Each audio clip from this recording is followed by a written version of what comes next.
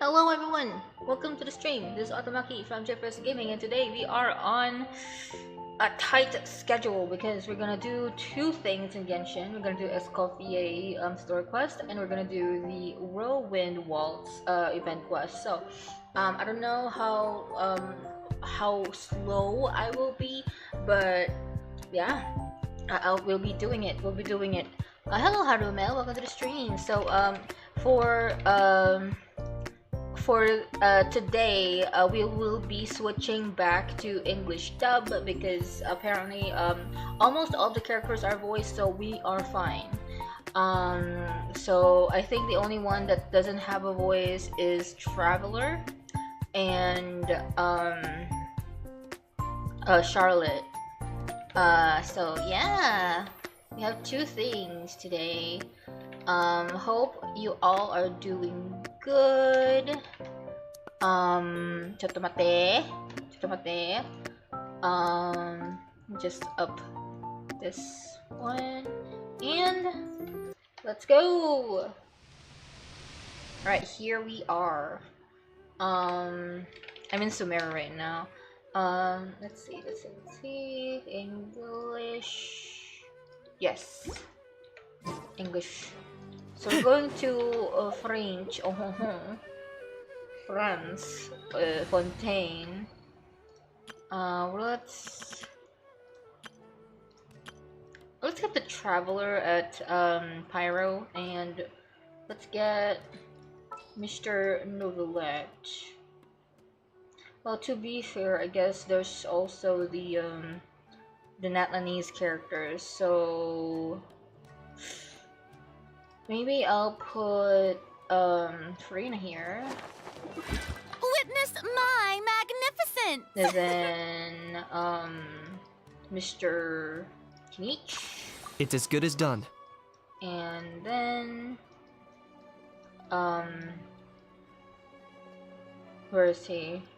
The only other Natlan character, besides Katina, but she's not here, so we'll stick with... What's the occasion? Oh, Raran, how you doing? I'm doing fine. Thank you for asking. I actually... Okay, a funny story. I needed to do something. It's a video. I need to, like, edit a video. But... a song that I already like listened to. There's a song that popped up in my YouTube, and I was like, man, would it be nice if this was like a music video, but like an animatic? And I just started storyboarding out of nowhere. The funny thing is, it's not even good. Like the art is whack. But I needed to let it out, you know. But yeah. The other thing that I need to do is fucked. Okay, so let's deploy. Alright, let's go to Escoffier's quest. This one. Accept it. Focus on it.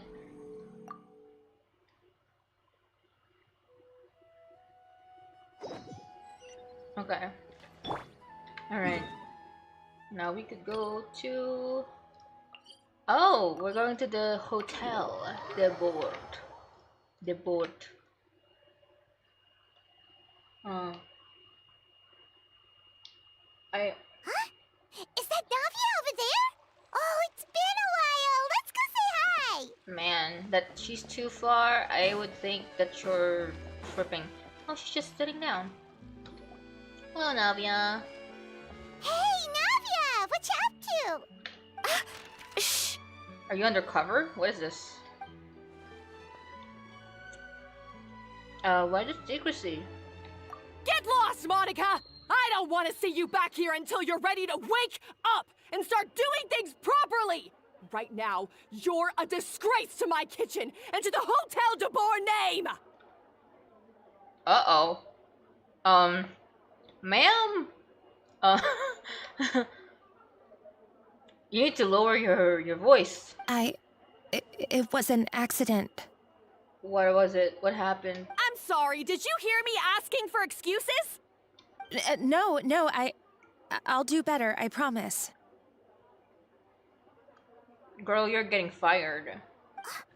Why is she so aggressive? She won't even listen to what the poor girl has to say. Oh, hey, cut her some slack. You gotta at least hear her out. Nah. Wait! Huh? Who do you think you are telling me? Wait a sec. Navia? Is it like a bad Navia or a good Navia? So, you're bringing backup now. Suit yourself! You're still wasting your time! I don't know. The story's the best since months. Really? I see. Paimon. Yeah, she suddenly stepped in. It's not our business, bro. Oh, well, I'm excited to Savannah, learn about this. Is this how you always treat your staff? My staff is right. I'm the one in charge here now. And last time I checked, the Hotel de Boer doesn't take orders from the Spina di Rosula. Calm down. Of course. How you run your kitchen is none of our business. But when a member of your staff is so overworked he becomes gravely ill, that most definitely is our business. We're going to stand up for him, whether you like it or not. Him? What are you talking about? Overworked? I've said it before, and I'll say it again. If Furman. Furman can't handle Furman? the job, then tough luck. There are plenty of other capable people I can hire instead. I mean, wait, how is this? How is this schedule? Why is he overworked? What is happening? But Philmont can do the job, he just... Monica, back inside, now! Oh, I thought she needs. I thought she's gonna leave. What? Huh? But you said I shouldn't come back until... Just go in, bro. Just do as you're told, and not another word out of you. Come on, we have work to do. Are you guys good? What's happening? Wow, what a horrible person. She just left Paimon, and she just turned her back, and she's like, "Wow, what a horrible person! Sheesh, she's so rude." Sorry. Looks like I've dragged you into some drama again. So who was that? Her name is Savannah. She's the new head chef at Hotel de Boer. Oh, she's new. Ever since she took the job, she's been enforcing a brutal work regime and putting a huge amount of pressure on her staff. The heck? One guy was so overworked, he collapsed from illness. He's been bedridden for days, and he can barely even talk properly. What? Are we sure it's just overworkedness? Could be something else. I'm sorry. I'm sorry. It's all my fault. I don't deserve to be a chef. At his family's request, the Spina di Rosula is trying to mediate on his behalf. We're not exactly making a ton of progress, as you saw. Yeah, it's fine though. It's kind of hard to navigate through all that, you know. Savannah is adamant that Vermont's exhaustion and illness have nothing to do with her or how she's been running her kitchen. She's refusing to have any kind of meaningful dialogue with us. Bro, she needs to defend herself. Our next thought was to talk to the other chefs at the restaurant and get a better idea of their working conditions. But with Savannah watching them like a hawk, no one has been willing to open up. And that's why I'm here, doing it the old-fashioned way. Camping out, watching, and waiting for an opportunity. You've been camping here? Girl, work harassment. Yeah! So you were waiting for Savannah to leave, and then you were gonna approach Monica? Oh, shoot! It all makes sense now. Sorry. Paimon should have thunked before she spoke. Did Paimon ruin everything? Yes. Yes, Paimon. I think this won't be the last time that you need to think before you spoke. Okay? This is not the first time and won't be the last. Oh, no, not at all, Paimon. Honestly, the way she was laying into Monica, someone had to step in. I'm sure I would have piped up if you hadn't. And besides, I don't really think I'm built for espionage. Yeah, you stand out, brother. Either way, Savannah's seen you now, so you probably won't get another chance. Yeah, meaning it's gonna be all the more difficult to get the inside scoop now. Oh, I might as well head back to the Fleuve Cendre then. We'll need to come up with a whole new game plan. Paimon will join you, cause this is kinda all Paimon's fault. Then I'll join you too. Oh, guys, it's fine. You don't need to worry about it. That said, if you were planning to visit the Fleuve Cendre anyway, let me take you out for a meal. Hey. I'll make sure it's a proper feast. Hey, I'm eating right now actually, but it's all like sweets plus coffee. A really famous chef just joined the Spina di Rosula's tavern. Oh, Her name is... a famous wait, tavern? Really? So she was working 2 jobs? Escoffier? Sorry to interrupt. I just wanted to apologize for the scene you witnessed just now. We shouldn't subject our customers to that. That's fine, Leon. This is a small token from us. Hmm? It's some candy from Monica. She asked me to make sure it was delivered into your hands. Candy? Monica's the one apologizing? Huh. Clearly Savannah is the one who owes an apology. Our head chef has been a little highly strung lately. Sorry for everything.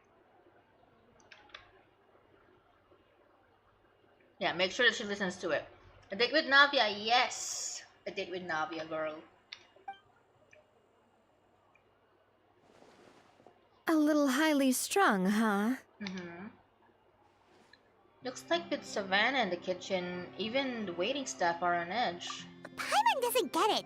How did someone like her even become head chef? Maybe because she's good at her job, Paimon. Maybe that's why. Maybe because she's a perfectionist. Well, according to Fermat's family, she hasn't always been like this. But that's a story for another time. Let's try this candy. Ah, yes. Never underestimate Navia's affinity for sweets. Oh, Paimon totally gets it. Come on, dig in! Huh? Hold on, there's something written on the wrapper. Help me. Find Escoffier. Escoffier. Treasured above all. Escoffier? Could this mean... Huh? You know that name, Navia? Yeah. Let's stick to the plan and go back to the Fleuve Cendre for now. That's Okay. where we'll find Escoffier anyway. Oh, so yeah, she is the new person thing.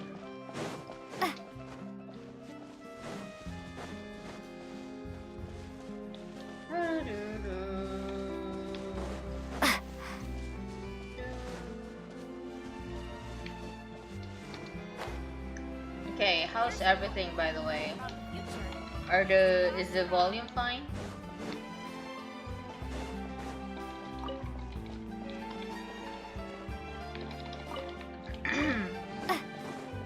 Well, love Navia. She stole my heart at 4.0 thriller and story. Ah yes, Navia is really nice. I don't understand how people can like dislike her. I mean, I guess I can a bit because she can be she has people who are too much in the spotlight tend to have some haters. So but I really like her. Good. Thank you. Oy.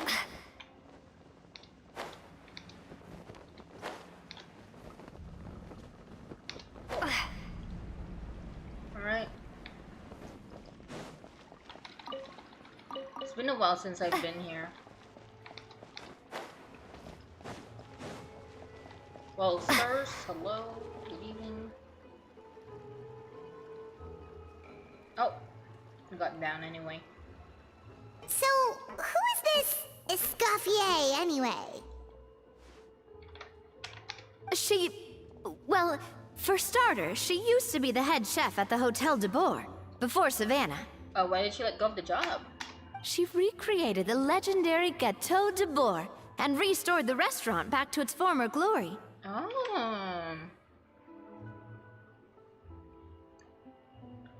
Same. I think a lot of people really love Navia, to be honest. She has a very nice backstory to back her up to, and she's very pretty. Her design is top notch as well. And she's very forgiving, not gonna lie. She's too kind. Safe to say, she's the most renowned head chef in the Hotel de Boer's history. After the culinary genius Modeste himself. No, since Fontaine Art Conquest. Oh, okay. Gâteau de Boer. That's the super exclusive cake that they only sell a few slices a day, right? Yep. Wow. Why the heck would she let Savannah take her place? Because she has reached her peak. Well, apparently, the Hotel de Boer was reported for a safety incident. Someone claims that the kitchen was adding an illegal substance to their menu. Ew, what? But none of the chefs had any idea how it could have gotten into the food. In the end, Escoffier decided that as head chef, she should take responsibility. And she was sent to the fortress of Meripede. Oh, so that's how she got sent to the fortress. I see. The fortress of Meripede? Oh, don't be so dramatic. It was probably just a formality. We got sent there just for eating someone else's cake. Well, you're right. The quantity of the substance they found was fairly minimal. Even the guards believed the whole thing was probably just an accident. Still, someone had illegal substance, so they had to look into that. Escoffier didn't have to stay in the fortress for long, but still, by the time she returned, the role of head chef had already passed to Savannah. So that's what happened. Yep. Paimon still thinks it's really unfair. You win some, you lose some. Even though Escoffier is no longer head chef at the hotel, she's still well respected by the staff. Could imagine. So, I'm guessing what Monica wants is for us to convince Escoffier to try and negotiate with Savannah on the staff's behalf. Maybe. Oh, Paimon gets it! Monica wants Escoffier to come back and kick Savannah out. No, that's too mean. It's simple. If the new head chef is stressing everyone out, then the solution is just get the old one back. Or get another new one. I don't know. Well, about that. Yeah. You thought cream of mushroom soup was ready to serve after 3.5 minutes on the stove. You'd have had more sense serving hot water with ice cubes. At least then you wouldn't have wasted all this perfectly good cream and mushroom. What do you say, Hilaire? Anime girl Gordon Ramsay is so mad. Oh my god. I love her already. I'm sorry, Cream. I'm sorry, Mushroom. It was a kid. I didn't notice. It was a kid. As you can see, Escoffier is that kind of chef as well. So, how has Hotel de Boer made it this far? I'm at loss for words. You have to leave it on the heat for long enough to allow those flavors the chance to come out. Don't be fooled by the aroma when the water first starts to boil. Got it? Got it. I think I got it. I also make some mushroom soup sometimes. Gordon Ramsay. Yes, Chef. You're a kid. You should be saying. Then go back and do it again. The customers are still waiting. Remember where you went wrong and don't repeat the same mistake twice. Oh, her eyes are so cute. Hold on. The hearts. Yes, chef. Now we have Gordon Ramsay versus Uncle Roger. What's happening right now is Gordon Ramsay versus Uncle Roger. Gordon Ramsay and Uncle Roger is the other one.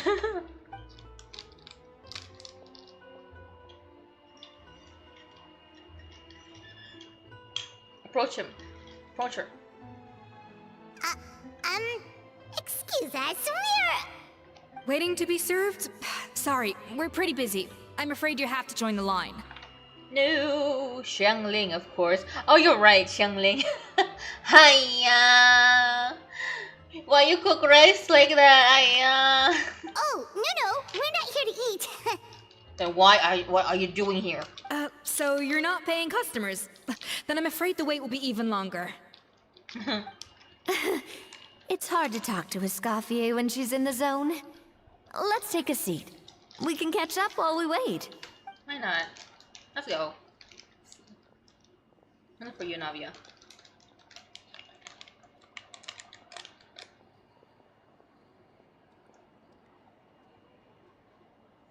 Well, we can actually pay. Looks like the rush hour is finally over.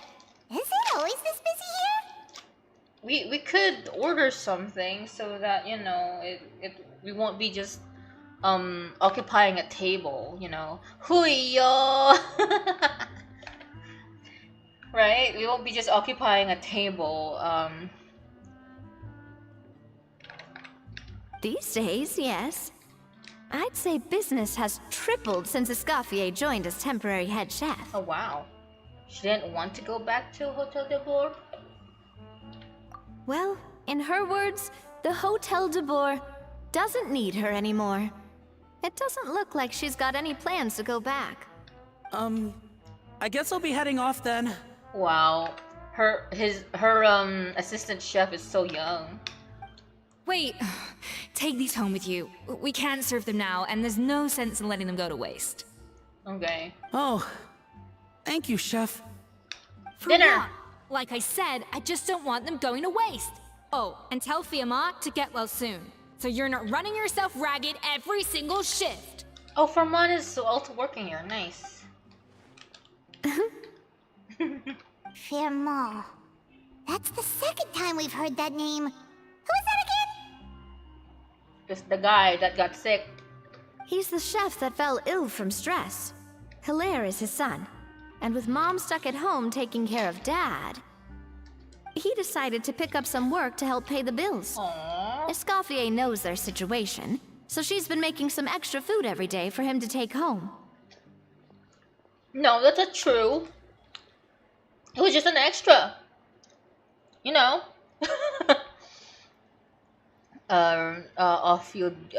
Yes. But the chefs are good at cooking. Hey, I heard that, Navia. I've told you before.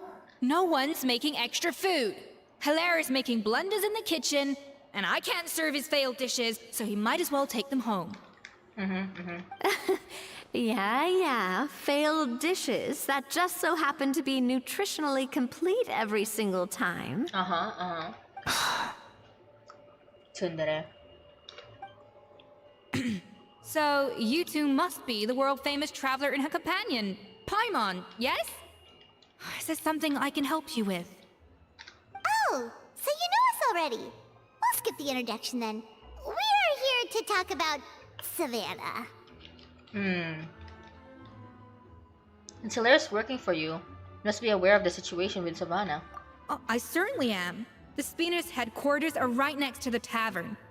And I've lost count of the number of times Navia's come to pester me about it. But I don't work for the Hotel de Boer anymore.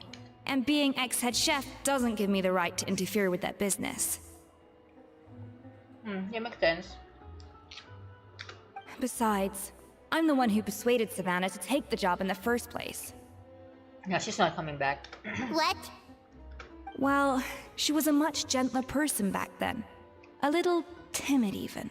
She wasn't at all confident that she was the right fit for the role.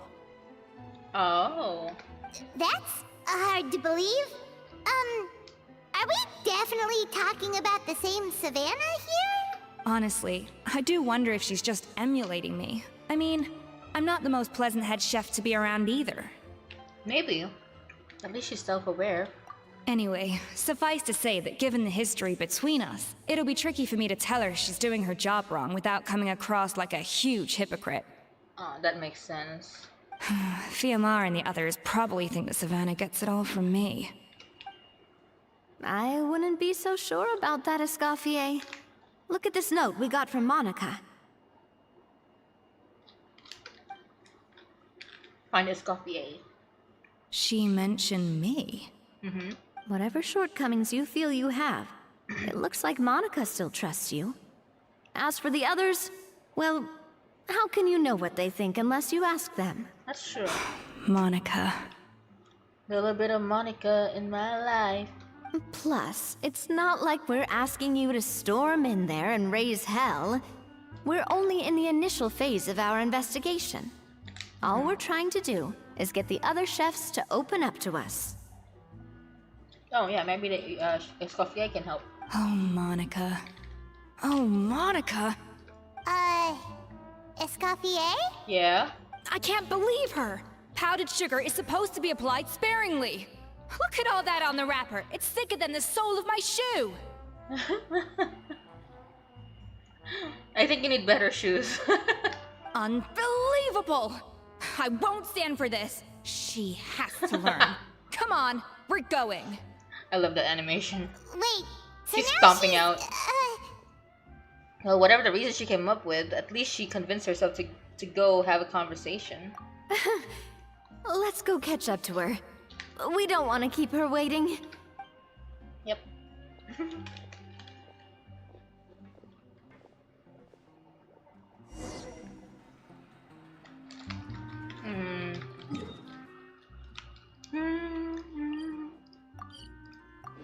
Shaped by fame.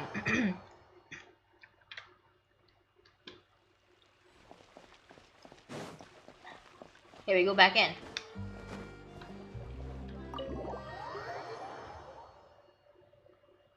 I think she's pretty great. Wait, she looks like... Is that a Scoffier? I'm sorry. I'm so sorry. Wow. This is the first time Nah, not really. I'm sorry. I'm so sorry. I messed up your order. What? Why? Oh, I wouldn't go that far.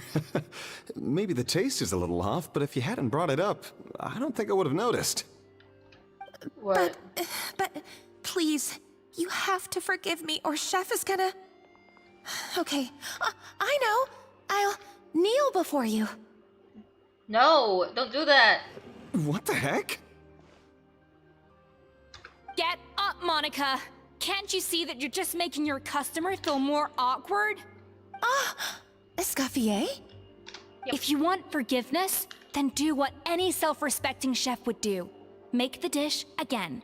And this time, get it right. You cannot go begging your customers to feel sorry for you. Yeah, don't do that. Savannah said that I'm not allowed back in the kitchen until I've corrected my mistake. But if I can't go back into the kitchen, I can't do the dish over. That's some backwards logic. How can you fix your mistake without being allowed to cook? If this is what Fermat had to put up with, then no wonder he had a breakdown. We apologize for interrupting your meal, sir. It's fine. With my layman's palate, it's not like I can tell the difference anyway. Layman's palate. I was actually quite enjoying my meal until she appeared out of nowhere and started apologizing.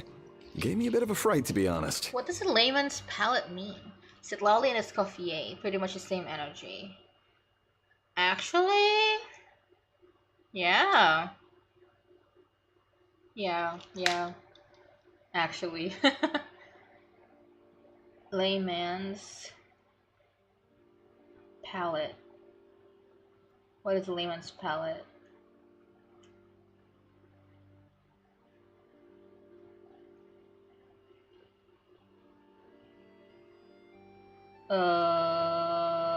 it doesn't say. Okay. Oh, well, it's because Chef Savannah tasted a bit of the leftover soup from my pot and then threw me out of the kitchen. Gosh, that's pretty strict. Has she always been that way? I don't recall things being like this when Escoffier was head chef here. I gotta say, you're all looking a little worse for wear these days. Yeah. I mean, Escoffier was strict too, but I think the difference is that her criticism was more constructive, so you knew what you did wrong and how to improve, and Makes sense. we all knew that it came from a good place. Chef Escoffier was hard on us because she truly wanted us to reach her level. I don't know about that, But these yeah. days, whenever we make a mistake, we just get told to wake up, get your head in the game, or just do it again. And it's only gotten worse since word got out that Chef Escoffier had started working again in the Fleuve Cendre. Fleuve Cendre. Monica, you don't need to call me chef. I'm not the boss here anymore. You're still a chef, though. Yeah, but through no fault of your own, what happened back then, that wasn't on you, and all of us know that.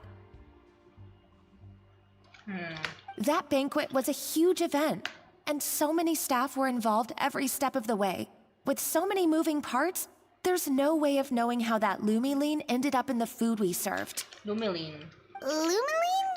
What's that?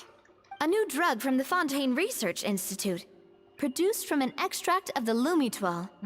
Apparently it sharpens the senses, so they used it to treat people with impaired responses to stimuli. I see how it's illegal. But yeah, it should be like a very controlled substance. Oh, yeah, I've heard about that. They found out you can use it as a flavor enhancer since it stimulates the taste buds. Makes things pretty addictive. Ah. Yeah, addictive energy sounds... Oof. They also found that overuse can have mood-altering effects, and even lead to nerve damage. So it quickly ended up on the guard's list of controlled substances. Is someone feeding Savannah some of these? Is that possible? Unfortunately, however, some food products containing the additive had already made it to the market by the time the guards banned it from the restaurant industry. Everyone knows that in all likelihood, someone probably just purchased a batch of contaminated ingredients by mistake. But you took all the blame. We all know why. You just didn't want to see this turn into a place where tensions are constantly running high, because everyone's suspicious of each other all the time.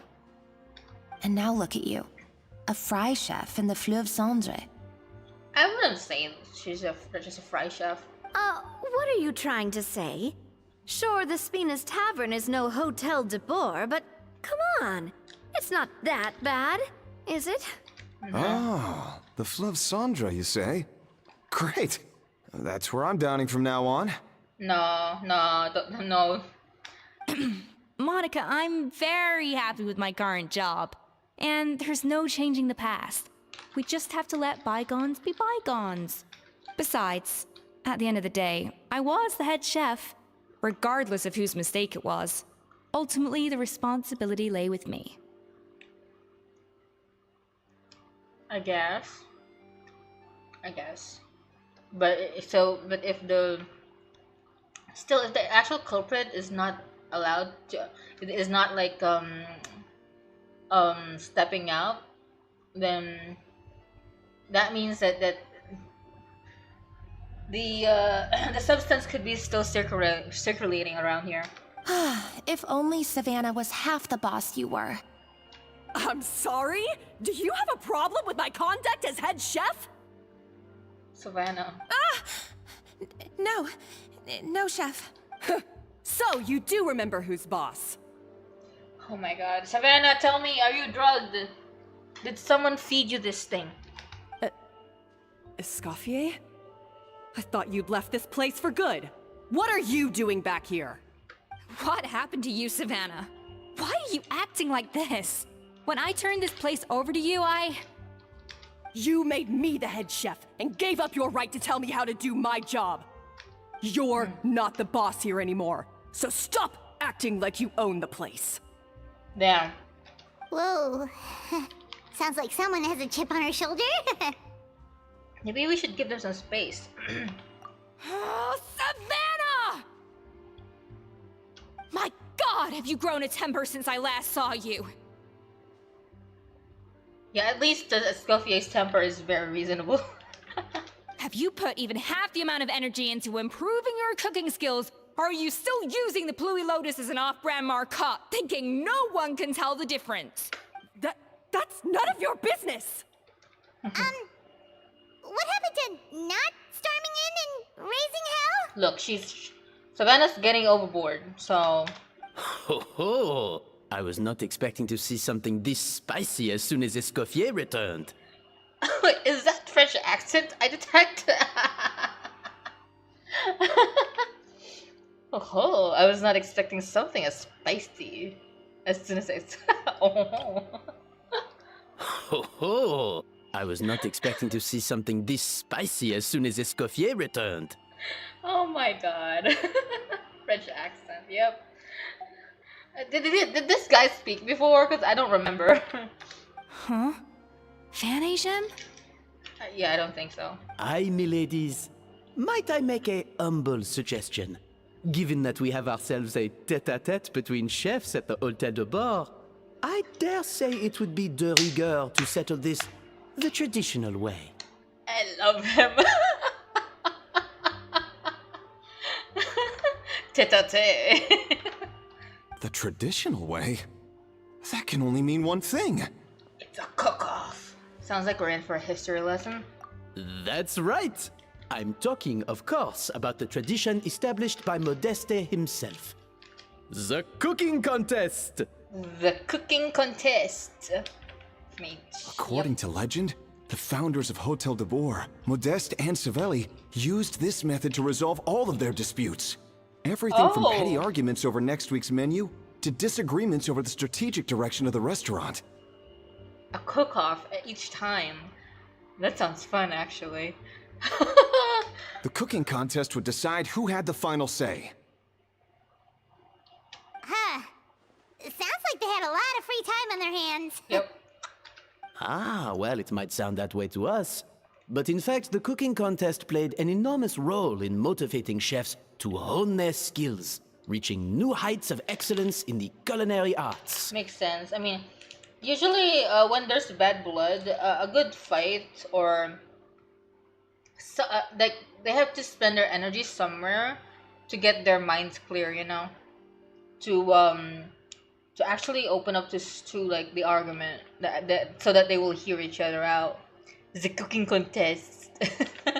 And indeed, the reintroduction of this institution in recent years has surely been instrumental in transforming the Hôtel de Bord into the top-ranking restaurant in Fontaine. Hey. Reintroduction? Someone brought it back? Who? Escoffier. What say you, Escoffier? Surely you of all people won't back down from this challenge. It was you who put the rule in place, after all.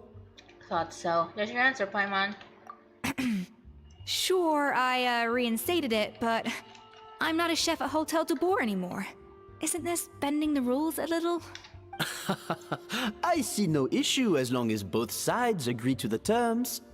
We could simply treat it as an exhibition of sorts. Savannah, any objections? Exhibition. Huh. No.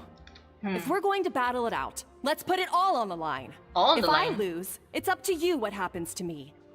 Uh-oh. I don't want anything to happen to you. I mean, you could always, like, you can always, like, make it so easy, you know? Like the consequence won't be so great. But if you lose, you hand over the Codex de Boer to me. The what? What? The Codex de Boer? What is that? Only the legendary handbook written by the original head chef Modeste. It contains all his secret recipes, including Gâteau de Boer. How did she get her hands on it? It's the greatest treasure in Fontaine's culinary world. And only the present and former head chefs of the Hotel de Boer have the right to read it. I mean... Present and former? Wait, but that already includes Savannah, though. Yeah. What do you want that old thing for? You have your own copy, don't you? Don't take me for a fool. You know perfectly well what I mean. She wants the original? I want your copy. The original version. The one you took with you when you left us. I'm sorry, I must be missing something. You know, there's no difference between the original and the copy, right? They contain the exact same recipes. No, but she wants the original. Like, the authentic one. Stop trying to change the topic. What's wrong, Escoffier? Scared you're gonna lose to me? Or are you scared of me getting my hands on the original codex? No. Savannah, you may remember that we gave her the original as a parting gift to thank Escoffier for her years of service. Asking for it back feels a little, Counterproductive. Oh, I'm sure it won't be an issue, as long as both sides agree to the terms. Those were your words, weren't they? We've got a French voice in Fontaine. I hope we can get a Russian voice in Naya. Same! I want some Russian accent. Oh my god, Genshin's finally gaining accents. Oh ho! I love it. I love it so much. And as for the contest itself, let's make it a bake-off. Gâteau de Boer, per the recipe in the codex. Well, Escoffier, you against me. Are you in or out? Are you in or out? Am I in or out? You sound surprisingly confident. Alright then, let's see how much you've actually grown. I hope you surprise me, Savannah. I'd hate to find out that all you've learned after this long is how to chew people's heads off. Believe me, I'll show you. Man. Escoffier, are you sure this is a good idea? You accepted her terms a little hastily. Oh, it'll be fine. Let's head back to the Fleuve Cendres so I can get prepping. I can't believe I got to witness that firsthand. I only stopped by here for a quick meal. I definitely got my Mora's worth today. He didn't only get soup, he got tea too. This soup though. Hold on. What is this? What soup is this? Karanaya. Vanigem? I do apologize. This whole ordeal reflects rather poorly on us. Wait, aren't you the boss? Can't you rein Savannah a little? I'm afraid it's not quite that simple. The Hotel de Boer runs as more of a partnership, you see. It was founded by two friends, Modeste and Savelli, and it's been that way ever since.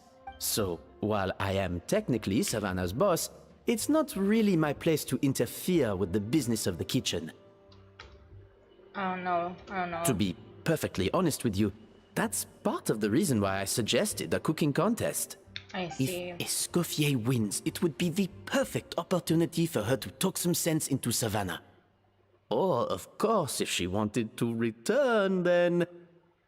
She can come back. But anyway, I'm getting ahead of myself. Whatever the outcome, this contest will hopefully serve as a turning point for us. Please, pass on my best wishes to Escoffier. Of course. I must say, Savannah surprised me with her confidence. Does she really believe she can best Escoffier in the kitchen? I thought she was just blowing off steam when she first raised the idea to me. Well, he's not gonna do shit. But I can respect the guy. Here. Alright, she's gonna prep. Let's see this.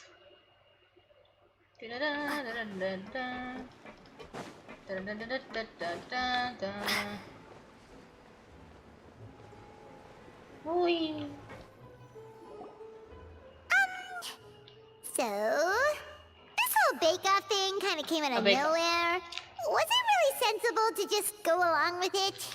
Well, I got a sense that she's holding something back. but we chefs always express ourselves in our cooking.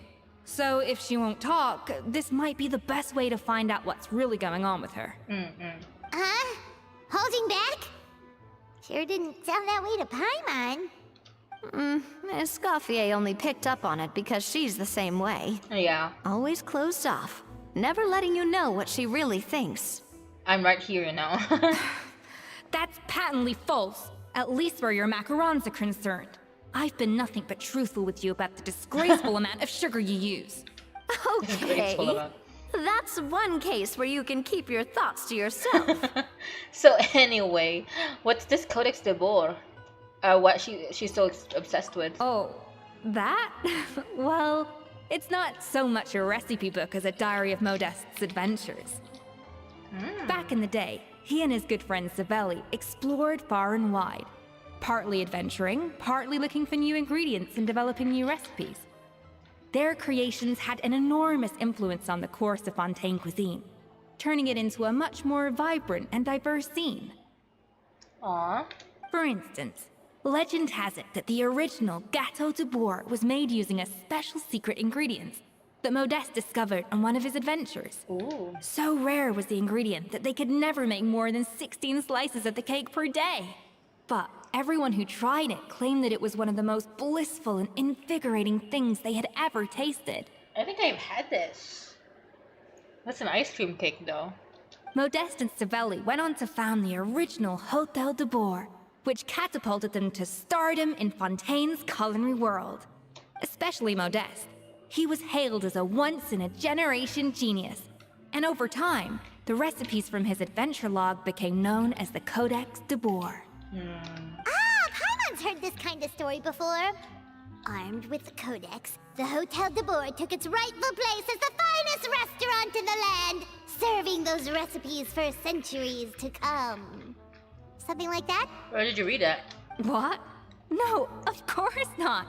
Cooking is a constantly evolving art form. How could any restaurant survive if they only served food that was popular last century? True, they need to evolve. People's palates are changing. And there's like new ingredients, new gimmicks, new formulas that are developed over time. So yeah, I mean, candied fruits has been a thing for a while, but it only became more popular these days. So anyway, never mind centuries. Savelli and Modeste parted ways not even 10 years after their rise to fame. Then, Modeste passed away while he was still in his prime. And that was it. The end of the Hôtel de Boer's heyday. It fell into decline, and for most of its history, it was just a nondescript place with a couple of cheap tables. It's only in recent decades that it started recovering. Even then, it still took numerous relocations and changes of management before we finally ended up with Vanigem and the restaurant we have today. Aww. Oh! So the Codex really isn't all that, then. Paimon figured it was like one of those mystical books they have in Liwe's martial arts novels, where the main character learns all their secret powers from. Yep. Yes, well, that's fiction, and this is reality. You can't meet the tastes of modern diners by following some ancient recipes from a dusty old book. That's true. Case in point. Even the Gâteau de Boer they sell now is actually Escoffier's reimagination. Really? Just a reimagination. Wait, really? Why though? Didn't that recipe make it into the Codex? I mean, the thing is, they said that the ingredient was rare, right? It did, but like I said, it's the dusty old book now, and the records aren't as legible as they once were. Not to mention that there's no way of finding the secret ingredient Modeste wrote about. So, reimagination is right. I consulted some historical records and took what I could from the Codex. But ultimately, the Gâteau de Boer of today is my own recipe. What is your secret ingredient? As for why we gave it the same name and kept the tradition of only selling 16 slices a day, well, you've got Vanigem's business sense to thank for that. That makes sense. It is a business venture. Oh! Huh. Well, that kind of takes all the mystique out of it. It's fine. We can still get some. Hey now, it might not be the original Gâteau de Bourg, but it's still the most delicious cake in Fontaine today. And who knows? Maybe Escoffier's version is more suited to your palate. I want one. Just think, if the original truly was the perfect cake you're imagining it to be, there's no way the recipe would have been lost to history, right? Not to mention that the Hotel de Bourg never would have fallen into a slump. Anyway, before I left my role as head chef, I made a copy of all the recipes from the codex, including my own improved versions, and turned them over to Savannah. One thing I appreciate about Genshin is that each characters have different occupations. And especially if they're 5 stars, their occupations are usually focused upon, and I really like that. Like right now, we're delving into the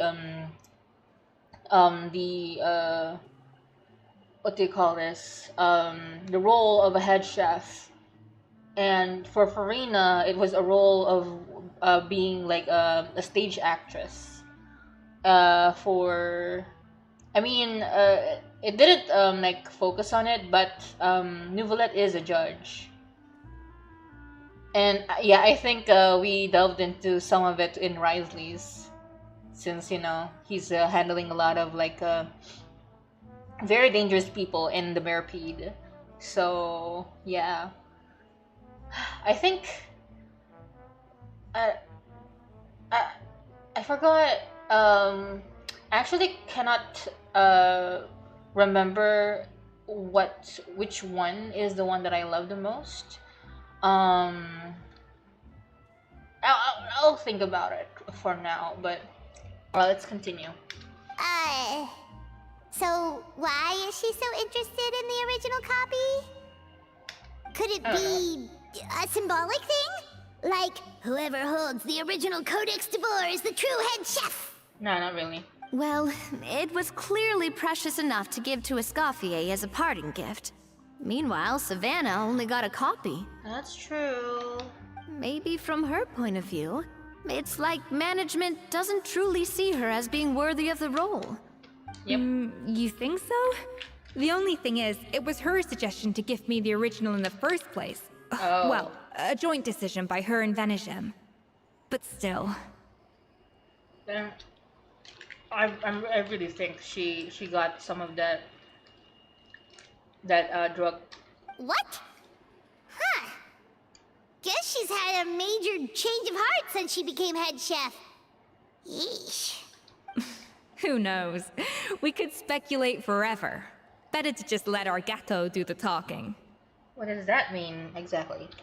It means vesting her in this bake-off, and then getting her to explain herself, even if I have to beat it out of her with a spatula. You don't mince words. However much she's changed since we worked together, I believe that she still has her chef's pride. And if she respects the art, she'll respect the outcome of our contest. Yes. Well, I'm confident that you and your spatula can get justice for Froment. All you need to do now is win the contest. But that should be a breeze for you. Let's not get too ahead of ourselves. Gâteau de Bourg is very complicated to make. Usually, it takes 3 chefs working in tandem to cover everything. Whoa, 3 chefs. Now, if I had to push it, I could probably do the work of 3 chefs myself. But I'd prefer to play it safe if I can find a couple of assistants in time. I'm good at cooking. Well, that's easy. The 3 of us are veterans in the kitchen. You just need to pick 2 of us. Well, I have heard the Traveler is an accomplished cook, as well as a warrior. But be warned, I will hold you to exceptionally gosh. high standards. Think you're up to the task? You can speak shit about me, ma'am. I'm bring it on. Oh, count me in too. I've spent weeks perfecting my macarons after your scathing review. Even if it means competing against the Traveler, so be it. I'll show you what I'm made of. Confident. I like it. Alright, let's start with some elementary mise en place. Show me your knife skills. Nice skills. Normal attacks cut fruit. Oh, okay. I've always called it chopping stuff up, not mise en place. But it's basically the same thing, right? Oh, Navia. The difference in your case is that mise en place is chopping stuff up without sending juices flying all over the kitchen. Alright, so.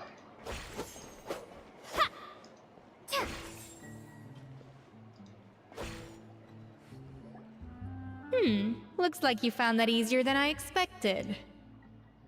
This is Fruit Ninja. God damn it. Yeah, thankfully it was pretty straightforward in the end. You made it sound like we'd be carving statues out of fruits or something. Well, brace yourself, because the next step is anything but straightforward. I'll be using this cold press to extract flavor compounds from the ingredients. Hammer can hold things now? Yep, she can, apparently.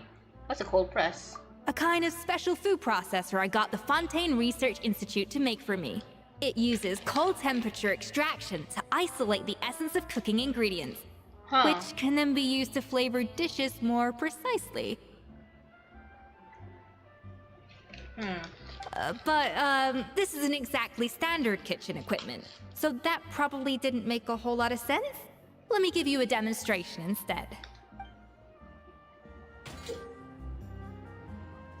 Display your mastery cold press. A mental skill. Oh. Custom-made equipment from the Fontaine Research Institute, huh? That's some pretty high-tech food prep. Harmon's never used anything this weird before. Cool. Not weird.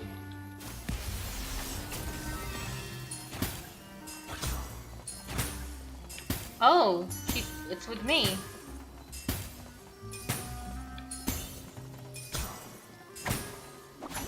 I just want to see this. Hold on. Crit damage. Off field. I kind of want this polearm, to be honest. I want it. But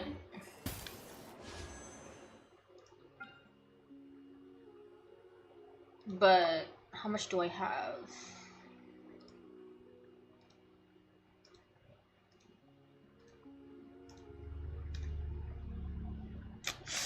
It's too soon. I don't think I can. 5 times 7 is like 30 something.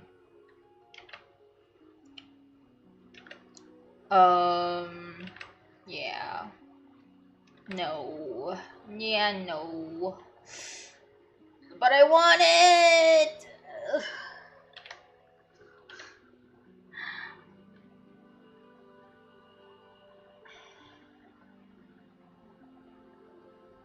What do I do, chat?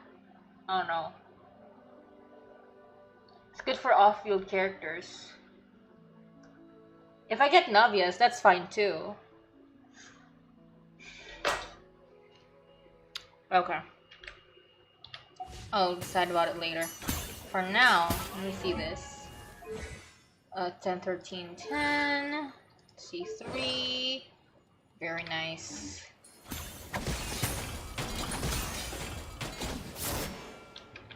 A dash of frosting!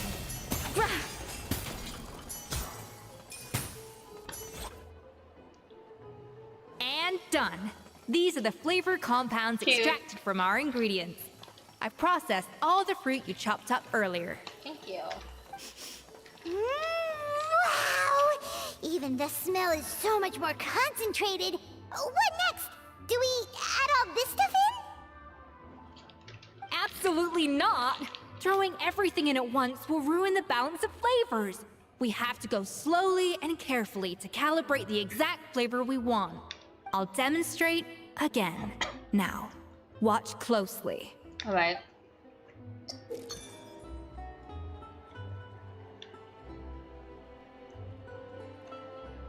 Balance. Okay. Slowly and carefully. Not. Tap. What? Wait, what? Add the flavoring to balance the flavors. No, no, no, no. Yes.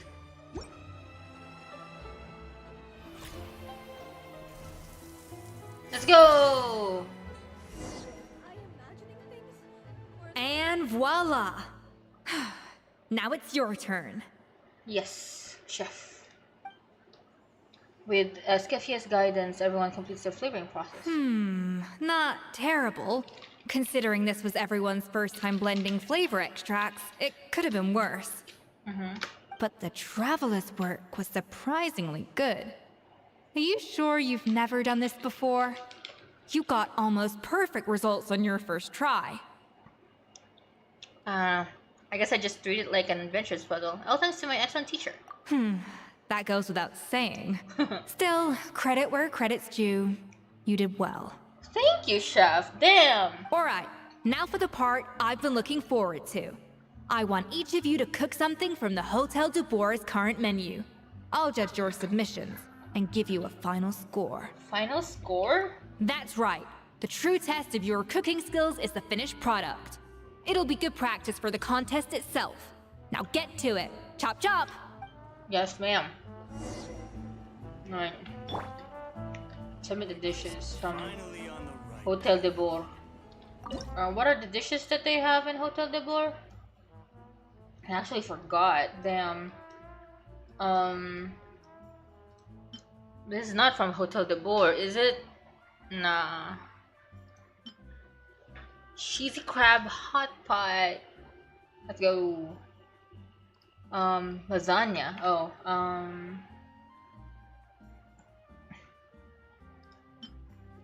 Oh, this is not one, right? I don't know if I have lasagna actually. Do I have it? There's pizza, but blueberry profiterole, garlic baguette, tomates narvanes.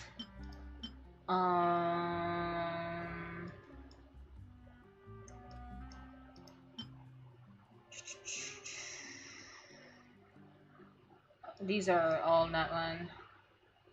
Fruit, appetize, types to pour. How about this one? What? No, this is poisson. Steak? Oh, lasagna! There we go. I see it.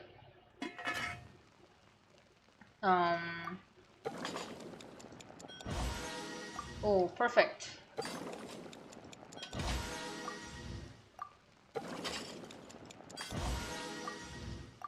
Do I have enough ingredients for this? I probably do.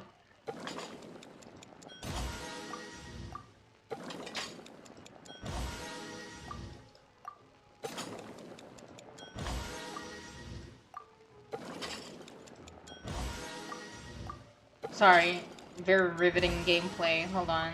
I want to perfect it to 15. So I don't have to do this anymore. I want a lot of lasagnas. I haven't cooked in a while, actually. You noticed that. Boom! Alright. Ma'am. How's it going? Have you picked a dish yet? Choose wisely. I expect you to present the most delicious thing on the menu. The most delicious thing in the menu? I don't know about that, but I love lasagna. Lights up as you fresh the first dish. Hey. Look at that! With the grace of a snow-winged goose, as I like to say. Now, let the grating commence. Sorry, I want to make all the food in game true. Pretty good, right? Not to brag or anything, but Paimon's a bit of a connoisseur when it comes to la food. That was so aggressive. Le food. 6 points. 6? What? Oh, well, fair enough. Paimon doesn't cook all that often, so as long as it's a pass. Well, That's 6 out of 100. the fuck?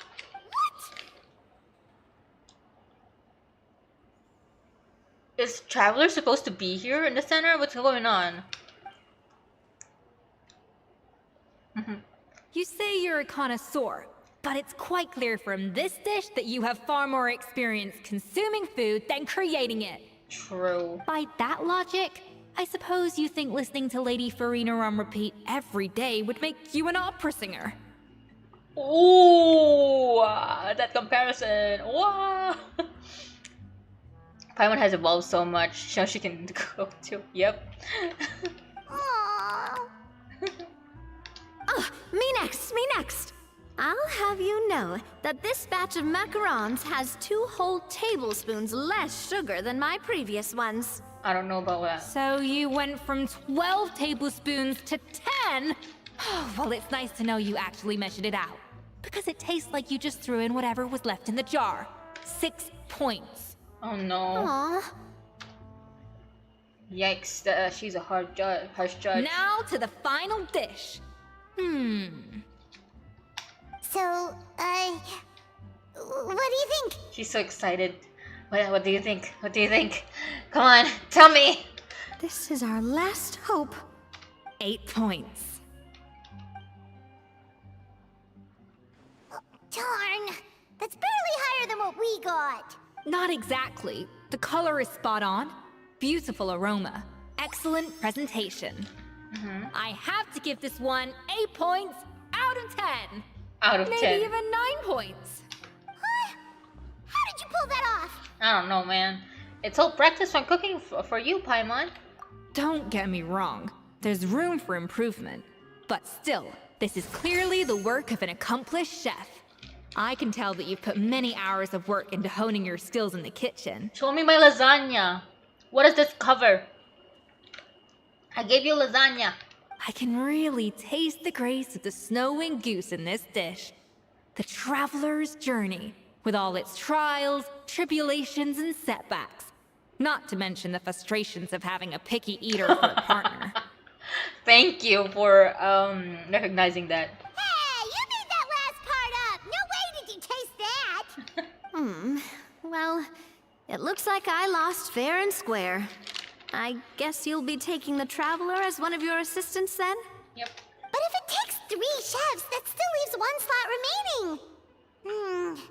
Maybe Paimon and Navia should keep practicing and see how it goes? I don't know. Take Chef time. Escoffier. Hilaire, yes. Oh, it's Hilaire. What brings you here? I heard the news about the cooking contest. You're doing Gâteau de Bourg, right? I was just wondering if you needed any help. Why is this kid's voice so deep, bro? His voice drops so early. He's so small. What the heck? And you think you're up to the task, do you? Oh, Have you tried no, it? I know I'm not there yet. It's actually my dad who wanted to help. Aww. That kid has more adult voice. I know, right? Oh, this kid has a deeper voice than freaking Bennett and Xingqiu. And who else? I don't know. Firma, last I heard, you could barely get out of bed. Aw. Chef Escoffier, Navia, Traveler, thank you all so much for everything you're doing for me and my family. No, it's fine. I've had enough of sitting around at home while you run yourselves ragged. If you let me, I'd like to help you win this cooking contest. Are you sure you're up to the task for Mom? Yeah, I was gonna say the same thing. Don't you worry. I'll be fine. I'm feeling much better now. I'm sorry. I know I've been rather useless these past few days, but not anymore. It's fine. Venison Cho is sharing same VA, so yeah, yep. The fact is, I'm a fine chef, despite recent events. I've proven myself in the Hotel de Bourg kitchen, so if anyone's qualified to work under Chef Escoffier, it's me. I think. I mean, I hope so. Firma, have you even set foot in a kitchen since leaving Hotel de Bourg? I'm in the kitchen right now. I have not. But I'm fully rested now. I know I can handle it. I'll prove it. Let me whip something up for you right now. Okay. You do it, you do it.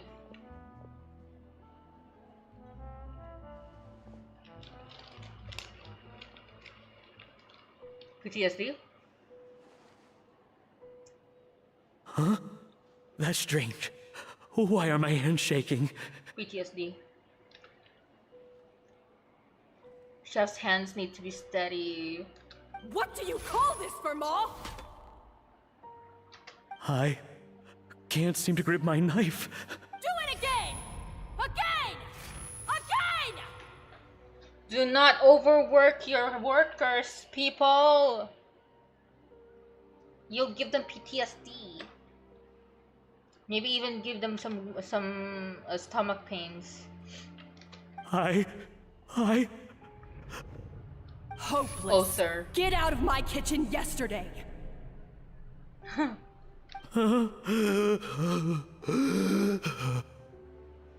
Dad, what's wrong? I don't understand. I was feeling so much better, and then Will I never be able to work in a kitchen again? No. Dad, talk to me. What happened? I think the real issue here is not physical exhaustion, but psychological trauma. What are you doing here, ma'am? Monica, when did you get here? Even I didn't notice you arrived. Probably because you were all concentrating so hard on your cooking. I didn't want to interrupt your flow. But anyway, Verma, I'm so sorry. If only I'd known how serious your situation was, I would have stood up for you sooner. You have nothing to apologize for, Monica. During those long nights of redoing every order, you were the only person who looked out for me. No, that's us. Oh, come on. All I did was make you some tea. I doubt it was much help. No! Savannah was so ruthless toward you. I probably should have brought you something stronger. Stronger drug, you say? The hell? Dad, what's wrong?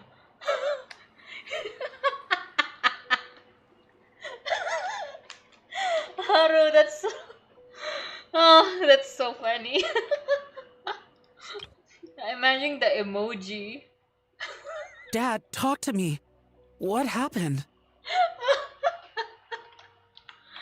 I'm sorry. She sounds like the worst. All right, another Savannah horror story. Let's hear it. She's been getting harsher and harsher on us ever since she heard about Escaffier's new role in the Fleuve Cendre. Seems like no matter what we make, she'll find something wrong with it. What is this? It looks like a dog's been at it. In the trash now! Then she orders us to redo the dish again and again, but we never know what's going to make her happy. You'll get sick of food after a while, won't you? Do it again, do it again, do it again! Every time you remake it, you just get another earful from her. Either straighten yourself out, or get out of my kitchen! So now, it seems like just picking up a kitchen utensil gives me flashbacks of her yelling at me. Oh my gosh. Oh man, that must be awful. Yeah. The more I want to get it perfect, the more my hands shake, and the more scared I am of making another mistake. How can you give up so easily, Firma? You weren't a quitter when you were working for me. And even under Savannah, you talk about working late into the night trying to perfect your dishes. That says to me that you still hadn't lost that determination to prove yourself. What changed? Get out of my kitchen! Kitchen! Calmly. Hurry! You put the name in the fire. I don't know what's come over me. When I think back, I just remember feeling like my heart and my hands were growing heavier and heavier as the shift went on. Each time I had to redo a dish, my heart sank a little further. It's because you've been consuming tea, brother. Bad tea. Maybe Savannah was right. Maybe I am just hopeless at this. Hopeless. Dad. Dad. I'm a 21-year-old man. I see. Well, it sounds like there are some deep issues at work here. Ones that won't be resolved by merely seeking compensation. I will win this contest, and after that, I encourage you to approach Savannah and talk this out. But what if you can't find another assistant in time? Clearly, I'm in no state to help out. Well, yes, but... You think being one person short will ruin my chances? Let's not forget, I taught you and her everything you know. That's true. Even if I had to go it alone, I would present the perfect gâteau. Gato. A grown man voice. Oh, well, Paimon and Nadia will still keep practicing, just in case. And so will I. Oh, that's a that's a cute post though. And so will I. Reminds me. Hold on. And so will I. He sounds like Deku. Like the English dub of Deku. This kid's a grown man kid. True. Yeah! And if worse comes to worse, we can always get the Spina di Rosula to put out an emergency call for chefs. There's gotta be someone out there, right? Maybe. Actually, I thought maybe I could help. That's sort of why I'm here. What? Why didn't you say so? Aw, she's so happy. I was going to, but then... Well, this is the first chance I got. You do this for us? Thank you so much, Monica. Little bit of Monica in my life. Alright, fine by me. But aren't you still working for Savannah? Joining the other side seems like a guaranteed way to put your future employment in jeopardy. I know, but it's all right. I've made up my mind. With the way things are, I can't keep working for Savannah much longer anyway. Unless I want to become the next for Ma. That's true. Yeah, I'm a loser. I'm done with sucking it up. It's time to try and turn things around. If this cooking contest can get Savannah to see the error of her ways, then I'm sure she'll forgive me for this. I hope you're right. Well, Paimon didn't think we'd be poaching from Savannah's staff to get our third person, but there you go. Anyway, Monica's a professional chef, so nothing could possibly go wrong now. Nothing could possibly go wrong. Proceeds to go wrong. Great! Then it's settled. And to congratulate you all on making the team, I propose a Spina-sponsored meal to celebrate. Hey. Spina sponsored? Wait, you mean I'm cooking? Well, I promised the traveler a feast in the Fleuve Cendre. And I know how much you've been looking forward to it. I can help. Yeah! Feast, feast, feast! I can help cook with good practice for the contest. Alright, if you insist, then prepare for some of the finest food of your lives. Escoffier treats everyone to a spectacular feast. Oh, cute! Bro. It would be nice if she was like a devil, like a kind of thing, but nah, it's fine. You can imagine it. Escoffier opted for a huge variety of dishes. Thankfully, both of us are skilled enough. Even though it was our first time working together, we had a great rapport. That's not a bad idea, actually. Wait, hold on. You need to finesse that further. She dished out plenty of praise and taught me an awful lot too. The time seemed to fly by. That was a dream come true. Paimon Oh never my knew God. Fontanian cuisine could be this good. Is Navia good? Is she okay? I don't think we drank. Our Gordon Ramsay can't be this cute. True, true. Okay, guys. Watch over Navia for me. I'm just gonna put these things in the fridge.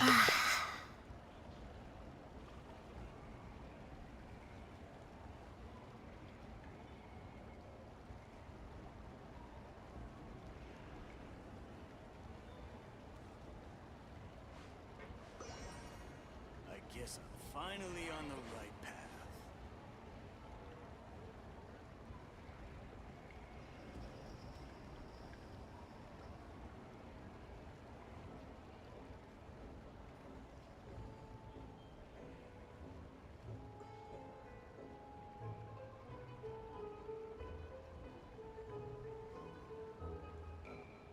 I guess I'm finally on the right path.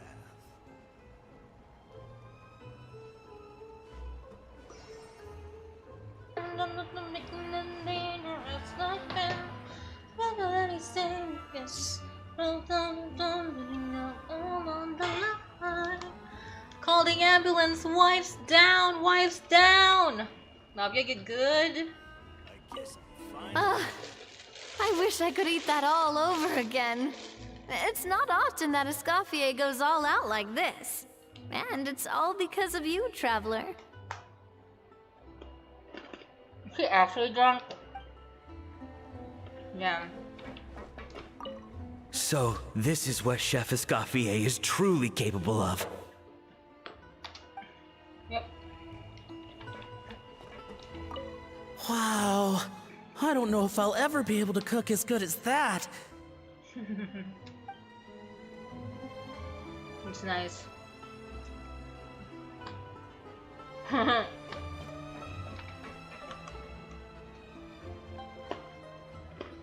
We also had a lasagna.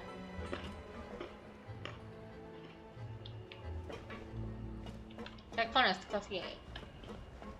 Where is she? finally on the right path. Where is she?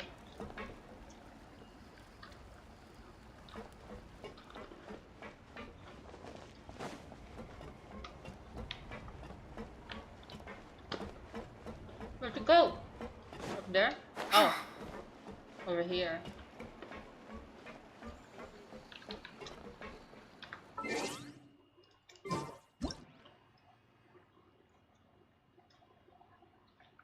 What troubles you, madam?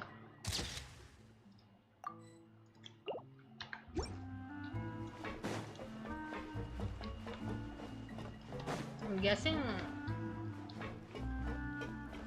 Oh, oh well. Yep.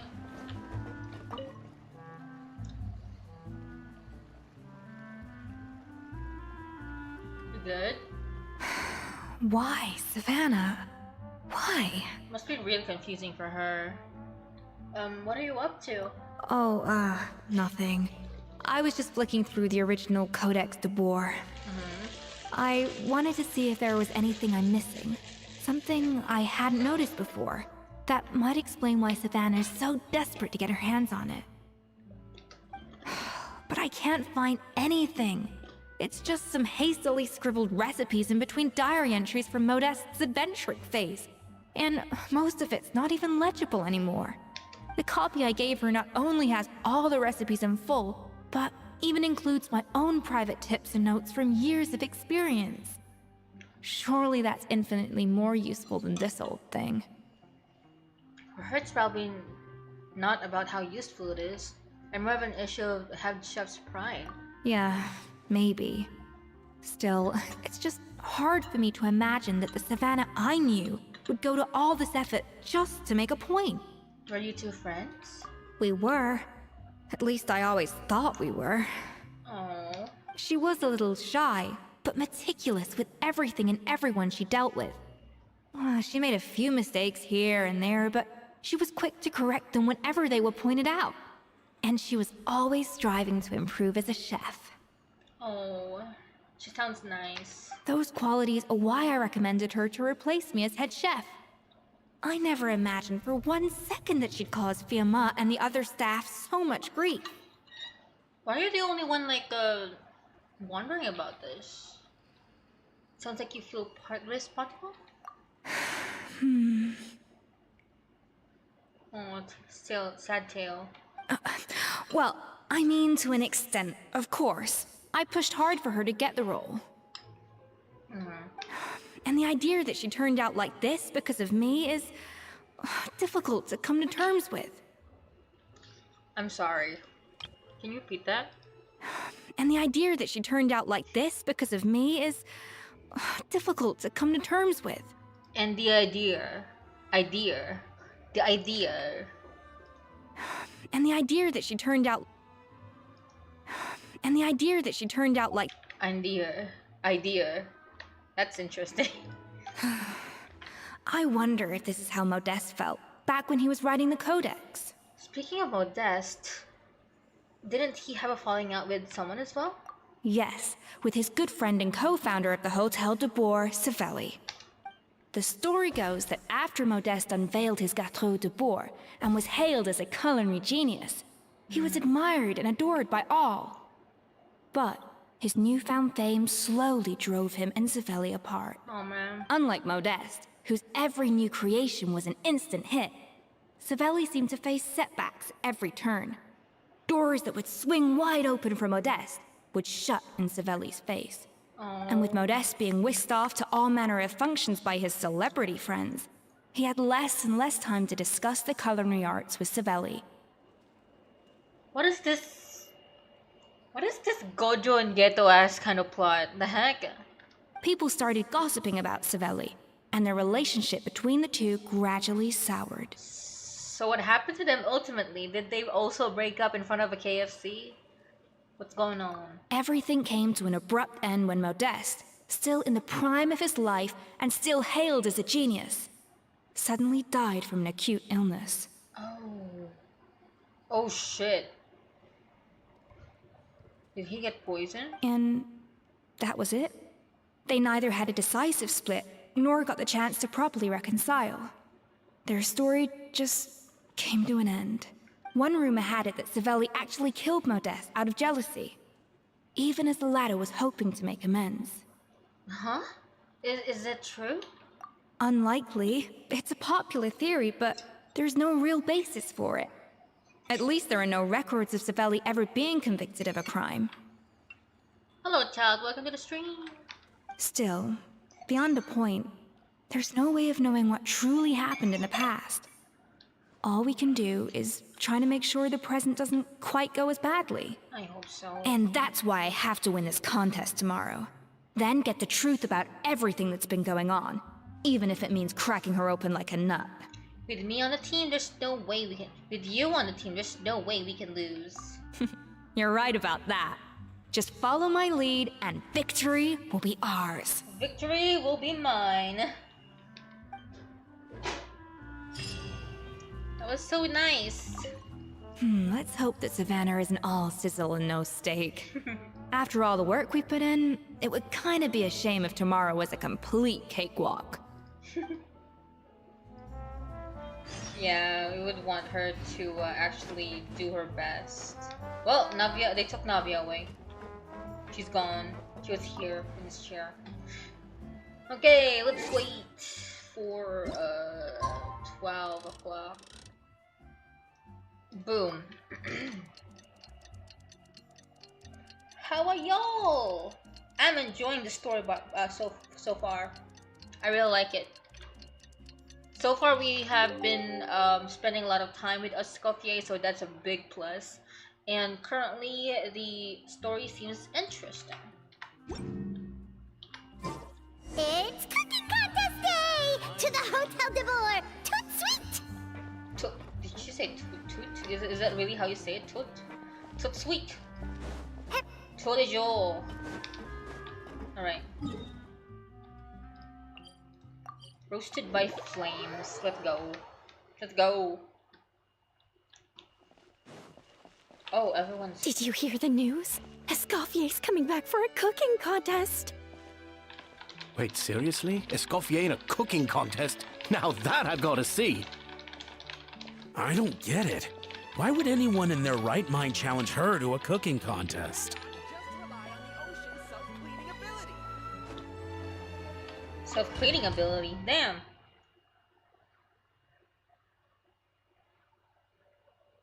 Alright, let's see this. How this will go. Mesdames et messieurs, welcome He's back. one and all to the Hôtel de Bourg and to this most exciting of cooking contests. I love him!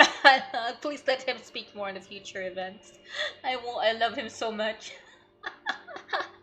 Let's see if my theory is right. If someone was actually drugging Savannah, and if what's her name? The other girl, Monica is actually sus. So Savannah, I brought the original copy of the codex you asked for. it's over Monica? Huh. there. It's okay. Don't hide. In the interests of fairness, this contest will be conducted in a double-blind format. Double blind. Once the dishes are complete, they will be sent to the back of the kitchen where they'll each receive a label. A label. The labels will be placed out of sight underneath the plates, only to be revealed after the judges have sampled them and reached a final verdict. This is to ensure that no one will know which dish is made by which contestant. Okay. As one of the judges, I promise to be fair and impartial. Hello, Eloise. When my meal got interrupted yesterday, I never thought this is how they'd make it up to me. Getting a seat on the judging panel is a pretty sweet deal. He's just Renaud keep on winning. Damn.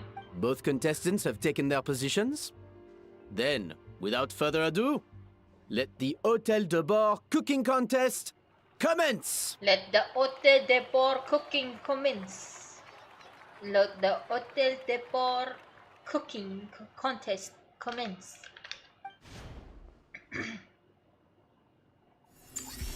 Oh hey, Leo layer 1. Okay. That's a Gâteau de Bord. Let's go.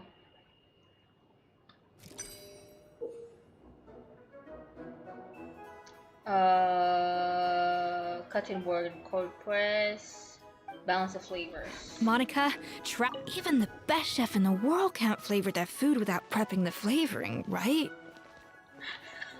Alphonse, Gaspar, get to work. Do not disappoint me. Looks like our two head chefs are raring to go. Like an oven on full blast, this competition is quickly heating up. Alright, okay, I will do that. 3.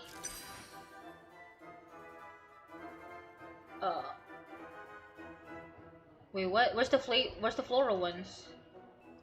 Hold on. Yeah.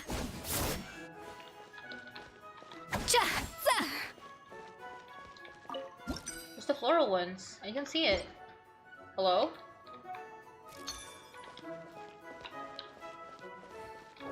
Where's the floral? Gimme! Behind you. Oh, this one. Oh, whoops. Off to the freezer! That should be enough flavoring. Now hurry up and bounce. Whoops, sorry. Okay, anyway, boom. Boom? Boom? Nope. Boom? Nope. Stay calm, Escoffier. There has to be a way to balance the flavors. Just think. Hold up.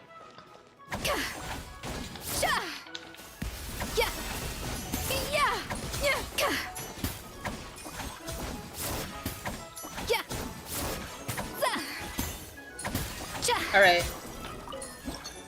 Let's try this again. What are you doing, Escoffier? Your team's waiting on you. There you go. I'm sorry, Escoffier. I've been stressing you out. Let's go.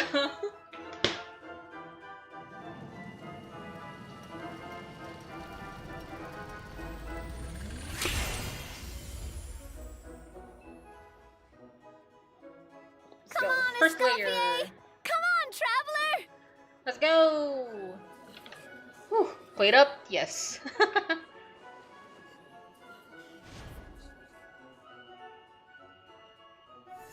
Layer 2. This is more like overcooked than played out.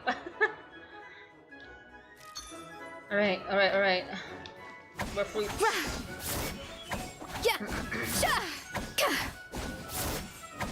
Alright, more fruits. Coming in. What's Aki doing? Hold on. I wanna see her. What are you doing? Hold up. 4. The balance Yes. of flavors is about right. But the quantity is too low. Alphonse! What are you playing at? Not how I taught you to do it! Stop horsing around and do it again!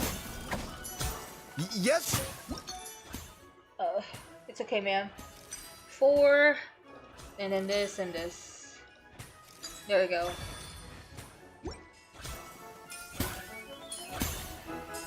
Yes!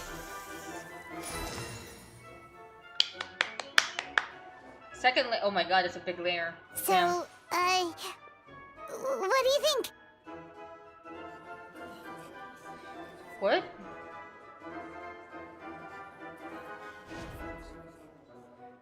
Why is the reaction like that? Layer 3. Okay. Oh my gosh, it's a lot of florals. Off to the freezer! Cha! Cha! Okay, now we need... Escoffier is already on the final step of the recipe. Sorry, 6? Let's try 3, then 5. There we go. Yes! Wait, what? 2 servings of floral. Eh? Okay. There we go. Good thing I have 2 2s.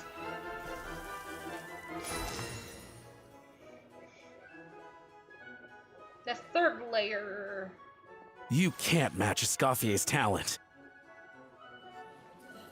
That's so big. Holy shit. That's 16 servings? Hello? I present to you Gâteau de Bourg. And... Hiya! Damn, the ultimate burst put the toppings on so perfectly. Let's go. This, I would want this. I want a cake right now. I was just exercising caution. I had to make sure everything was perfect. Was it too... did I take too long? Why did they look like that?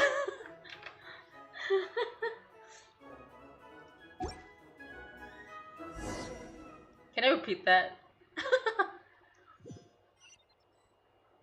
Did I lose? Time's up! Contestants, please take your dishes to the back.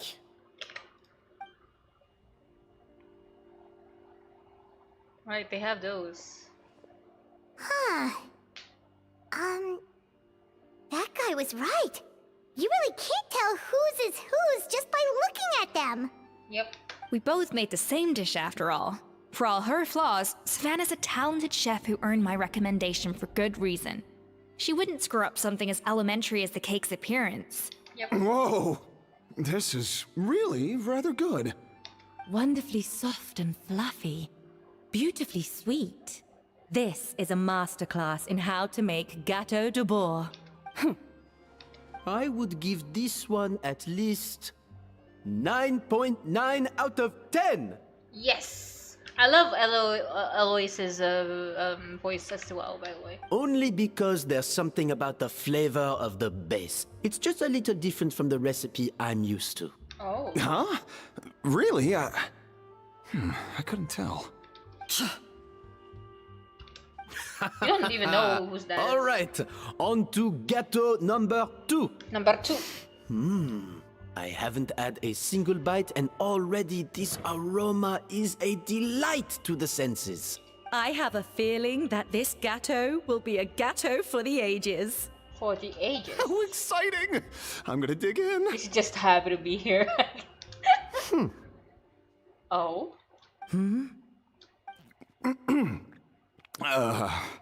I think maybe someone got a little carried away when they were adding the sugar. Too sweet? Not just the sugar, it's the flavors too. This is all over the place. All over the place. Who made this? It appears the decision is unanimous. This gâteau is far below the standard we would expect. Whoa. And Paimon thought this might actually be close. Turns out she can't bake to save her life. We don't even know whose that is. Maybe it's because of the poor teamwork? She spent half the time of berating her staff. Something's not right here. Savannah may not be perfect, but no way is she this sloppy. Did Monica sabotage us? Did Monica sabotage us? What's going on? I can now declare that the creator of the first gâteau has won this cooking contest. Now, all that remains is to turn the plate over and reveal the chef's name underneath. It will be Savannah. What? It's Savannah? Yep. No! That's impossible!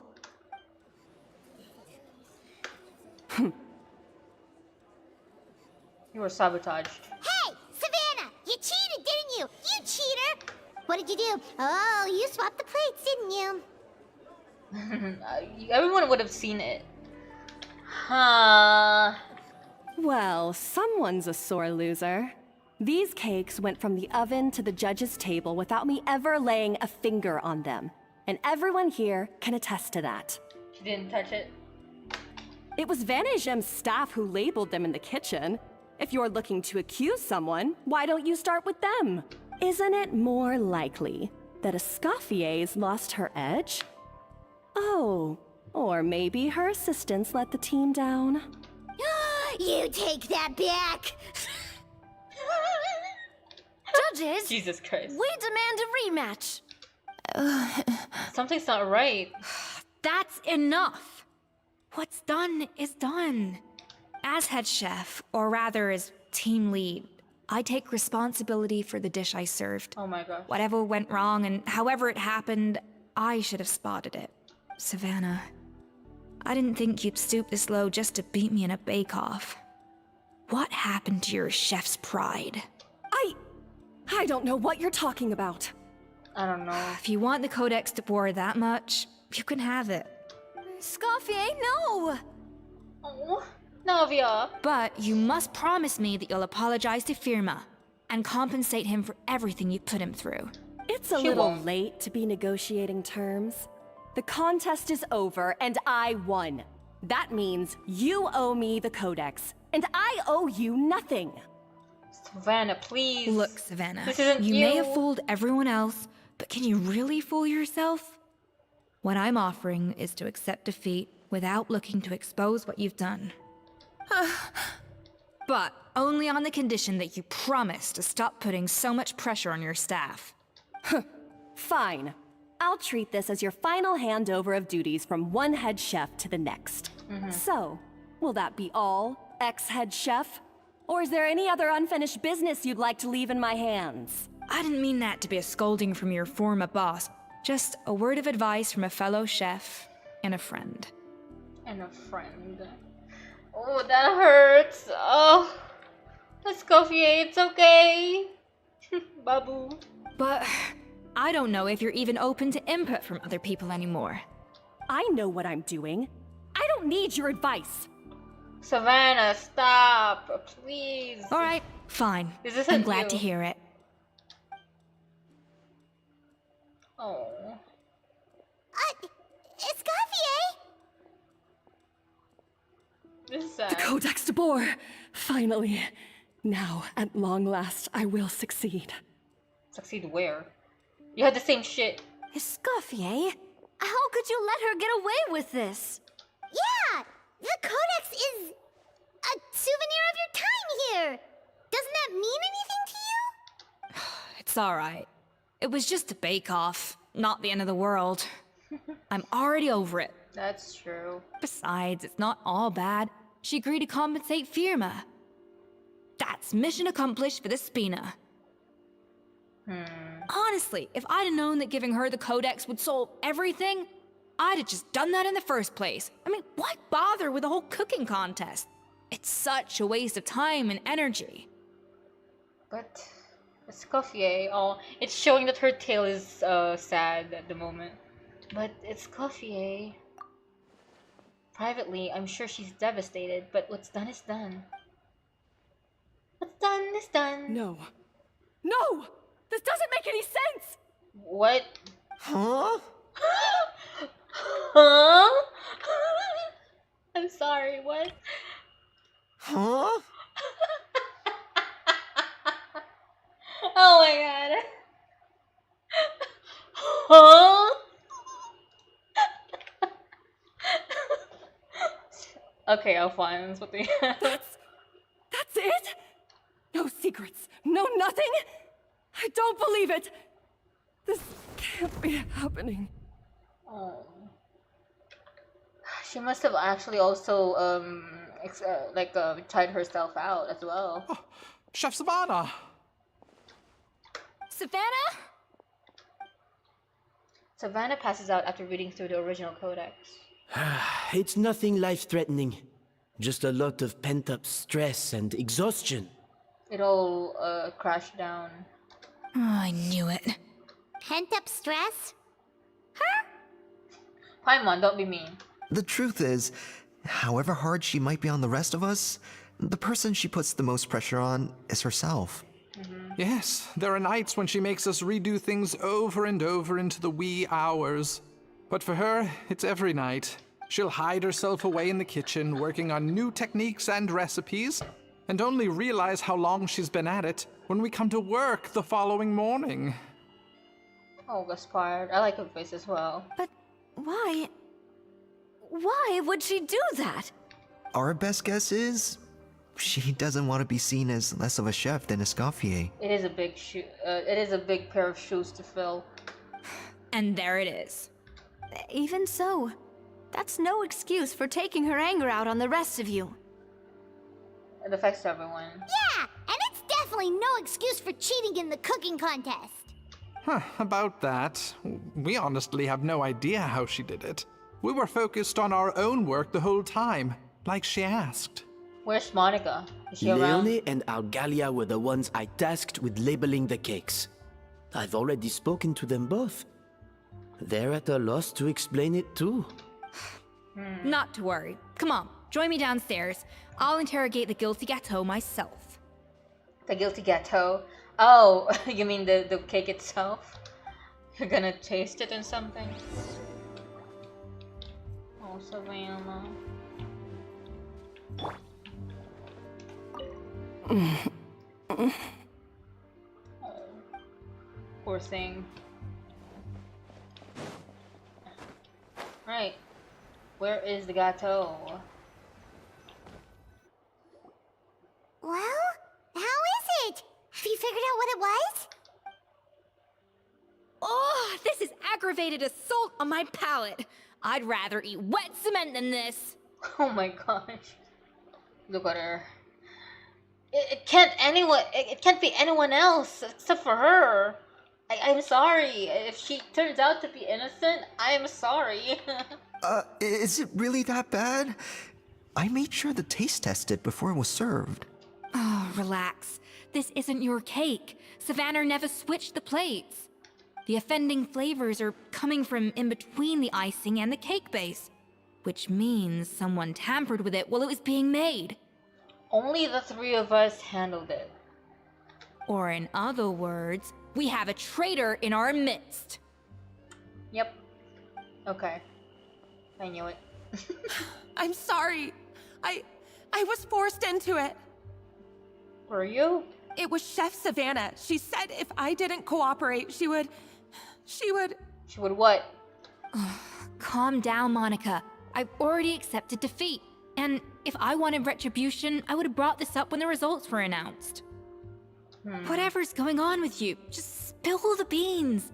There's no need to hide it. What is up with you? No lying this time.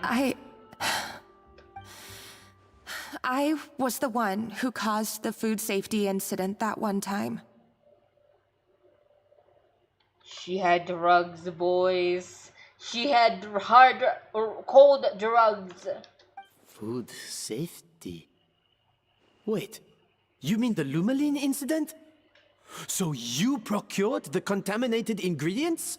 I think so. Savannah and I were on procurement that day. I didn't check everything as well as I should have, and so I let contaminated ingredients make it into the kitchen. You should be fired. You should be fired and not be employed as a chef again. What is this? But I swear I didn't do it on purpose. I had no idea there was an issue with them, and I didn't know it would end up with Escoffier going to jail. Oh, lady. What's done is done. Get out of this hotel. But the last thing I expected was for Savannah to use it as leverage to blackmail me with. This is crazy. So Savannah pressured you into sabotaging Escoffier's cake by threatening to expose your secret if you didn't? I know, it's terrible. I'm so sorry. I was so scared. The thought of Chef Escoffier finding out that I put her in jail, it made me freeze up with fear. Yeah, I think she got over it. I thought Escoffier would hate my guts if she ever found out, and yet somehow that's ended up in me doing something even worse.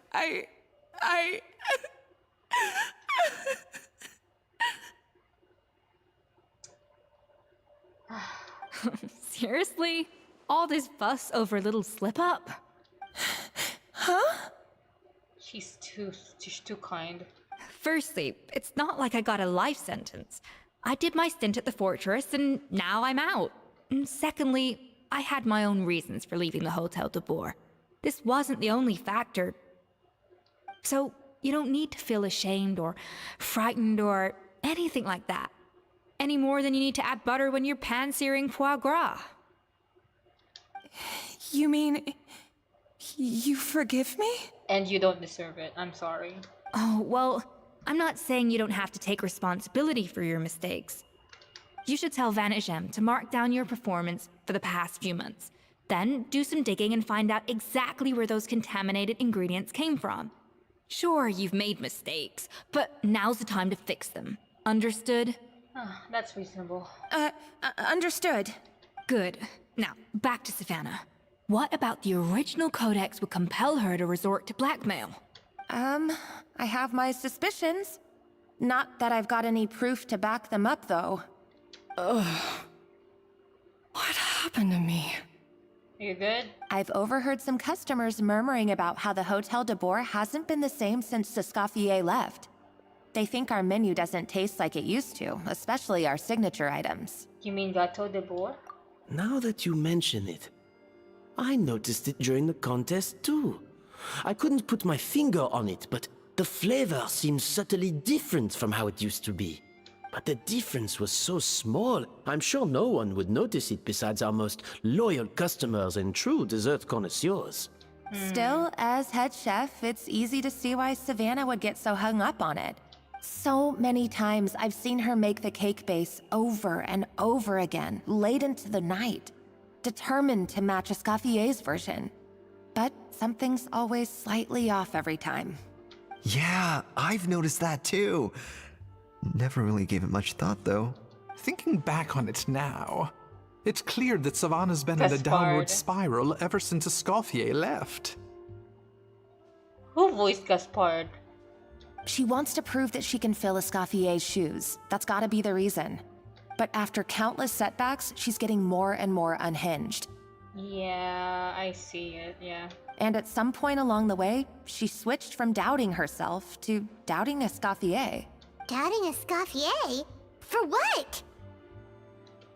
She thought the codex from Escoffier was fake. Yeah, it would explain why she was bent on getting the original at any cost. She must have thought Escoffier purposely omitted key details from her recipes when she copied them out. Oh. Also, she could retain her place as the #1 chef in Fontaine, the only one privy to all the secrets of the trade. Nah. Oh, for goodness sake. What a stupid idea. Stupid. Of course. Then she finally got the codex only to discover that the secret recipes she's been pining for don't exist at all. Seeing how utterly wrong she was must have been a real shock to the system. It probably brought up everything at once. It overwhelmed Yeah. her, and she passed out. Yeah. Makes sense. There's still one thing that doesn't make sense, though. If Savannah had the real recipe all along, how come it tasted different?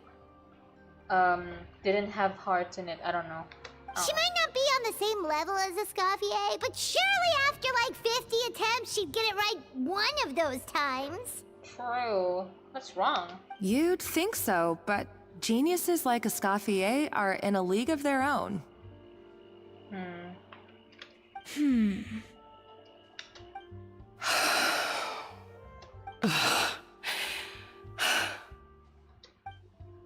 She's keeping the true recipe to herself. New head chef, you say? What's her name? I don't think I've heard of her before. I wonder, can the Hotel de Boer keep its edge without a Escoffier at the helm? Oh my god. Girl. Don't listen to them. They're all haters. This tastes different from last time. Is it undercooked or something? You don't know shit. Okay, don't say undercooked. Get your hands on the codex, no matter what it takes. Take this. It's a copy of the Codex de Boer. From now on, you will be its keeper. Don't listen to the doubters. If I say you can do it, then you can do it. Even if you don't believe in yourself, at least believe in me. Believe in me that believes in you. Hey, did you hear me? Once I'm gone, the restaurant is all yours. Oh, so you let the Lumiline into the kitchen? All this time, I've been blaming other people, but maybe I'm the problem. It's me. I'm the problem, it's me. But yeah.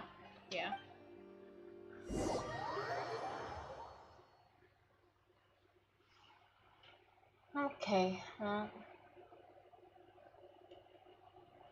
I sincerely apologize for putting everyone out. Savannah's awake now, but I don't think she's ready to speak to anyone yet. That's fine. Let's give her the day to calm down. I'm sure you'll have the chance to talk everything out tomorrow.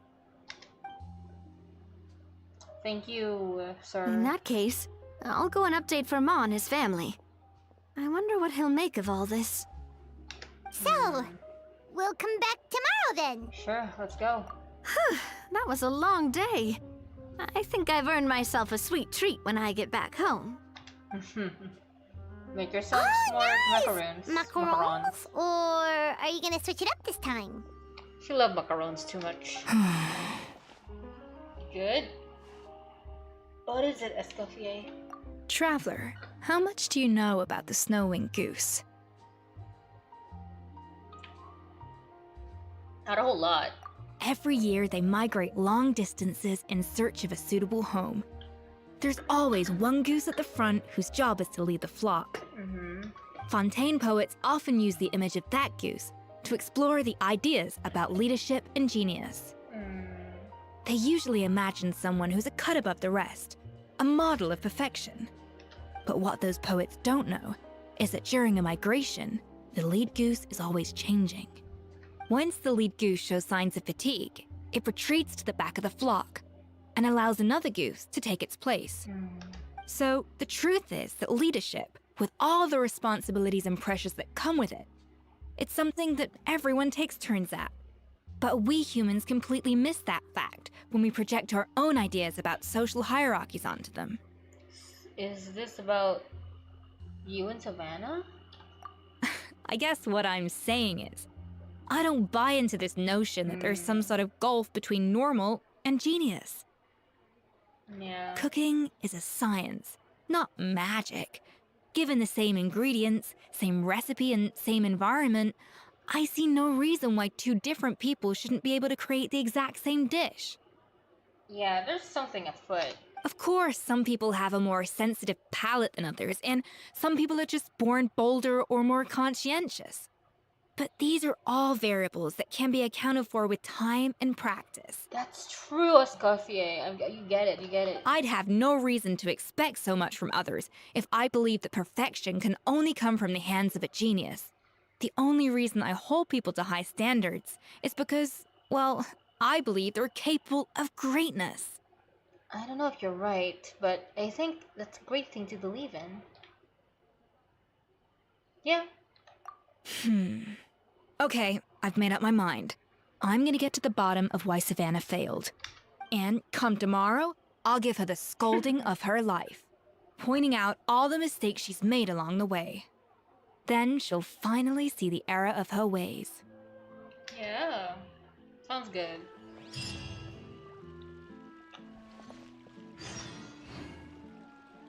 Well, since she's kind of like Sitlali, I also like her a lot.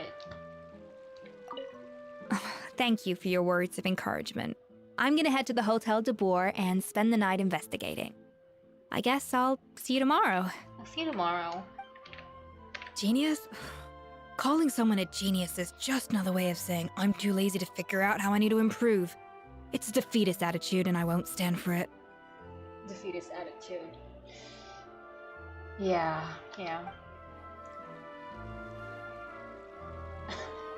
I'm sorry. I'm one of those defeatists.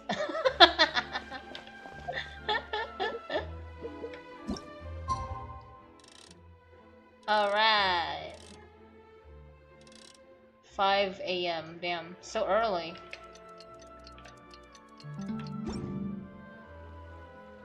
Oh, right, following day. So it's gotta be like this. I'll be waiting here.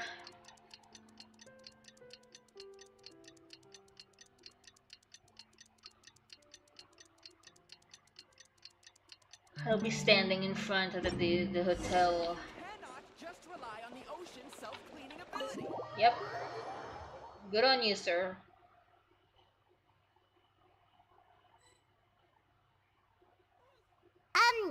Why are we here so early? Our meeting with Vanigem isn't for a while. I want to check on Escoffier. Check on her? Why? What happened? Oh, she has coffee with her. Oh no. Escoffier, are you alright? Oh, she made a lot. I'm fine. Just need to get some more coffee in me. You really did put an all-nighter then. Huh? What happened to my coffee? Did I really drink it all? Let me get you a fresh one. For now, you should get some rest. Alright. Thanks. I appreciate it. Aww. Well, there's cooking facilities here. Or we could just grab a cup of coffee from Cafe Lutece, but either way, hurry! Coffee. Need coffee. I want coffee. I don't have coffee right now. Whoops. Need to hurry. Coffee. Oh wait. Submit a dish containing coffee beans. Oh, do I have one? If you want tea or water, just help yourself. Coffee. This has coffee. This one. Delicious a la terra fosalor. Yeah, this has coffee in it too. Nah, it's not perfect though.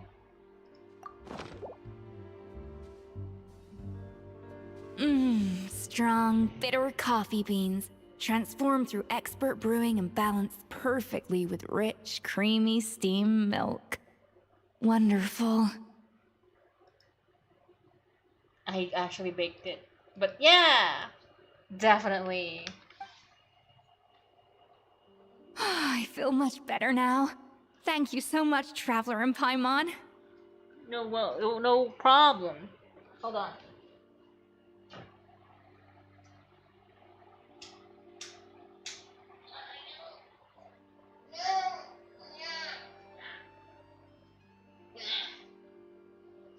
Stretching. Glad to hear it, but make sure to catch up on your sleep when you get the chance. How goes the investigation? I think I figured out where the problem lies. Really? Honestly, it's ridiculous. I don't know whether to laugh or cry. What's the difference? Wait, what investigation? What are you guys talking about? I'll save it for when everyone else gets here. It's so stupidly small. I can't believe it's caused so much drama. And yet, look at this kitchen. Seems like you had your own share of failed experiments last night. Yes, except my failures were stepping stones to success. Escoffier, have you seen Savannah? Oh no. Huh? No, not since yesterday. Why? What? After seeing her home yesterday, we were all a little concerned about how she was doing. So, I dropped by her place early this morning to check on her. She's not Only there? to find an empty house with the doors wide open. I left Alphonse and the others to keep watch at her home, while I checked the Hotel de Bord. I'm worried something bad might have happened. If she's not here, then where could she be? Where could she be? Boss, Escoffier, bad news. Oh. Alphonse? You're supposed to be keeping watch at Savannah's house. We were, but then, just after you left, we found this stuff in her house. What is that? Oh, looks like a map with a bunch of random places circled. What does it mean? Wait a second. This feels familiar. I'm sure these places are all connected somehow. Of course, from the Codex. They're all places that Modeste explored on his adventures. The founder of Hotel de Bord? Yeah, but I don't understand. The adventure logs in the Codex are too fragmented to be of any use. How come this map shows all the missing details? The Codex get de it. Bord?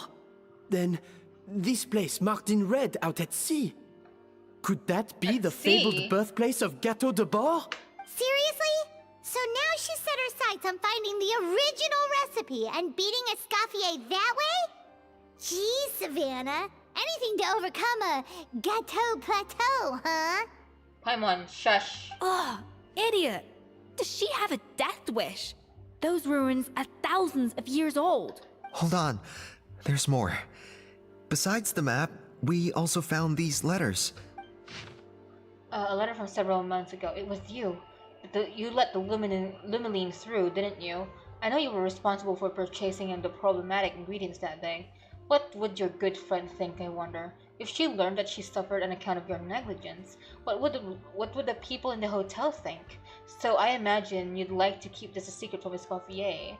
Wouldn't you, head chef Savannah? So it is Savannah that did it, not Monica. Monica. A letter received several weeks ago.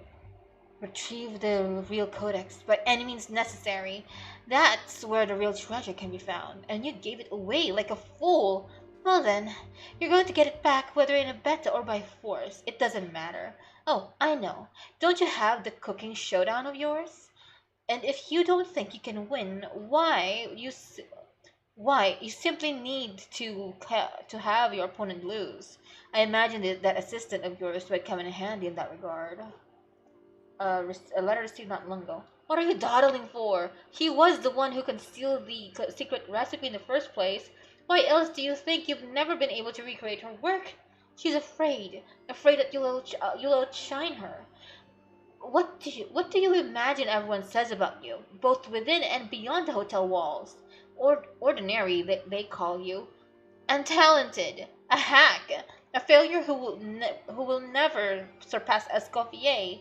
And you know whose fault that is. That's right, it's hers.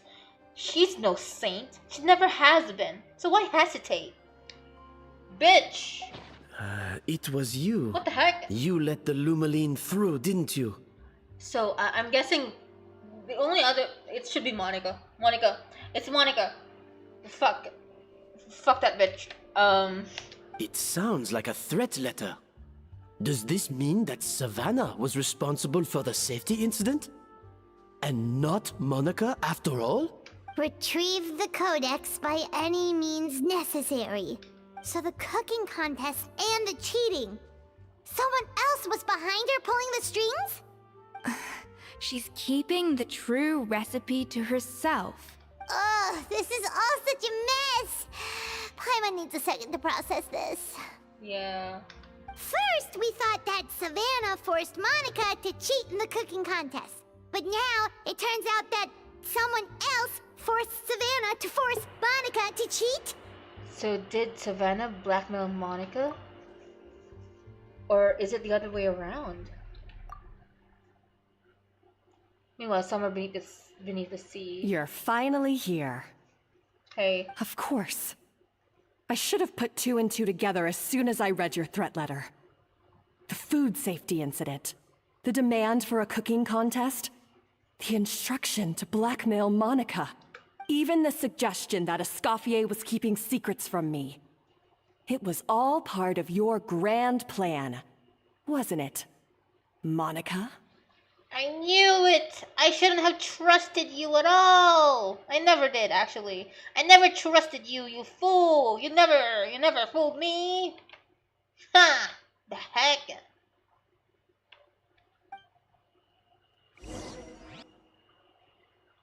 Oh.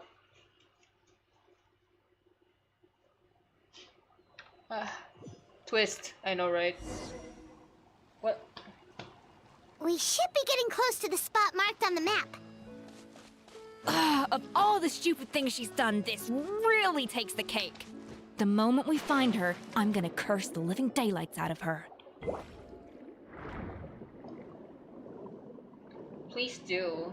This is ridiculous. Nah. So good. So great.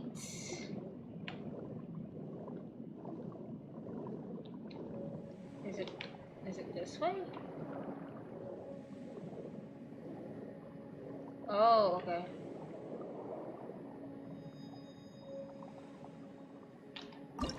Alright. I'm gonna put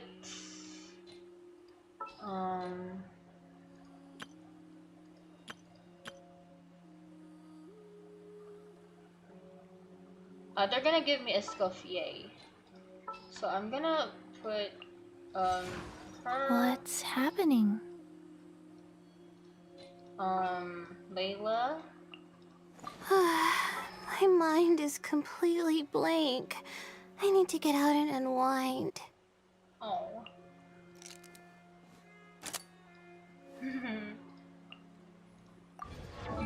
Wait, is my Mika good? No. He's not.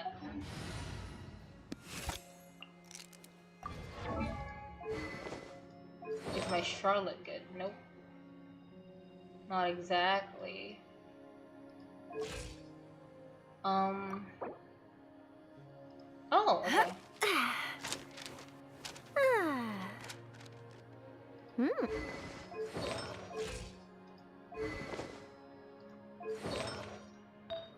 Artifact recommendation. Funnel that up. Switch that. Switch this.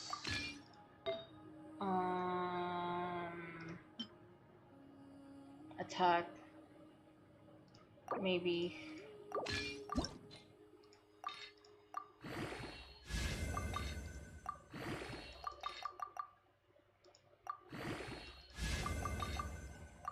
I'm breaking down. I'm breaking down. Down, down.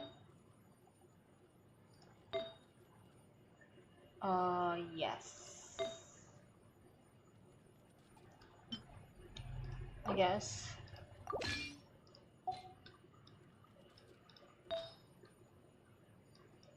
Ooh.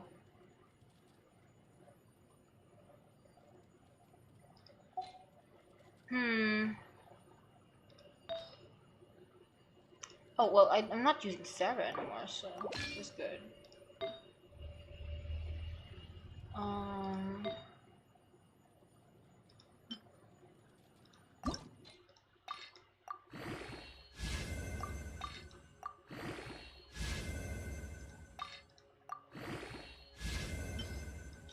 Hold up, sorry, this is taking a while.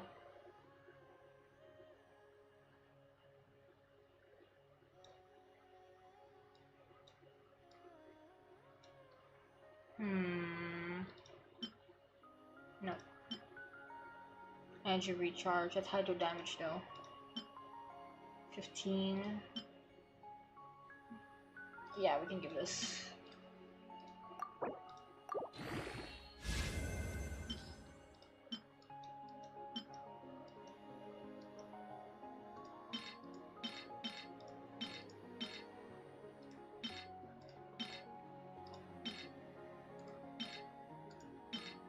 Yep.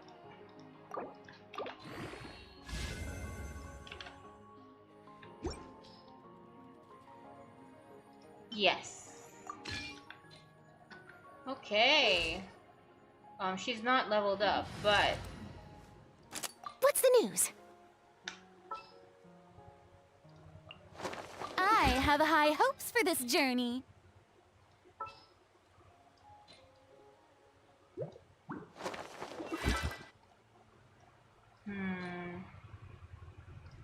you know what? Maybe We'll need a strategy.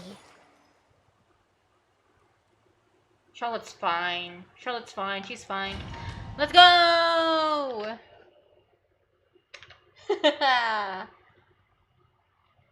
Well,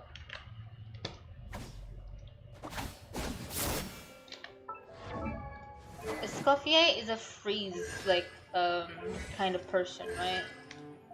And talent.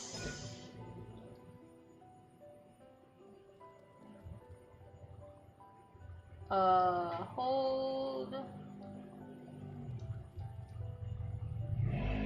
Whoop, whoop, whoop, whoop.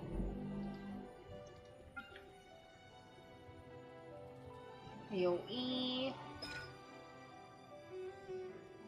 Restores HP. She also heals. Damn, I don't really need Kokomi here, but oh well.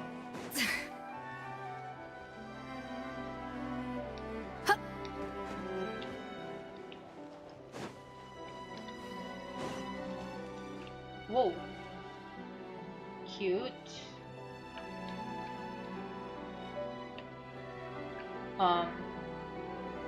Okay.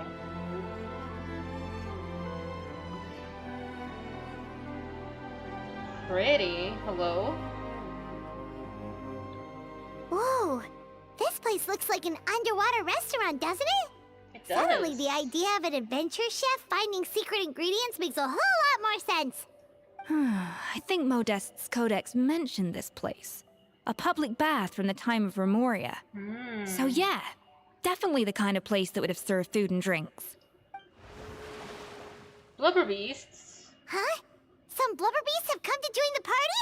How did they get here? It's okay. We're friends. No. Oh, off. Guess they're not used to seeing humans. That could be easier said than done. Something's blocking the entrance. Well, did Modeste mention it in his adventure logs by any chance? They must have gotten through somehow. Good point. Yes, that's right. It's coming back to me now. We prepared a banquet for our shy little guests. And as the food flowed away on the current, they broke into a joyous chorus, and the path opened to us. Oh, so we need to serve them. Gotcha. We have to feed the blubber beasts? With what? There's nothing here besides rocks, romaritime flowers, and lumitoile. Lumitoile? See, this is why you should always bring snacks. You never know when you're gonna need them. Now we have to head all the way back to shore and grab some. No. There is no time for that. Romaritime flowers and lumitoile will have to do. They may not look appetizing to us, but who knows? They could be blubber beast delicacies. Maybe. Wait, we're seriously gonna try this? Yep.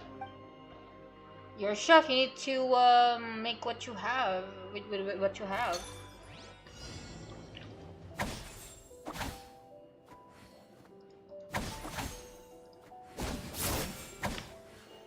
A little amuse-bouche. Alright. Balance it out. Obtain, okay. 4. Let's do 5, and then 2, 2. Nope. Hold on.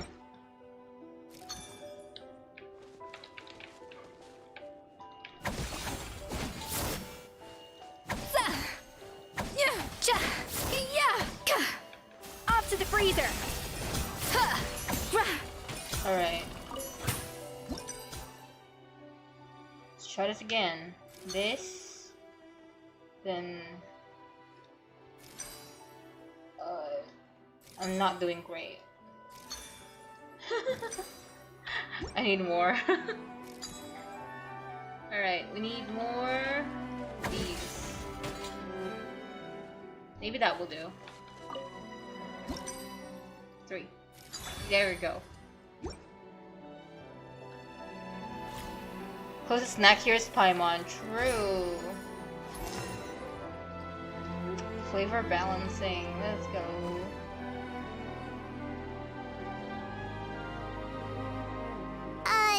Blubber beasts or not, are we sure this stuff is edible? That looks cute though. Trust me, they'll love it. More pertinently, how do we exactly feed it to them? Oh, good question. If we try to put them in the pool, we'll probably just scare them off again, and who knows how long they'll be gone. Yes, we can't afford to wait for them to double back. Oh, what was it that Modeste said again? Something about the food flowing away on the current. Yeah, we put it somewhere. Yes. Okay. So we rotate.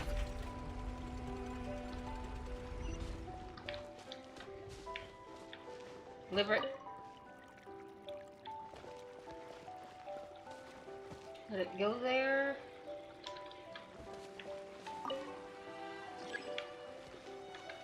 Too crowded. Scarf's down to food. Yay. Wow, it's really singing! It must taste better than Paimon thought! Yay! Alright, next one. Need to make another one. Okay, let's have some more fruits. Yeah. The tracks turned back again. Oh, so annoying.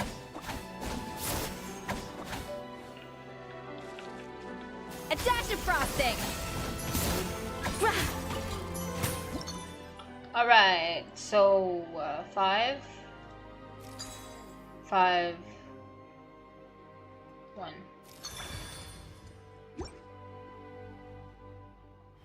Never mind. Yay. I didn't balance it out because I only put one ingredient. But okay.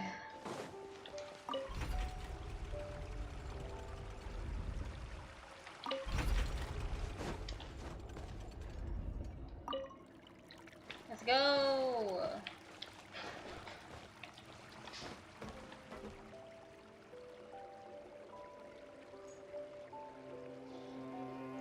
Feed him. Feed the boy.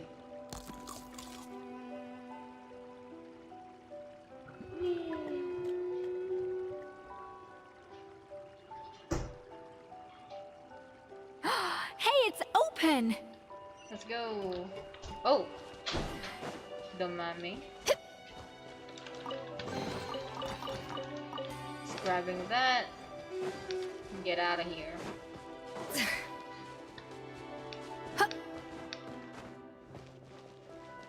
Are we gonna fight soon?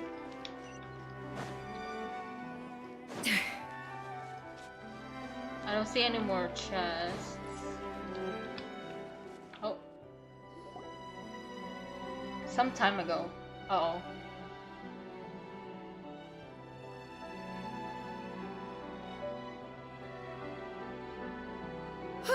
Hey, give me your water. No. Here. I said your water, the one you just drank out of? What, you want some indirect kissing? What the heck? Sure.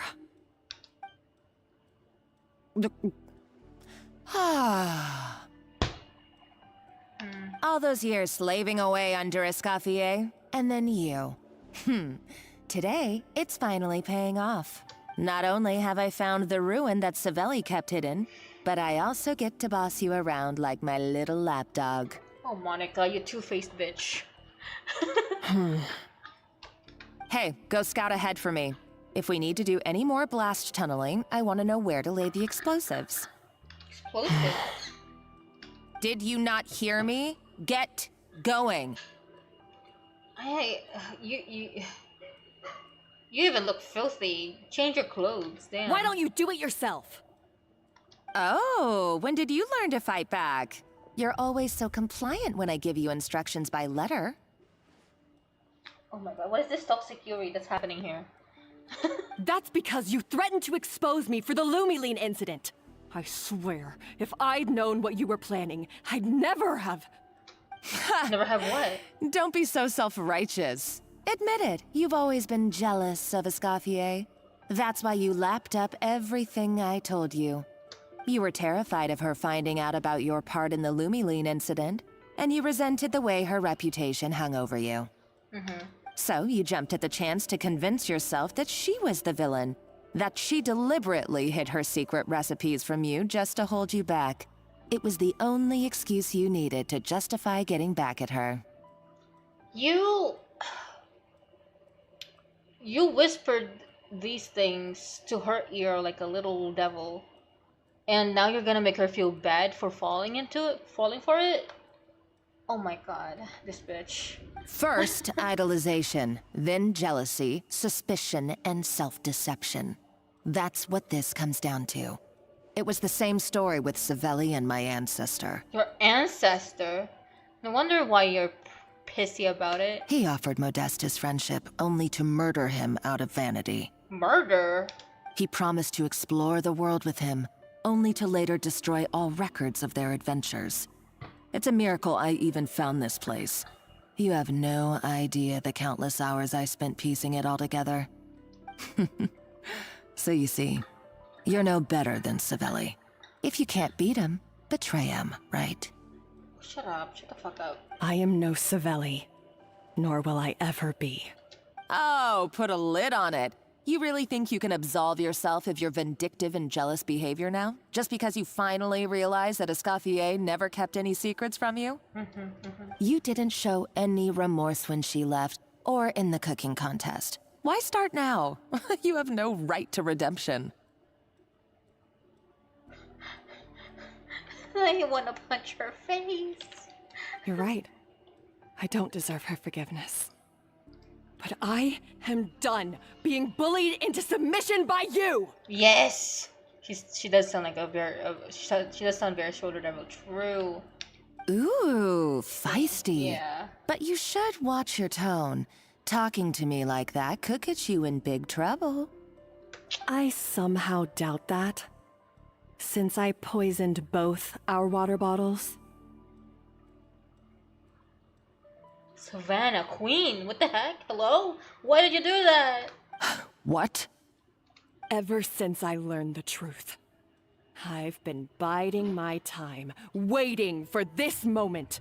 You've played me like a fiddle for so long, and now this is payback! Payback now. But you drank it too. She doesn't care. Oh, snap. It's what we both deserve. This is the price we must pay for betraying Escoffier. You'll die here with me, Monica! This is a tragic Yuri, doomed Yuri, toxic Yuri love triangle. What the heck? Una reversal like a fiddle. True. You.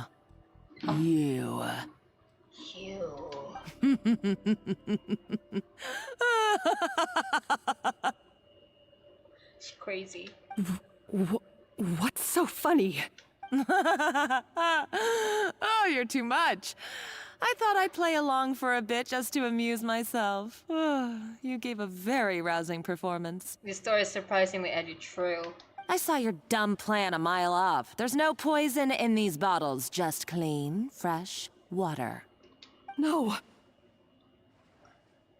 Well, she was ready to die for Escoffier. Revenge is a dish best served cold, you know. Did you really think your half-baked plot would fool me? You're a lousy chef, and you make a lousy villain too. A complete waste of space. No wonder you never amounted to anything. I wanna shove a rock and grass in her mouth. She needs to stop talking. Everything I ever did was a failure. And now, I failed again for the last time. Hey, why don't you try your hand at being a comedian in your next life? You got a good laugh out of me. But now the show's over.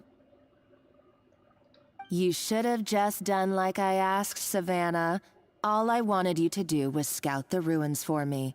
But you had your chance, and now it's time to say goodbye. Get your hands off her, you bitch! Hello, welcome to the stream, Spring. Get off her! Stop right there! Yeah! Let her go, Monica! We've got you surrounded! Escoffier? Surrounded? We're like in front. Ugh, looks like I'll have to keep you around for a little longer. You can't! Did she stab her? Stay back if Oh, you want she her hasn't. alive! Escoffier and the Traveler. I can't take you both on in combat, but if you so much as flinch, I can end Savannah's life in a heartbeat. Monica, what are you hoping to achieve by this? You're about to commit murder, and for what? A recipe? I'm sorry. Can you repeat that, Escoffier? Monica, what are you hoping to achieve by this? You're about to commit murder, and for what? A recipe? She tried to suppress her inner British for that. For what? You're about to commit this murder, and for what?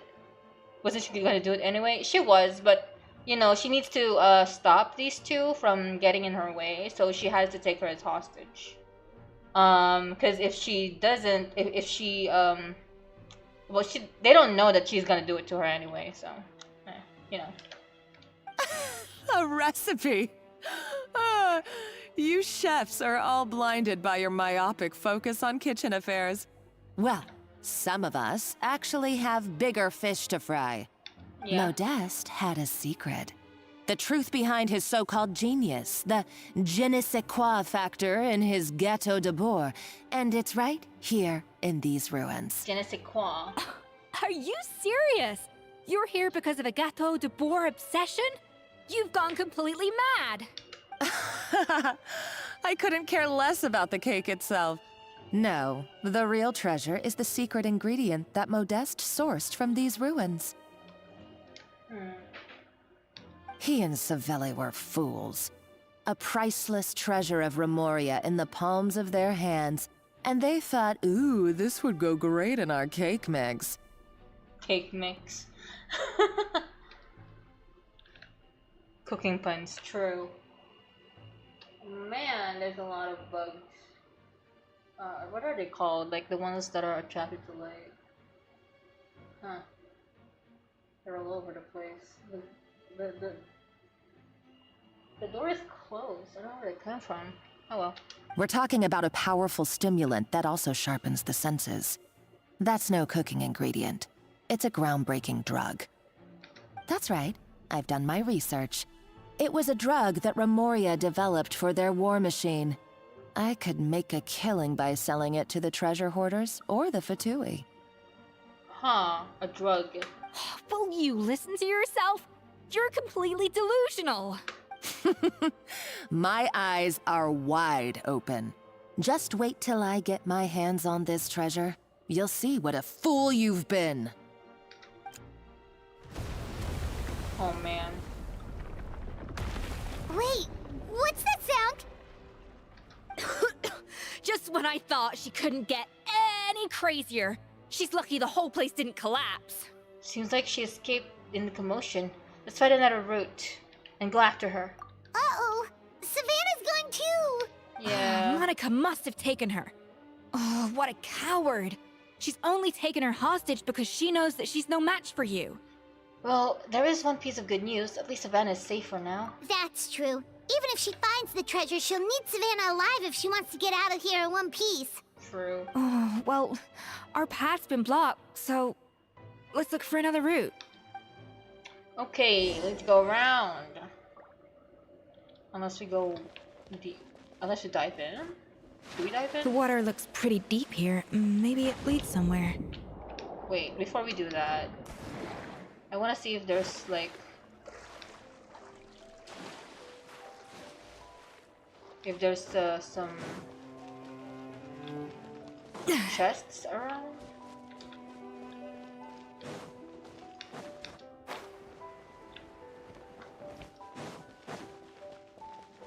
No, okay. There ain't chests.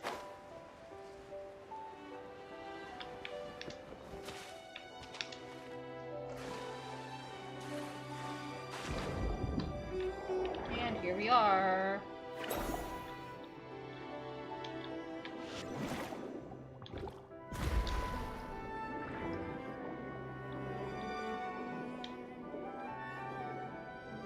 Ooh, there's a chest.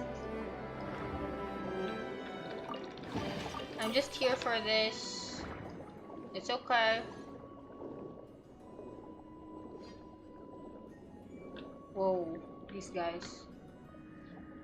Okay, I go up.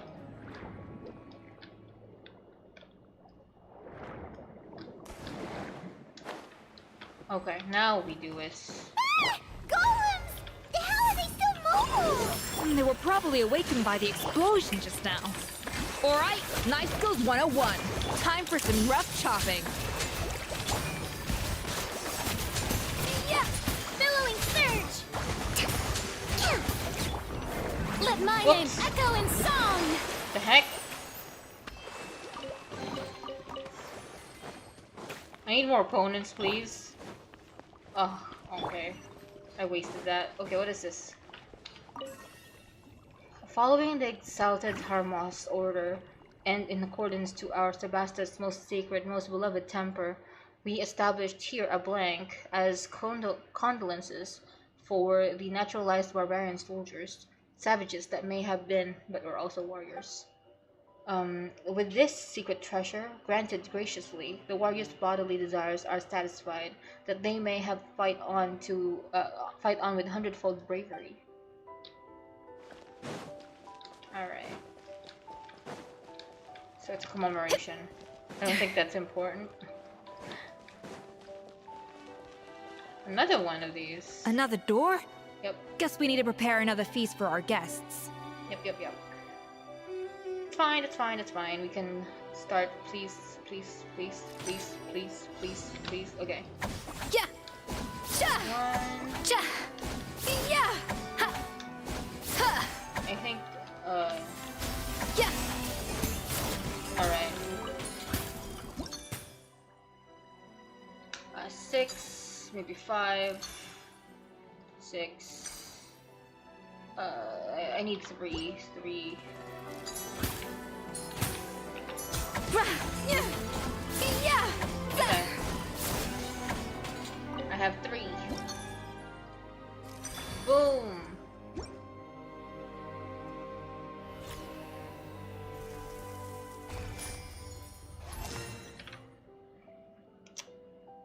I'm delusional. No, I'm a visionary. NT and Ananta?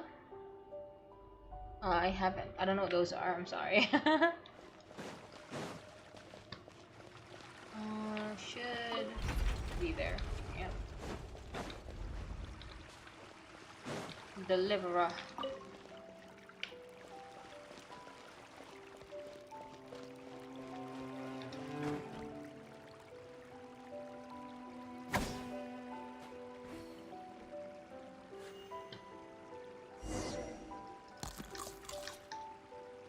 Yay! It seems to really like the texture of Rome maritime flowers.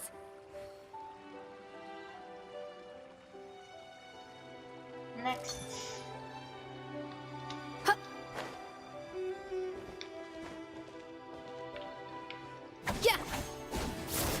Yeah. A dash of frosting. Yeah. I just need 3, please. Give me 3. Yes! Give me 3. Boom. There you go.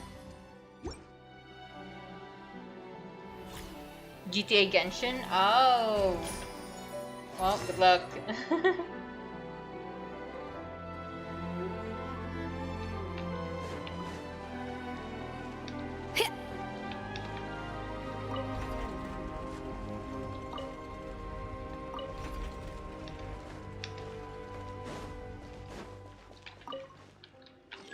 Deliver it. Oh, okay.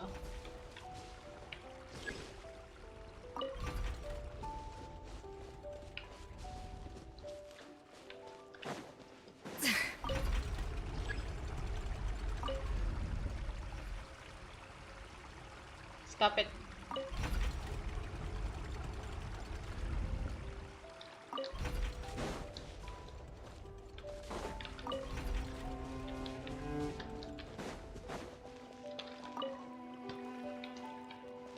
Alright.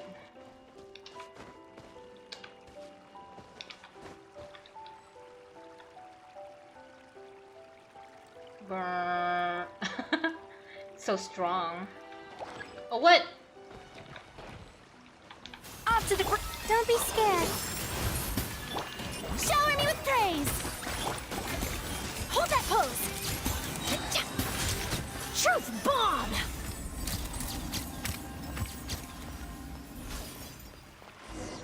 There you go. With ferocity. Damn. I never knew you could process Lumitwol like that. Alright, I've got to jot this down. Alright. Lumitwols and maritime flowers. This could open the door to a whole new world. Yep, that's literally the plan. Wait, hold on. Which door are you talking about? The world of, the door to the culinary world.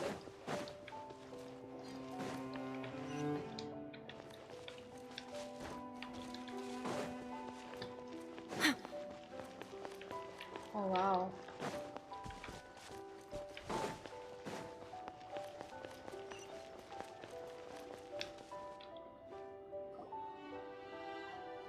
Oh, wow. Are we gonna learn the truth about the founders? That's strange. These don't look Grimoire to me. More like last century Fontaine. They don't look that worn down either. Could they have been left by the previous adventurers? Adventurers from last century Fontaine, huh? Oh, Modeste and Savelli, do you think they camped here? By the looks of it, this was a one-person camp. They adventured together, but maybe one of them came back alone at a later date. They may have left a journal or something. Huh, you really think so? Trust our adventurers' instincts. We're pros at this stuff, just like you're a pro in the kitchen. Let us cook. Well, I'm a pro at least. Okay, well, the Traveler has more adventuring experience overall, but Paimon's definitely a pro rummager from all those treasure chests. Okay, and bingo, found it. Darn it! Paimon was just about to show off her rummaging skills! Huh, no kidding. Are all adventurers so obsessed with journaling? Well, I yeah. mean, I guess I take a lot of notes when I'm cooking as well, but I thought that was just me. Nah. Anyway, let's find out who was here. It's been years since I've last visited these ruins. It's exactly the way I remember it. This place probably hasn't changed in millennia. Did he go here in his chef outfit? He's changed. Sadly, up above, on dry land, everything has changed. Since the Fire Nation attacked. The treasure of Remoria. That's what we used to call it. Modeste was right about its potential. It turned Gâteau de Bourg into a national sensation. Our limited stock of the substance meant that the gâteau could only be produced on a small scale. But this only drove up the popularity all the more. Modeste was right about that too. He predicted all of it. He was praised as a genius. While I, as the one person who'd ever disagreed with him, was labeled a talentless fool. Modeste tried his best to console me, but I knew better than anyone just how great the gulf was between us. A gulf? That's what that's how Escoffier said it. A gulf between geniuses and I forgot the other term, but the talentless. Our conversations grew scarce, and we saw less and less of each other. I didn't fight it. He had new friends and a career of his own. Why invite further disdain by inserting myself where I did not belong? I told myself that maybe one day, when I finally created a masterpiece of my own, I'd be able to face him without shame. Or maybe one day, when I've put these feelings of self-loathing behind me, I'd be able to ask him with a smile on my face, how about we go on one more adventure, for old time's sake? Unfortunately, that day will never come. Because he's gone. So it was Savelli. From the sounds of it, he came back after Modeste had already died. I always thought it was just a legend. But if it's true, then this must be the place where they found their secret ingredient. The birthplace of Gateau de Boer. In that case, what does that say about the death of Modeste? If it's all true, maybe Savelli really did have something to do with it. I don't know. Let's keep reading. The taste of Gateau de Boer has changed. Modeste was convinced of this, even though everyone swore they couldn't tell. Being the perfectionist that he was, he refused to accept even the slightest flaw in his work. He stopped all sales of the product, locked himself away in the kitchen, and worked day and night, vowing to find out where he had gone wrong. But as he baked and taste tested over and over again, he found he only strayed further and further from the original taste. It was only when he was sipping on coffee one day and realized he could not taste the bitterness that the truth finally dawned on him. What had changed was not the gâteau, but his sense of taste. Oh, and he had some illness, right? Maybe it affected his sense of taste. Oh. The treasure of Remoria stimulates the senses, taste included, and invigorates the spirit. In the short term, it offers people the ultimate gourmet experience, but in the long term, it dulls their senses entirely. Oh, shoot. Damn. In hindsight, it made perfect sense. After all, why would a culture that sought liberation from the constraints of their bodies care for the loss of their senses? But we realized it too late. We were just too late. Over the course of his many culinary experiments, Modeste exhausted the remaining supply of the treasure of Remoria. He consumed it all himself. Oh my god, that sounds so bad. The finest culinary talent of his generation now faced a future in which he would never be able to taste anything ever again. Finally, in despair, he took his own life. Oh, he took his own life. Fuck. And because we had become estranged, I could not be there to stop him, to offer some words of comfort, or even to say goodbye. Yet despite everything, he sent me his final letter. Really? The treasure of Remoria? Guess Monica was really onto something. It really was a kind of drug. But it's a dangerous drug. It dulls your senses. So, Modeste chose to end his own life. Then, why all the rumors that Savelli murdered him? Also, neither the Codex nor any other contemporary records make any mention of the treasure of Remoria. It's almost as if someone deliberately erased it from history. Yeah. Modeste told me everything in his final letter. His was a tale of how even a genius could fail, and how much more devastating it is when it happens. Did he hope I would gain some personal catharsis from knowing the truth? Or maybe he wished for me to warn the public about the dangers of Gateau de Boer, proving that I had been right all along. But if the public ever learned how Modeste's greatest triumph became his undoing, his fall from grace would be swift and merciless. 1 minute a genius, the next a joke. It would surely spell the end for his restaurant too. What would be his legacy then? How would future generations view everything we built together? I fear the scorn I have faced these last years would pale in comparison to the scorn shown to him by the history books. I cannot let that come to pass. So he burned all of it. That's why he destroyed all of it.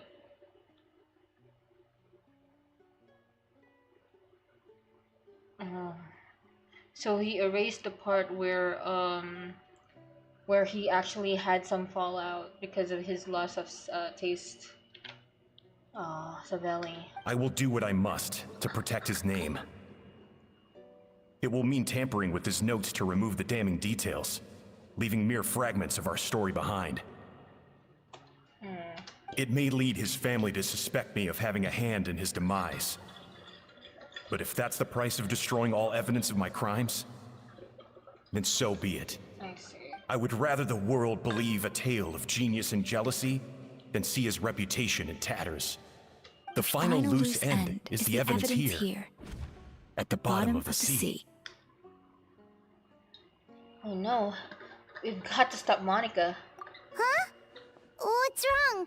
Didn't we say Savannah should be safe for now? No, she's about to uncover the truth. So we thought, but if Monica finds out what happened to the treasure, there's no telling what she might do. Yeah, that's true. She'll be unpredictable. Okay, we need to get her. Is there anything else? This room. Nothing. Okay. We gotta hurry. It's very late.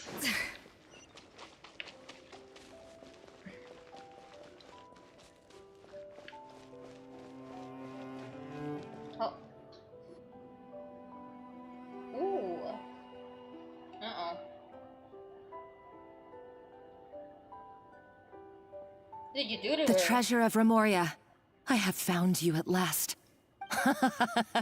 Savelli, you tried your best to bury the truth, but you underestimated the children of Modeste. Some fragments of his diary escaped your clutches, and we have held on to them for generations. Correct me if I'm wrong, but I think this is Cypher's VA. The way they talk is very similar. But I have to thank you too, Savannah. Without your help retrieving the codex, and with it the last piece of the puzzle, I may never have found this place. But now, finally, the secret to Remoria's military might is within my grasp. The treasure of Remoria is mine! Get your hands off this. Jesus. Yeah? It's empty. It's empty? It's empty. Monica? Oh, we were seconds too late. Monica! Stop it! What's the deal with that jar? It's the treasure from Moria. Savelli's final act! He wanted to conceal the secret of the treasure forevermore and make sure it would never harm anyone again. So he came here after his friend's death and destroyed every last shred that remained. This can't be happening. All the years I spent piecing together the truth. All my painstaking planning. All that for an empty jar? Don't destroy it. It looks so pretty. Monica, don't do anything stupid. This ruin is more dangerous than you realize. Oh, shut your pie hole! She destroyed it. Oh my gosh. You're fucked. You're fucked. Praise be to Lord Remus. You barbarian shall be slain. That we will. No! Escoffier saved her. She's a nutcase! A liability to herself and everyone else. Well, now it's up to us to clean up the mess she's made. Take these golems out! Smile! Oh wow. Very powerful, damn. I didn't know that freeze is also very effective to those guys. Oh. Why is this place still shaking? Maybe it's because of the fighting? Or maybe because Monica was too trigger happy with her explosives. Either way, it's all her fault. Enough chit-chat. Let's get out of here, Traveler Escoffier, come on! We need to get her. We need to get both of them. Okay, I'm coming. What the heck? Oh, no you don't. What the fuck? If I can't get what I want, neither will any of you. Bitch! Pie holes. Shut up. I've got nothing to show for my life's work so far. But if I can take another so-called genius down with me in my final moment, then it was all worth it.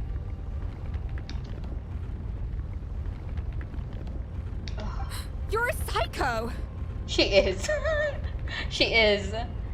but I'm sorry. Escoffier's outfit is too like distracting. She's just in an apron, for God's sake. Anyway, oh, Savannah! Savannah? Oh, when did you wake up? Bye. I may be a lousy chef, but it looks like I'm not a complete waste of space. Let's go, guys. Come on. Hey, we need to go. Traveler? Okay, let's go! I guess we'll leave her there. Well, you can be buried. This might actually be... We actually left someone behind, damn.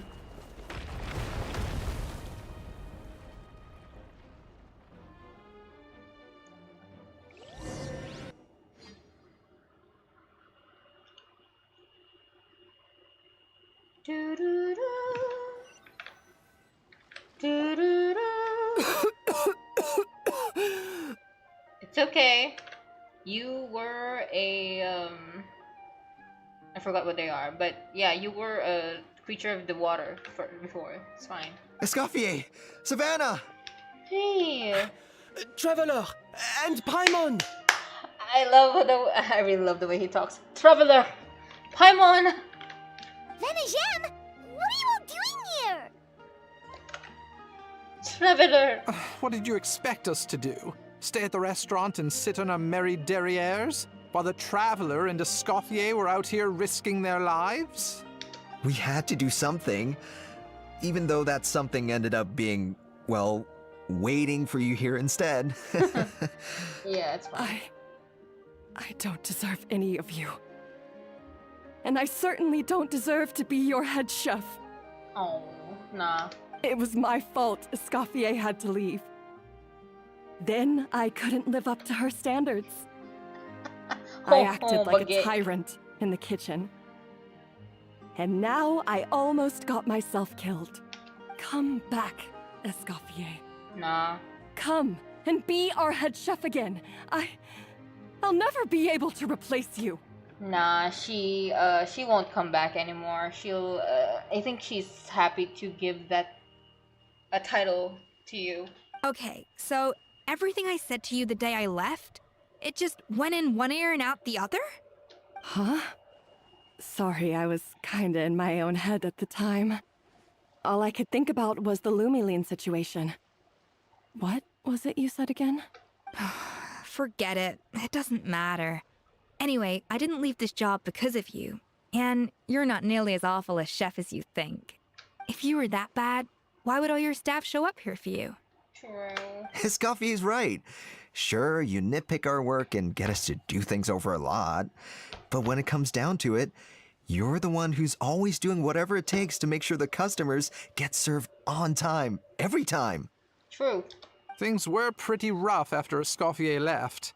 And Savannah's the only reason we've been able to make it through. Gaspard and Venejim. I love their accents.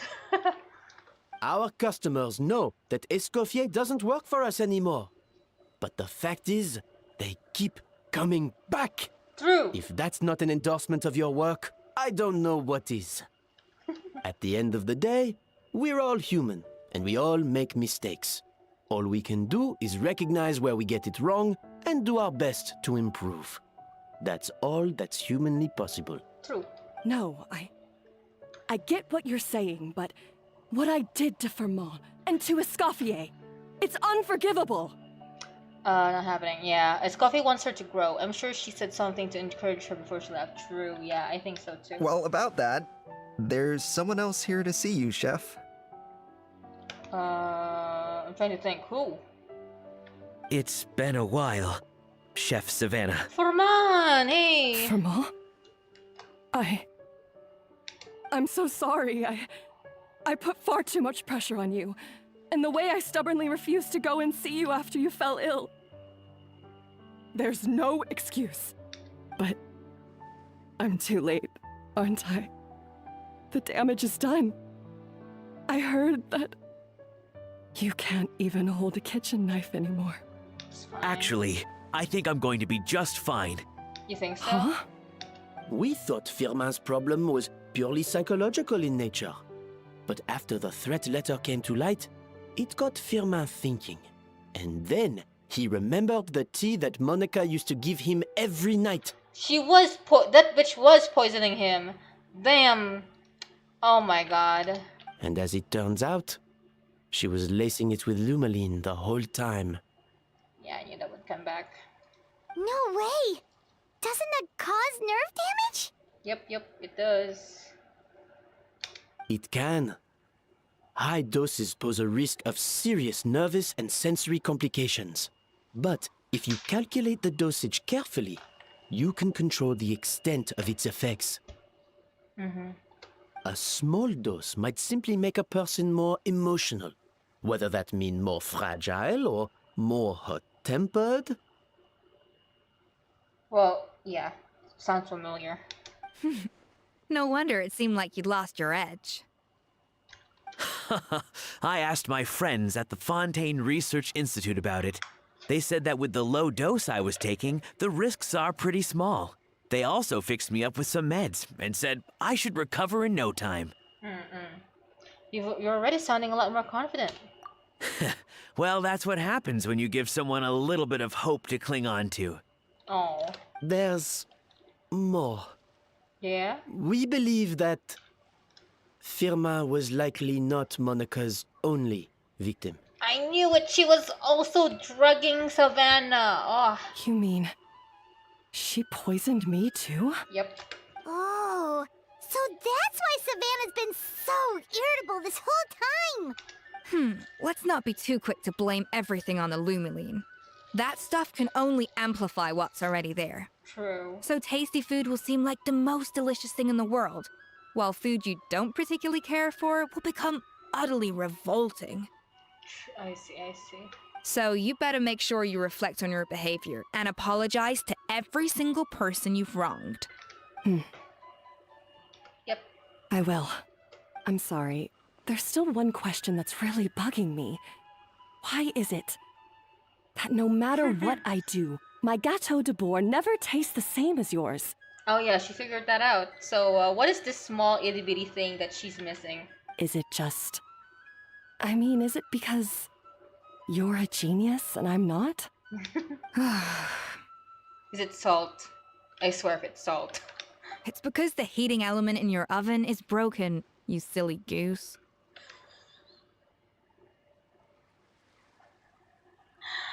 Oh, the heating element in the oven is broken. What? Is that it? I felt like something was off during the cooking contest. Once I got around to checking all the equipment, I noticed it right away. There was a half-degree discrepancy between the temperature setting and the actual temperature. Oh, I see. All the ovens in the whole kitchen had the same problem, which confused me at the time, but by this point, it's pretty obvious that Monica must have tampered with them. Bitch. She was behind everything. The heck? She deserves to be buried in there. The heck? I would have figured it out the day of the bake-off, since the issue affected both our teams. But of course, Monica sabotaged mine so that could never happen. No. I spent so long trying to find out where I was going wrong, and then you pinpoint the problem in just one night? I mean, don't beat yourself down because of that. It all comes back to one simple, undeniable truth. You're a genius, and I'm just plain old Savannah. You were too hung up on trying to fill her shoes, so. Oh, cut it out! Stop the woe is me act for a second and just think. I came up with this recipe. You don't think that might have something to do with it? Do you know how long I spent perfecting my Gâteau de Bourg? 3 years! 3 whole years! I know this dish inside out, back to front and upside down. And you've been head chef now for what, 6 months? If that? A couple hundred failed attempts, and you're gonna throw in the kitchen towel? and declare you'll never be successful because you're not a genius. You clearly have no idea how many kitchen failures I've had under my belt, or just how long it took me to finally get my recipe to a level I was satisfied with. I love this message. Damn. Genius or not, everyone makes mistakes. Modeste did, Savelli did, everyone does. True. You're only a lousy chef if you don't face up to your mistakes, learn from them, and then keep chipping away until you crack the problem once and for all. Surely you haven't forgotten all that. You were no lousy chef back when I handed you the reins. True. I haven't forgotten. And I'll make sure I never do. Good. That's our head chef. Haha! Sounds like we won't need another changing of the guard in the Hotel de Bord kitchen anytime soon. Huzzah! Huzzah! What a perfect ending to a crazy journey. Look how happy everyone is. I know, right? So you got your mojo back now? Yeah. Thanks to you, Escoffier. In fact, no. Thanks to all of you. Before you start working, though, you deserve a break. You have been working non-stop, and you were just kind of went through some traumatic shit, so. Friends again. So nice to see them finally settle their beef.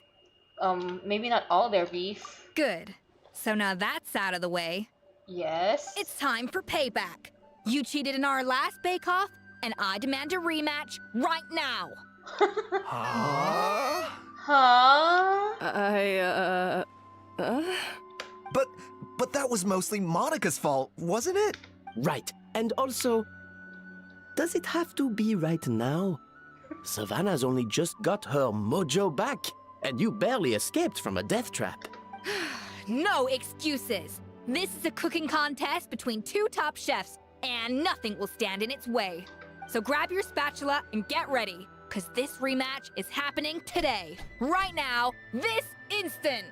Hey, so, this whole time you were salty about losing? She was. She can be petty, but she's also very, The second cooking contest commences now! This time, no also more very mature. games, and no holding back.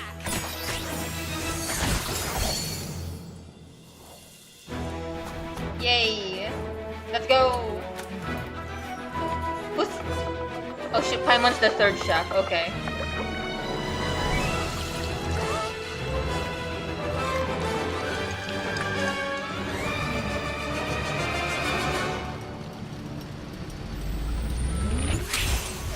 Yay!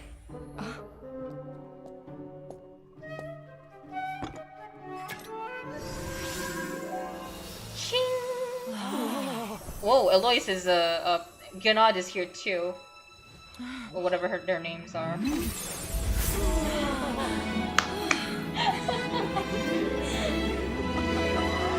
I forgot that anime, oh my gosh.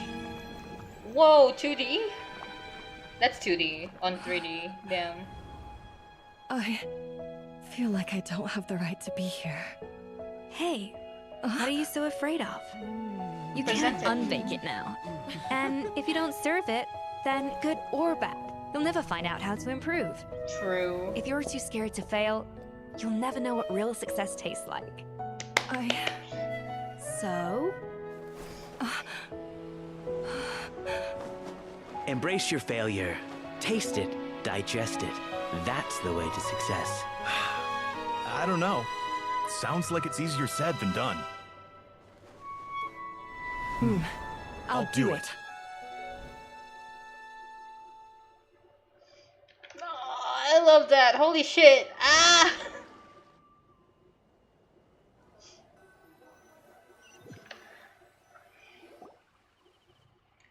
Thank you, game. The results are in! A landslide victory for Escoffier! Yay! Quite rightly, too. Piece of cake.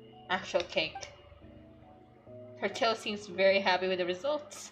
Oh yeah, look at that! Savannah looks pretty chipper too, considering she lost. This wasn't for you, was it? You did this for Savannah's sake. Now, where were we? Yes. Do you have any more questions for me after everything that's happened? Are you going to stay at Fluv Sandra? Uh-huh. I thought Navia would have filled you in. And actually, I said all this to Savannah before I left. Although, as we saw, I don't think any of it sank in. I had 2 reasons for leaving. One was the food safety incident, of course. But the other was that the Hotel de Boer had reached a point where it didn't need me anymore. So I decided to step down and look for new opportunities to improve myself. She's off to her own ventures. Improve how? Well, a while back, I got to know a fellow chef from Liyue, and in her, I saw so many new possibilities. Xiangling! She has that same adventurous spirit that Modeste and Sibeli had in their youth. Slime mucus, lizard tails. With her, nothing's off the table. Yep, that's right. That's our Xiangling. To be fair, it's difficult to live in the shadow of a genius. True. Pretty sweet, sour, and a little salty. Yes, I love Escoffier. The same way I love Acetlawi, to be honest. They're kind of the same, but they have different backgrounds. There's a whole world of new flavors out there waiting to be explored, hiding away in ingredients we overlook. Case in point, remember those Romaritime flowers down in the ruins? Yeah. I used them in the cooking contest just now. Really? Did you taste the difference? Oh. What? Paimon didn't notice at all. Half of the art of cooking is dissecting the recipes of previous chefs and figuring out the exact constellation of elements that gave their work its signature taste. And the other half, it lies in freeing yourself from the confines of the kitchen. You've got to go out and explore the endless possibilities out there. Yep. Uh-oh. Paimon's suddenly not sure she wants to try your cooking anymore. Well, I'm always down to be your taste tester. Should definitely make Paimon taste all of your most experimental dishes. Nah, I'll be a taste tester. Don't worry, it's not going to be a free-for-all like in Modeste's time. Before I put anything into my food, I'll obviously do my research. Make sure it doesn't contain any harmful substances. Cooking is also science. In the meantime, take this. It's a recipe for Petit Gâteau de Boer, revised version. I tweaked it to suit your needs as busy adventurers. Hope you enjoy, and remember, feedback is always welcome. Alright! Diamond Paimon. So, do you ever see yourself returning to Hotel de Boer? I don't think so. Oh, of course. Oh, I've okay. already promised Banishem that I'll come back every once in a while to make sure the quality of the food remains at an acceptable level. That's what she meant. Okay, good luck, Savannah, I guess. You know, Paimon's still a little disappointed that we never got to see the treasure of Remoria. Surely Monica wouldn't have gotten drawn in so deeply if it wasn't for all the mystery surrounding the original Gâteau de Boer. She practically dedicated her life to finding the lost pieces of Modeste's diary. Then went to all that trouble to infiltrate the Hotel de Boer. And in the end, it was all for nothing. She sold her soul for a dream, then had a rude awakening. Her life's work became a grand exercise of futility. Since you mentioned the treasure, traveler. between Modeste's writings and what we saw in those ruins, I think I may have figured out the truth. The so-called treasure of Remoria was most likely a substance that the Remorians extracted from Lumitoiles, better known to us as Lumiline. I kind of figured that out. Huh? So then, why all the hype back in the early days of Gâteau de Boer? Don't forget, it was a very different era. We could barely even refine sugar back then. So desserts were very much in their infancy. In a world of bland food, it's no wonder that the first thing to really excite people's taste buds took the world by storm. And as for the Lumiline, it may well have been somewhat valuable in ancient times. But these days, it's just another drug from the Fontaine Research Institute. Even if Savelli hadn't destroyed it all, I doubt it would be worth that much these days. I see. Yeah, it is a very different time. So yeah, the old Gâteau de Boer wouldn't be good as it is today. So after all that, there was nothing in those ruins but worthless junk. Not really worthless. There's some notes. Feels strange to say it, Knowledge. but Paimon almost feels sorry for Monica. She sacrificed it all only to get nothing in return. She got exactly what she deserved, though. Hey! Hey, Navia! Huh? Navia? You just got back from that underwater ruin, right? Well, check it out. They ran a special issue. What is it? Did you see anything like this down there? Freshly unearthed from the ruins of Rumoria. A magnificent jar thought to be over 1,000 years old. Experts say it has immense artistic and historical value. It could be worth an absolute fortune. It was broken. We lost all the Mora. Wait! No! Isn't that the jar they used to hold the treasure? If only it was still in one piece. Some butterfingers must have dropped it or something. It's such a shame. You guys found the jar. Did you find the body? I love that. I love that so much. That made me like Escoffier a lot more. But now, before anything, we gotta cook this dish. Cook this gâteau de bord. Because it's so iconic now. They kept saying its name like 100 times. Gâteau de bord. Wait, where can I cook? Forgot where to cook. Oh, maybe here. Oh, no. Where was it? I forgot. Oh, here. Okay.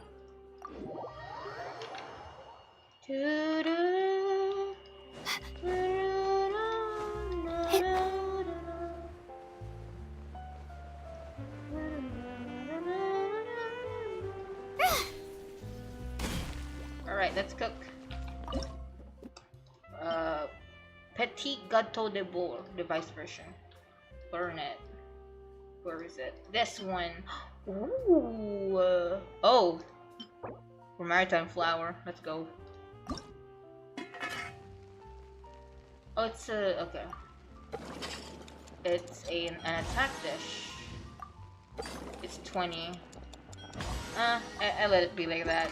But for now, we need to start the other part of the stream, which is the whirling waltz. Oh, I'll take that. Thank you.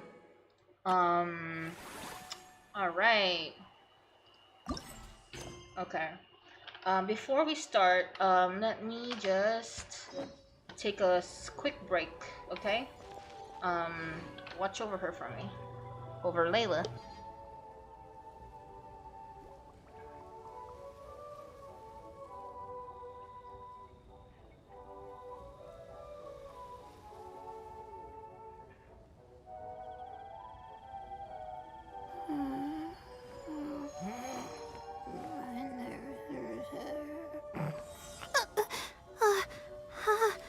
How did I do that?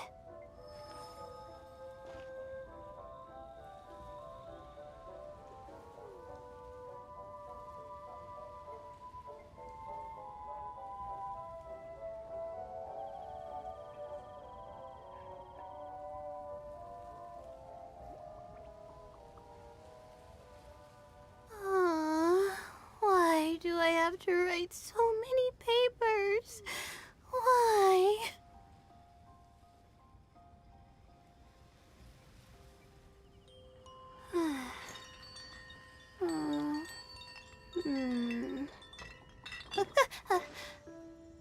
Okay.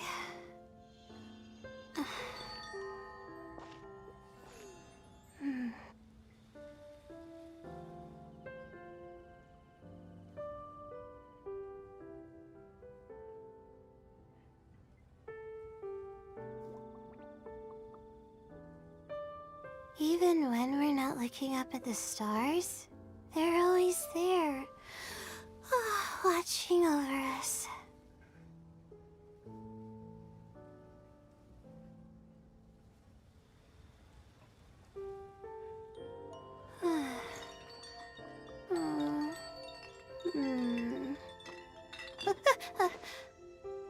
Okay.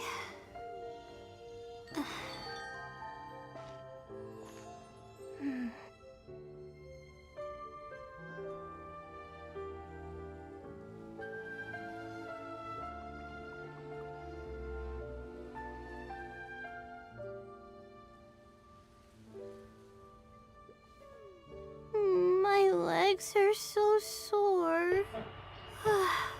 Guess I must have been sleepwalking last night. Again. Poor Layla. Okay, we back.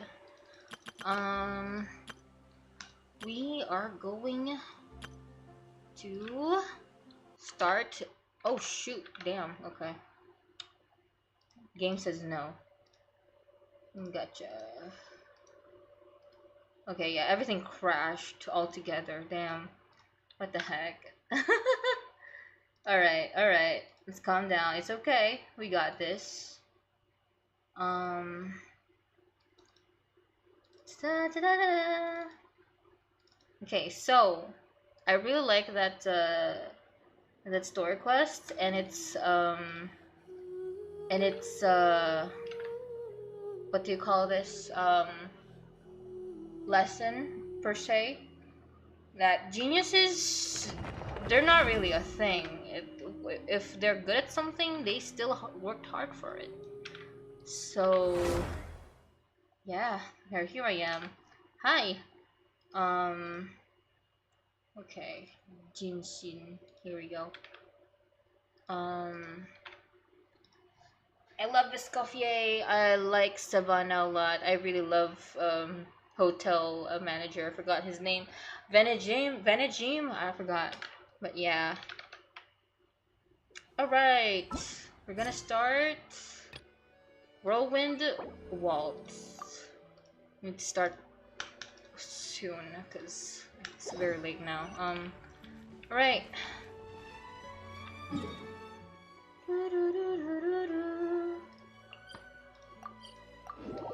We started at 4, so it's been 3 hours. Like 3 hours and 27 minutes. Uh-oh. Well, was that Charlotte? Hey, there's a newsstand over there. Want to grab a copy of the Steambird? We know our Fontanian friends love a little drama. There's no way they let their readers down. Isn't that Charlotte? Kinich! And standing next to her, surely that can't be Kinich? How about... Lost treasure resurfaces at last. Behold the beauty of the Remurian teacup. Kinich! Hold up. There's this once a gem. Illegal restaurant caught serving soy and stew. Proved surprisingly popular. That's Charlotte. She's not voiced, but I think she's the only one that's not voiced, so. Pretty shocking. But it still feels like it's missing something. Ah, got it. Yes? Udex gravely wounded in shocking stabbing. Set to miss cross-border smuggling trial. What are you guys talking about? My, oh my! That can't be for real! Ugh, fine. I hate to admit it, but you've won this one. Huh? What? Did Paimon hear that right? Nevelet was stabbed and gravely wounded? Is that right, though? No, surely that can't be right. Can it? Surely not. If it is, we're all toast. Aha! I thought I heard familiar voices. Well, if it isn't the Traveler and Paimon. What a coincidence! Mr. Kinich and I were talking about the two of you just a few minutes ago. Oh, unfortunately for me, he's a very loyal friend. I pressed him for some juicy details, but he remained tight-lipped about you. So, anything you want to share with me about the great Traveler's triumphant exploit in Natlan? It was a team effort. Modest as ever. Anyway, I'm getting a bit ahead of myself. Sorry. Let me backtrack a little. Hi, you two. It's been ages. What brings you back to Fontaine? Well, I did some Escoffier quest back there, so I'm here to start this one. Hey there, you two. Fancy running into you here. What a pleasant surprise. Yeah, that, and also a less than pleasant shock. What the heck was all that about a Saurian meat restaurant and the Udex getting stabbed? Please say you weren't being serious. Are you guys playing a game where you can like create a headline that's so shocking? Oh, that? We were just trading tabloid headlines. Is that what you're talking about? Trading tabloid headlines? Yeah. Charlotte and I were having a little contest to see who could find the most ridiculous fake news stories. I see. Okay. Either I got lucky, or I have a knack for honing in on the most outrageous material. Oh, they're looking at these papers and seeing which one seems too fake. Okay. I'm sorry you had to see an unflattering side to Fontaine, Mr. Kinich. These third-rate tabloids write their headlines purely to shock and scandalize. All they care about is grabbing your attention to boost their sales. The ones who've still got a shred of integrity will at least clarify the truth in the main body of the article, although the misleading headline is still an underhanded trick to draw readers in. But others, like the one we were just reading aloud, have no qualms about making outright fabrications. If I had to quantify it, I'd say about 1% of what they write is the truth. 1%. Damn. That's pretty lenient of you, Mr. Kinich. Huh? Him? Lenient? Oh, you gotta be kidding! Ah! He needs to hide. He needs to hide. Don't get me wrong. I'm not trying to give credit to these so-called news stories for occasionally including a grain of truth. All I'm saying is, even the wildest leaps of the human imagination are always rooted in reality. That's true. You mean all those fake headlines you mentioned actually do have some basis in fact? Some. Sure they do. For instance, there was in fact a smuggling trial recently. Considering the amount of speculation surrounding the smuggled goods, it's no wonder there are rumors about restaurants serving saurian meat or teacups being unearthed from ancient ruins. But in reality, the goods in question were simply a few ancient relics dug up from ruins in Natlan. I see. Rest assured, no saurians were harmed in the process. Okay, that's good. And if you're wondering why the Udix isn't to preside over the trial, it's because this case was assigned to another judge right before the offset. It's not as if the Palais Mamornia only has one judge. We can't expect Monsieur Novelet to handle every single case himself. On a more interesting note, the trial in question went remarkably smoothly, and it was all thanks to Mr. Kenichi's testimony and as a key witness. Oh, he was a key witness. That's good. Oh, okay. Paimon was so busy freaking out about those headlines that she totally forgot to ask why you're here in Fontaine, Kenich. It was all misunderstanding. The world's not gonna end. Oh, Traveler. Maybe not, but it'd be it'd be an even better world for me if Mr. Kinich here would agree to another exclusive interview with the Steambird. It was a pretty open and shut case, and my testimony in court was clear enough. But I'm guessing, Mademoiselle Charlotte, that you're less interested in the case than you are in trying to uncover some news stories about Natlan. Yeah. Drat. You saw right through me. Guess I'll put down to the keen instincts of our renowned Saurian hunter. Any response to that, or...? I appreciate your kind invitation, but like I said, storytelling isn't really my forte. Kenich the speechless! Kenich the tongue-tied! Huh? Get him out of there. If you're dead set on doing an interview, why not talk to the Traveler instead? Back to me again? Ah, of course! That's a brilliant idea. But that also means I'll need a bit more time to prep. Let me put together a thorough list of interview questions. Sounds like I'm not allowed to refuse. Well, I know I can be persistent, but at the end of the day, it's your call. Anyway, I should probably be getting back to work. I also need to track down the questionnaire and report these increasingly outrageous tabloids. Farewell, my friends, until we meet again. Charlotte never stops, does she? She's a very busybody, and she's grinding. Gotta respect her for that. Anyway, Paimon just has to ask, that owl thing that popped out before, or was it a howl? It kind of looked like a howl, but at the same time... Oh, that thing. That thing? Yeah, that was a howl. Huh? What's up with him? Like, He's still noisy, but he's way quieter than before. It's like he's trying to hide or something. Maybe he's not acclimating very well to Fontaine? Could be. Not acclimatizing? Acclimatizing. Aw, poor Almighty Dragon Lord is not feeling well. Too bad he can't come out to argue back. What do you mean? There's nothing physically wrong with him. It actually has to do with a strange law we learned about after arriving in Fontaine. Can't have floating stuff. Apparently, it's forbidden to release flying objects within Fontaine city limits during the first 3 days of each month. First 3 days of each month. And I'm sure Paimon gets it even better. Paimon sure does.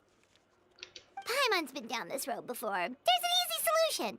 As long as Kaniche holds onto a house tail, he'll be considered an Almighty Dragon Lord balloon, not a flying Almighty Dragon Lord. Okay. Not gonna lie, I was considering that. But Ahau wasn't too thrilled with the idea of huffing and puffing away in the form of a mini helium balloon. That said, it's pretty annoying how he keeps randomly popping up all of a sudden. Anyway, this morning I saw a notice outside the Palais Mermonia about an event that's set to take place outside the city soon. Something to do with filmmaking. I hear that's all the rage here. That law, I mean, it's 4.0, same though. I was planning to stay here and do some exploring for a few extra days anyway, so I think I'll go check it out. It'll be a good chance to let that noisy helium balloon out. He might even learn a thing or two. If you're free, why don't you come along? Sure, seeing how angry always makes my day. I know where it is, so let me lead the way. Alright. Let's follow Kaniche. An overnight Fantasyland. Right, we're gonna do a, like a, what do you call that?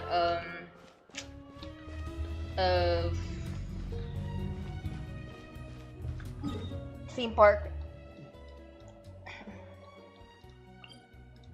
Cheval Maran.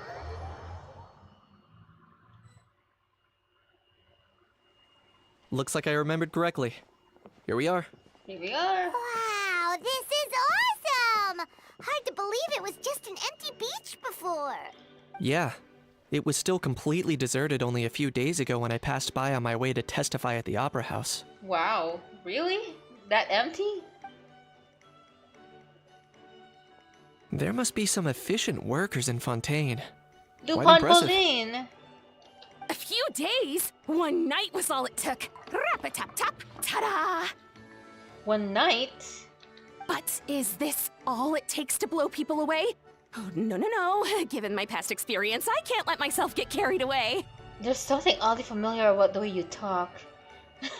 Well, I can't believe you Lepine actually Pauline. remember me. It's me, Lepine Pauline. That's right, the unlucky one. Are you proud of that? Good to see you again. The prototype lens has come in handy, by the way. Oh yeah, she gave us the gadget that lets us take pictures inside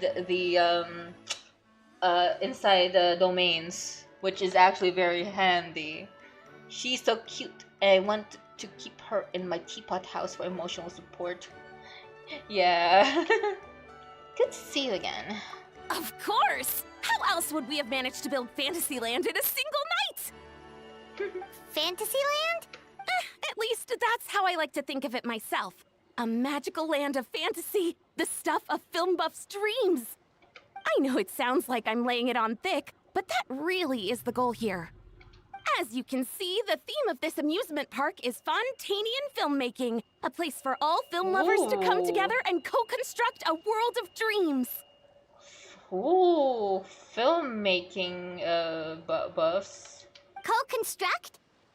Well, that's a relief. Sounds like you're sharing the cost this time rather than pouring your entire life savings into a single project. Wait, was that Savannah just now? Nope! I might be inviting others to help fund this, but that doesn't mean I haven't thrown all my life savings into it too! You've thrown all your life savings into this? No. You've got to be kidding. Ha! Look at you, puny little humans. Recklessly betting your entire future against some stupid vanity project. If you're expecting even an ounce of sympathy from the Almighty Dragon Lord, Dream on! Mockery is all you shall get, straight from the heart! Sorry, just ignore that little gizmoid. He likes to butt in occasionally. Do go on. Gizmoid? Who you calling Gizmoid? You're the Gizmoid! No! Wow! That's quite a nifty mecha you've got yourself there. Is it some sort of smart personal assistant? No. You ought to let Miss Charlotte see your cool gadget. Gadget. Who knows? Maybe you could even look into mass production. Oh, hell no. 1.5 is enough. I'm sorry. Mass production? Ugh, insolent, vulgar, and disrespectful! I agree. Do not mass produce a how. Cute. Finders are too big for these buttons. Fingers, okay. Yeah. I, the almighty Dragon Lord, am one of a kind! There has never been another like me, nor will there ever be! Yeah, are you regretting what you said right now, Lupine? And another thing, smart is the understatement of the century! I shall have you know that I am Kahulahau, forebear of ancient wisdom! I lived for eons long before any of you were born! What? Heavens above! I beg your pardon, forebear of ancient wisdom. Please, I meant no offense. Oh my god. Idiot meets idiot. And meets idiot. Looks at Paimon. What's all the fuss? Making some new friends, are we? We are. Hello, Navia. Miss Navia! Hello. Allow me to introduce the star behind all the work that's gone into this venue. Miss Navia, president of Fontaine Spina di Rosula. The king of Fantasyland. I forgot the name. Hello, everyone. Partner, Paimon. How have you been lately? Very well, thanks. Even better now that you're here. Hello there. I'm Kenichi. Hello. What about me? What about me? My useless servant can't even give me a proper introduction. You think someone yelling their name out in the middle of a public street really needs an introduction? That's true. He's not wrong. I caught yours just now, in fact. So, you must be the almighty Dragon Lord, Mr. Ahau. It's a pleasure to meet you. Navia's too kind. What? She's being polite. What's wrong? See that? That's what I call proper manners. Yep. Well, it's not every day you meet a well-mannered human. Navia, was it? Excellent. You may address the almighty Dragon Lord by his name. How? Navia, don't you think the title Almighty Dragon Lord is a bit silly? It's no big deal. All little animals do that, don't they? I mean, try to puff themselves up to look more impressive. That's true. I was totally being treated like a cuddly pet. That's true, actually. Yeah, Navia's treating him like a pet. Anyway, it's all thanks to Miss Navia and the Spina di Rosula that Fantasyland's gotten up and running in the space of a single night.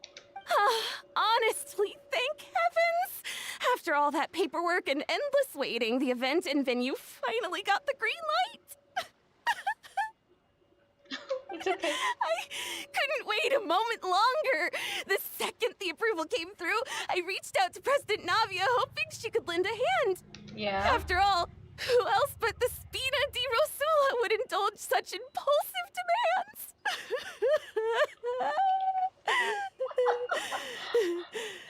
I miss her. I love how kind she is. I know. She's very kind. She sounds like a gremlin. Who? Lapine? Pauline? Sorry, traveler. Miss Lapine Pauline sometimes gets a bit overwhelmed by her own excitement, as you can see. Yep. I'm guessing she hasn't gone into much detail about the event yet, so let me fill you in. In short, the Cheval Moran Film Fantasyland is a fan convention that's open to film enthusiasts from all over Teyvat. Miss Lapine Pauline is hosting this event and also providing technical support. Huh? Cheval Moran? Cheval Moran. Right. The one and only Surintendant Cheval Moran. Oh, I see Escoffier in the back. After much persistence and many solicitations, I finally obtained Lady Farina's permission to use the image of her close friend. Really? Not only is our adorable mascot drawing in fans by the minute, but she's also boosting her own popularity. And that was always the goal. A win-win arrangement. It's been a while since we last met, but still, it's a surprise to hear Lapine Pauline coming out with such sensible ideas. Sensible? By the way, Miss Lapine Pauline, have you decided to switch careers and go into film tech? Not exactly. By chance, one of the prototype lenses I developed caught a photographer's eye, and it's now being used for the latest cinematic productions. Nice. Thanks to this unexpected opportunity, I've had the chance to invent various film-related equipment and props. That's right. So don't underestimate Miss Lapine Pauline, our resident engineer. She's the technical powerhouse at the core of this entire event. As for the Spina di Rosula, we're mainly here to take care of planning, operations, and management. Your expertise, actually. For anyone feeling inspired to set up a booth, Miss Lapine Pauline and I will provide the necessary technical and operational support once their application has been approved. Okay. By the way, traveler, are you at all interested in taking part? It would be a chance for you to earn some extra income. Plus, with your skills, I'm sure you could bring something special to the table. Sounds like a lot of fun. Paimon would be even more tempted if you were to, say, throw in one of those fancy feasts she's seen in those gourmet food reels. Paimon. Well, as it happens, that'll be a piece of cake. Everyone needs to eat, whether they be tourists or the stall owners themselves. So thanks to Miss Navia's help, we've managed to invite none other than the celebrity chef, Miss Escoffier, to run our theme restaurant. Yay. Look over there. Is she okay? She's been going around. You! Yes, you! For the last time, the ingredients have to be in the right ratio! Get it right next time, or you might as well just lie down on the chopping board yourself. Oh my god. She seems a bit busy right now. Too busy. Well, I'm sold. I think I'll make a Hao go be her assistant. How will he react? You little... What's your game here? Demoiselle, sorry to bother you, but there's an issue over here that requires your personal attention. Apologies. Looks like it's back to work with me. Please feel free to take a gander at what we've got. Anyway, if you're interested in taking part, come find me later. Sure thing. They should name his new butler, cause at least the name. We know that he's not gonna die, right? Like Cervero Medus. Anyway.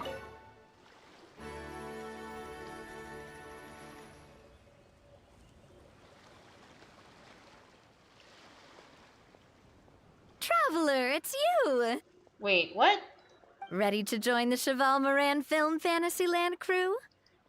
Not yet, sorry. No problem. We'll be ready when you are. Okay. Oh, he came back. Okay.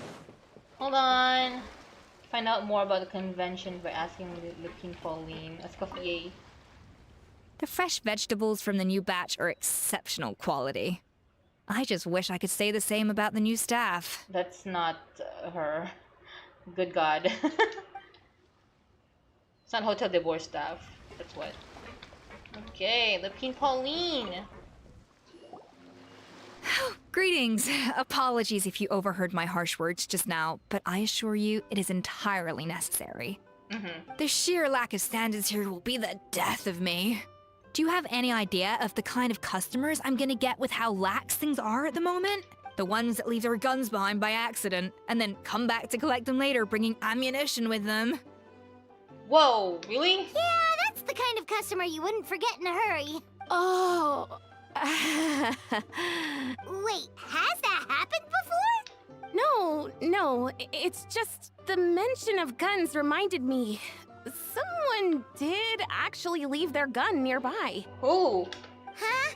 Who did? Just before we started setting up, as we were cleaning up the site, someone stumbled upon a mysterious locked box.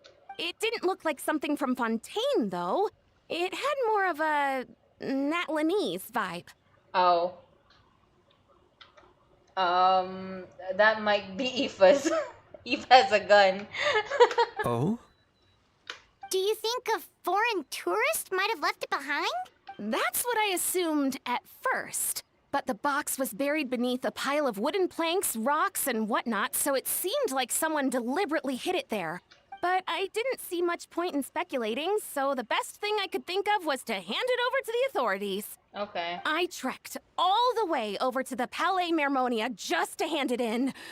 Ugh, it was exhausting. You guys need a better transportation kind of thing here. What did the authorities make of it? Oh, they made a mountain out of a molehill, as usual. Before even addressing the question of what was actually inside the box, they had several heated discussions about whose responsibility it was to write the lost and found notice. Oh, they were talking about paperwork. Okay. Thankfully, the ever-reliable Officer Sedine stepped up and immediately called in the Marechaussee Phantom to crack the lock and check if there were any dangerous items inside. Sedine, good job. And, as it turned out, there was a gun. Wow, that's a dangerous item, all right. Mind if I ask what kind of gun it was? Oh yeah, Mr. Kanich, you're from Natlan, aren't you? Do you know a lot about guns? He has a launcher, but it's not a gun. You could say it comes with the job. I have an interest in weaponry and the like.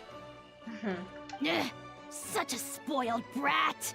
What, are the toys I gave you not good enough for you anymore? Yep, got sick of those long ago.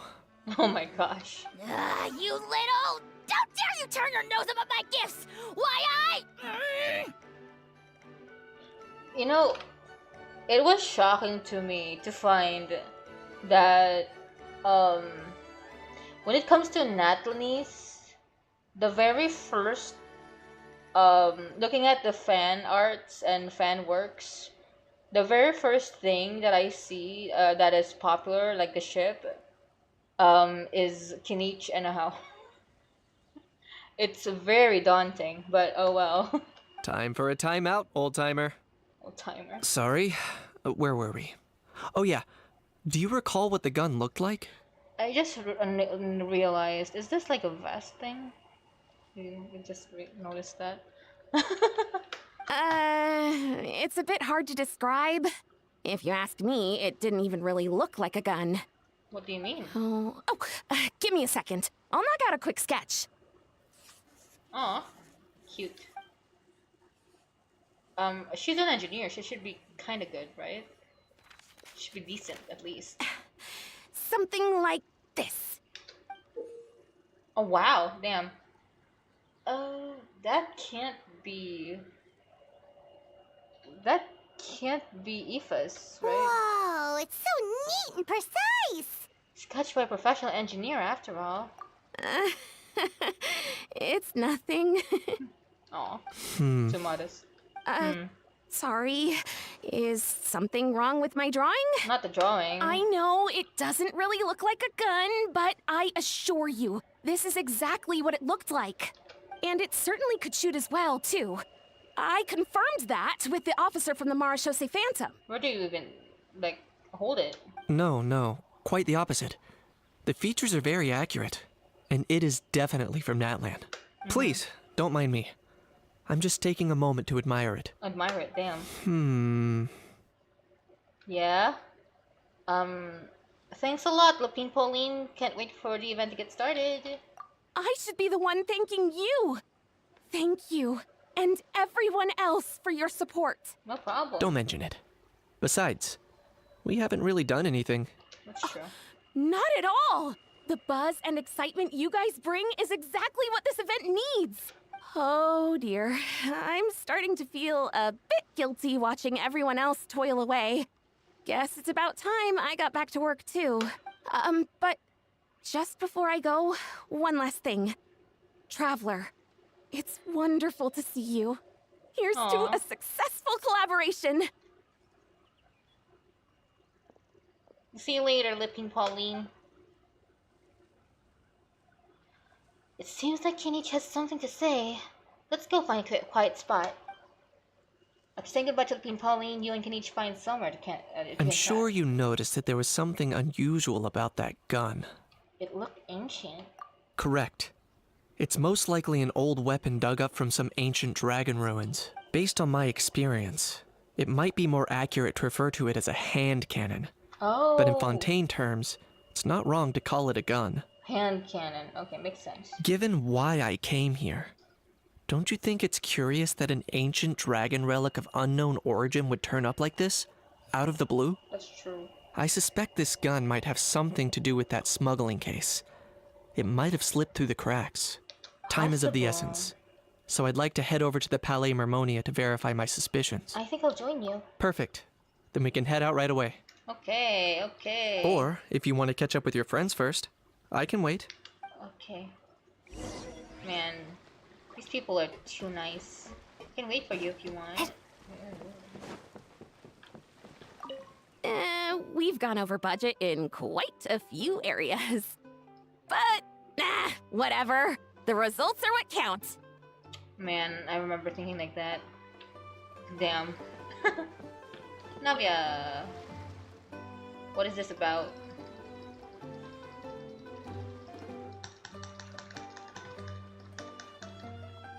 Traveler, ready to join the Cheval Moran Film Fantasy? Yes, I want to try this a bit. It's time, dear partner in Paimon, for us to turn our attention to the Cheval Moran Film Fantasyland. As I mentioned, the park was started up by enthusiasts who brought in the Spina di Rosula to handle the planning, construction, and operations. Yep. Of course, enthusiasts aren't typically all-around experts. They usually stick to designing the event booths. We, for our part, handle long-term operations and develop standardized strategy guides for the different activities. Long-term operations? Strategy? It all sounds so complicated. We spend most of our time adventuring and we barely have any experience running a stall. Do you think we can handle this? We had an experience handling a stall. We got a stall back in that potions event that one time. We've done plenty of big business ourselves. That's more like it. You've seen it all before, haven't you, partner? Yep. I'd even go as far as to say you've shaped some of Tevat's biggest business ventures. That's right. Anyway, first things first. Let's get an overview of how the whole festival's gonna be run. Alright. Cute.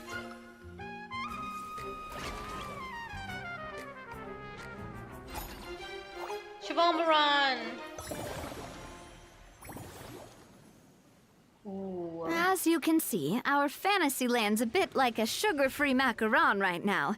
Several areas are still under construction. The Spina's only been able to hire a limited number of craftsmen. Besides, we don't have enough experience to handle multiple projects simultaneously. That's why I chose to adopt a time slot-based planning method, so we can focus on specific tasks during each designated period. Upgrading facilities, expanding the venue, hiring staff. All of this requires funds and time slots to accomplish. So, it's our job to allocate precious time slots in each business cycle to the most worthwhile tasks. As we attract more guests and earn money to add to our funds, we'll also be able to work more efficiently, which will allow us to divide each cycle into finer time slots, which will let us get more done. So we'll be limited in the decisions we can make and tasks we can focus on within each time period. Which means we have to use our limited actions and Mora to earn even more Mora. Kinda like playing chess or cards then. Cooking up a strategy in advance is gonna be key. Okay.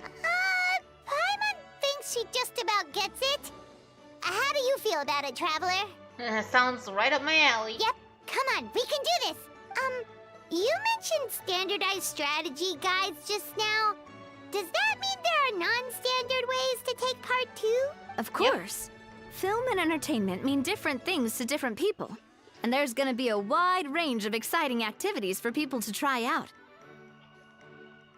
If we're not careful, some visitors might wander off and end up getting in trouble. Oh, okay. And others might pick up dangerous props by mistake. To avoid confusion, we need to create a standardized strategy guide for each activity. Just think of it like a walkthrough. I see. You want me to be your test player. Wow, if we're the first ones to test out the activities, who knows what surprises there could be waiting for us? But if we hit a tough spot, we'll just have to rely on our skills to carry us through. Hopefully it goes without saying that I'd never put you in danger, partner. I carefully checked all the existing activities before you arrived, and I can assure you that they're all perfectly safe. I also wanted you to experience the activities before anyone else gets to. It'll be fun. Plus, we'd like to hear your thoughts and suggestions. Oh, those are two things Navia is best at. Making people feel safe and having fun. Great! Well, I can't wait to hear what you think. Your input is super important to us. All right, then. Let's start with eclectic escapades and put our first guide together. Okay. Sorry, I didn't listen that much, but let's try this one. Unlock facility. Boom.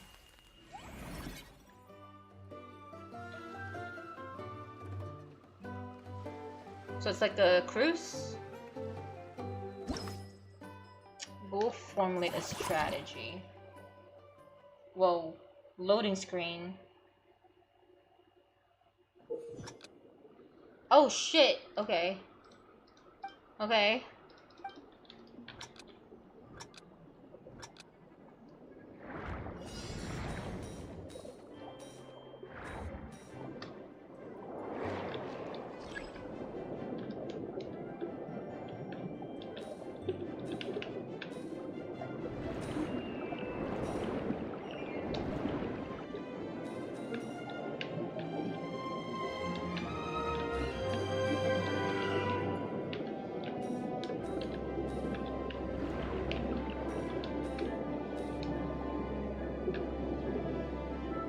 No, I didn't get that. Whee!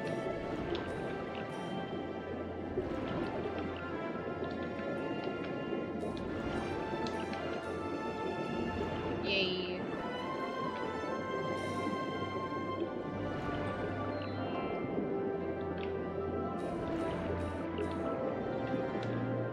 Okay, it gives me a lot of points anyway, so it's fine. Get to Poisson. Yay! Poisson!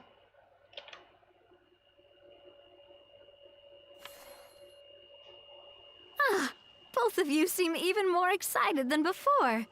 Looks like your first trial run didn't disappoint. The challenge format is super easy to get into. Paimon hasn't actually watched that many films, but after trying it out, she might just be hooked. We should check out the film that it's based on.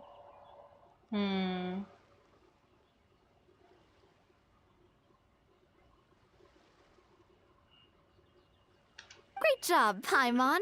That's exactly what our enthusiast friends were hoping you'd say. They'd be beyond delighted to hear that visitors are curious about the films that inspired these attractions. Some have even been willing to contribute extra funds out of their own pockets. Where budgets have allowed, of course. I just realized this is literally Universal Studios. So the attractions are based on the movies of Fontaine. Yep, it's Universal Studios. Out of their own pockets? That's right. While the Spina di Rosula covers the cost of basic booth materials and rental fees, many fans have personally funded promotional materials and related merchandise. Oh, wow. The cost of the booth itself isn't their main expense. Some of them have already started designing spin-off products inspired by film characters. Damn. Take our official mascot, Sir Intendant Chevalmoran, for instance. She won second place in the last most popular character poll for the comic film category, and was even dubbed the pinnacle of round bouncy cuteness. Wow.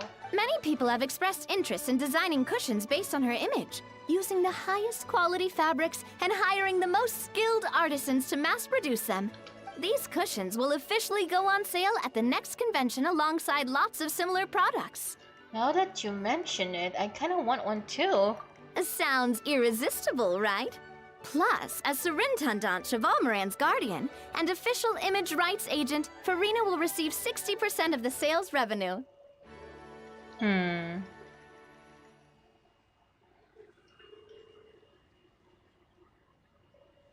Hold up.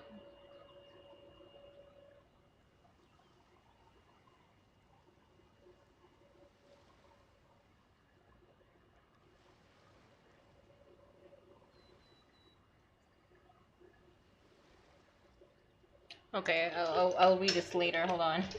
After all, the fans are doing this voluntarily, not for profit, but to promote Surintendant Chevalmoran's adorable image. The more Mora ends up in Farina's purse, the better Surintendant Chevalmoran's meals will be. And who wouldn't be happy to hear that?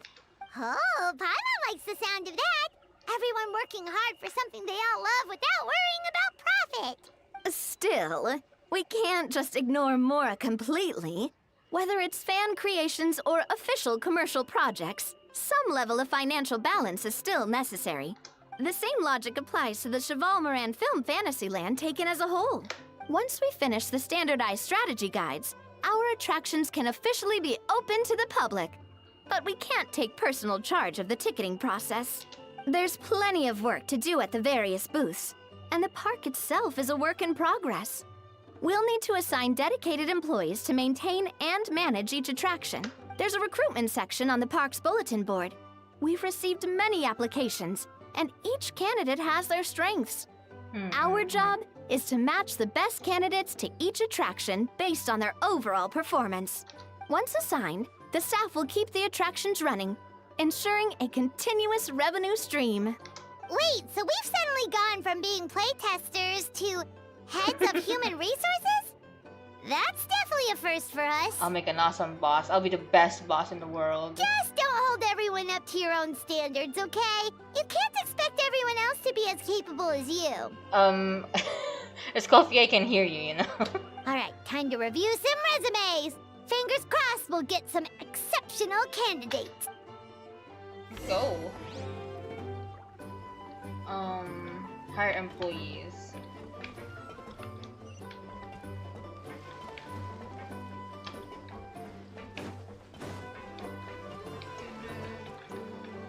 Staff center. Oh, okay. Recruit. I've done this in freaking Honkai Star Rail. Recruit someone. Maybe they'll stand there. Looks like this particular employee is really getting into their role. Wishing them success in the job. You're both doing great. You sound more like bosses than I do. In any case, with this, the Chevalmoran Film Fantasyland is now officially open. Running a theme park is a long-term project. You won't make much if you try and rush it. We're just about done with our current work setup, so let's take a short break and wait for this cycle's revenue report to come in. Alright. Okay, let's stop here for now, since this is all from the thing. Let's do this other thing, for, the actual storyline. Yep. So we're talking about a hand cannon. Wait, whoa. Oh, man. You good, Aoife? Bro! Bro! Wait, why are you saying bro? Are you mimicking me? Now's not the time. Come on. No, I mean, one of our buddies is here, for real. Quite a few of them, actually. Hey. Aurora and Aoife, what brings you to Fontaine? Huh? How come you're... Ah, I'm guessing Kenichi's here because of that international smuggling case, right? I've heard quite a bit about that. Yeah. Word sure gets around quickly, huh? Yep.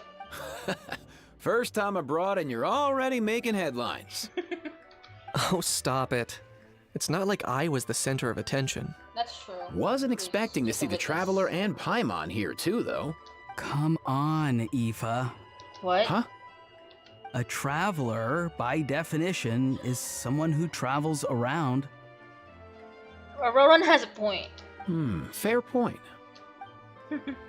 Anyway, back on topic. Wait a second. I lost my train of thought. What are we talking about again? Roran derailed him. Why, you're all here, of course. For vegetables. Kakuku. Oh, Roran, I love this man so much.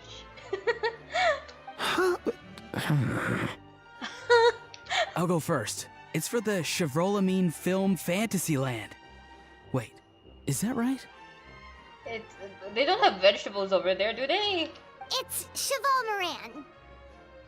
Ah, right. I keep stumbling over that one. Guess I owe Cheval Moran an apology, even if she's not here. It's okay.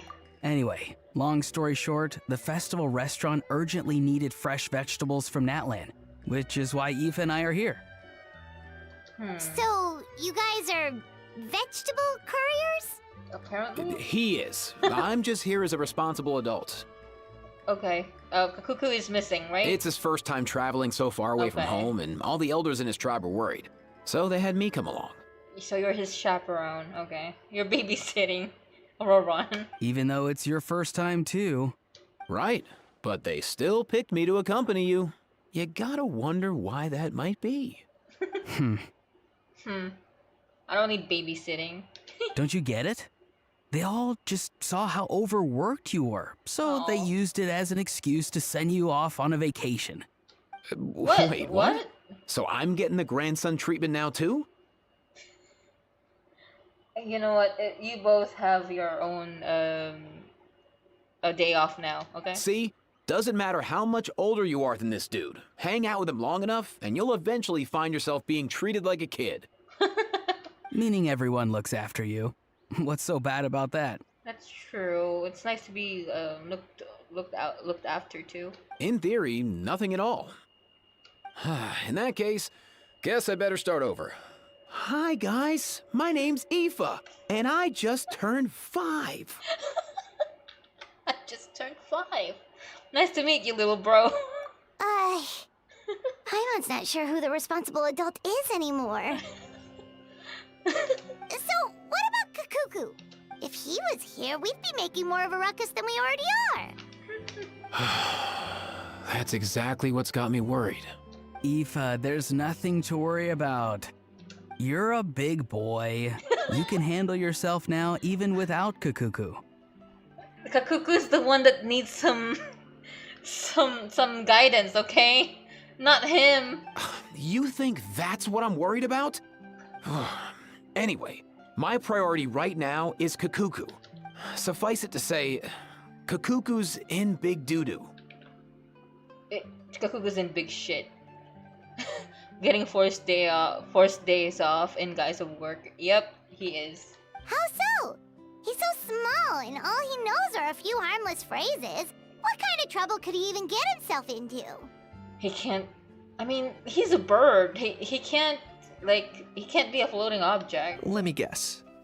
Did he get caught out by the law on flying objects? He's a bird, though. Bro, you too? Bird, well, he's a dinosaur, but you get it.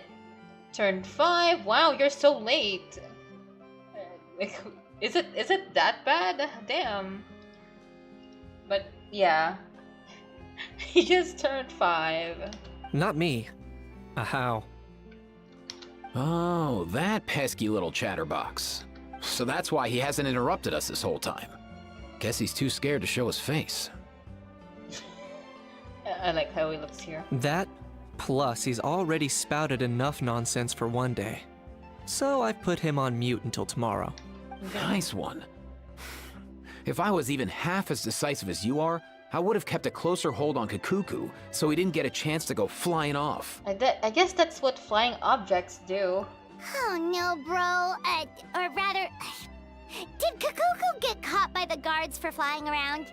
If they had Hope managed not. that, we'd at least be able to track him down. But when the guards started chasing him, Kakuku flew into that building next door. I wouldn't be surprised if there was a high-stakes pursuit going down in there as we speak. Just like one of those cool crime movies. Meanwhile, in the other side of the wall. Which building? Problema Mornia. That one? Yup, that's the one. Kakuku sure has a good eye for a getaway. It's the tallest building around. I may be able to fly up pretty high, but checking every last window would still take quite a while. As for Aoife, well, let's just say he's not flying anywhere without a Saurian. Sorry about that. It's okay. Not like it's my fault, though. You don't have to apologize on my behalf. Wait a sec. What's this got to do with how high you can fly? Kakuku's got himself into a real mess here. Like a panicked animal running straight into a trap. It's pretty worrying. It is worrying. I'm starting to picture him flapping through a barrage of gunfire while important documents are flying about left, right, and center. Fontaine is more classy than that, Paimon. Come on. Heck yeah! If anyone can pull it off, it's Kakuku. He's always been such an awesome Saurus. I believe in him. Dude, Auroron is so hopeless, dude. I'm kind of worried. He sounds like that one dude who's high all the time. In other words, right now in this building, there could be not one awesome Saurus, but two. Cause Neuvillette. For real now? Do you even hear yourself, bro? Do you even hear yourself, bro? Of course I'm for real. I'd never make light of something like that. All right. Everyone's an awesome Saurus. Well, the human version. But our priority right now should be to go in there and check up on Kakuku. As it happens, Kenichi and I were heading over to the Palais Memorial for something else. Leave it to us. You sure? Wow, awesome. That'll be a huge help. And if Kakuku doesn't listen to you, I give you permission to pull out a couple of his feathers. Don't! Damn! Auroron! Wait, since when was that up to you? Well, then it's your call, bro. All right then, if Kakuku doesn't listen to you, I also give you permission to pull out a couple of his feathers. I think, birds do, what do you call this? Preening? It's preen, right? Yeah, they preen a bit, so they can lose a few feathers. And they grow after a while. There you go. If he objects to that, tell him to come find us. He won't. Trust me. Back when we first met Kakuku in the wild and I begged you to take him under your wing, I never imagined you'd end up spoiling him rotten. Oh, so Auroron found him, okay. And I never imagined you'd be nagging me about it. Oh, well, I definitely saw that coming. Huh? Huh? You're only 5 years old after all. Aoife... I can imagine how much Aoife has like facepalmed for the last 30 seconds talking to Auroron.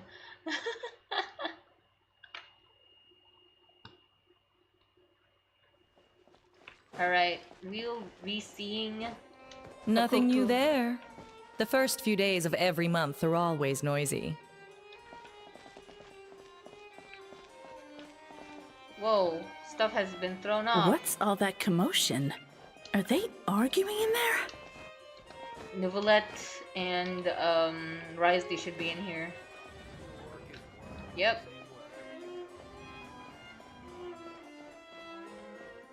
No way, bro! He looks so angry.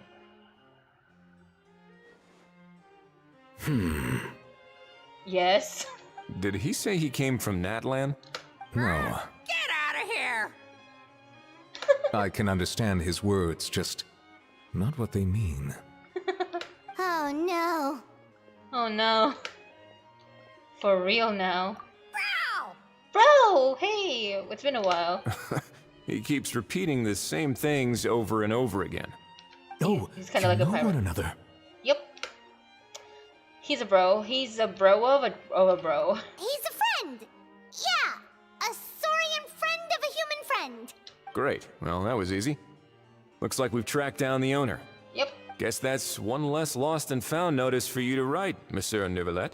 For real? For real? Why you angry? Traveler, was there something important you wanted to discuss with the Udex? I'm just about done with my business here. Need me to step out? Nah. Stay and hear them out first. Perhaps it will have some bearing on your own work. Maybe. If I'm not mistaken, you are the same Mr. Kanich who served as a witness in the smuggling trial? Yes. I take it there's been a further development in the case. That's right. Very perceptive, Mr. Udex. So you've met Neuvillette before? But wasn't the trial overseen by another judge?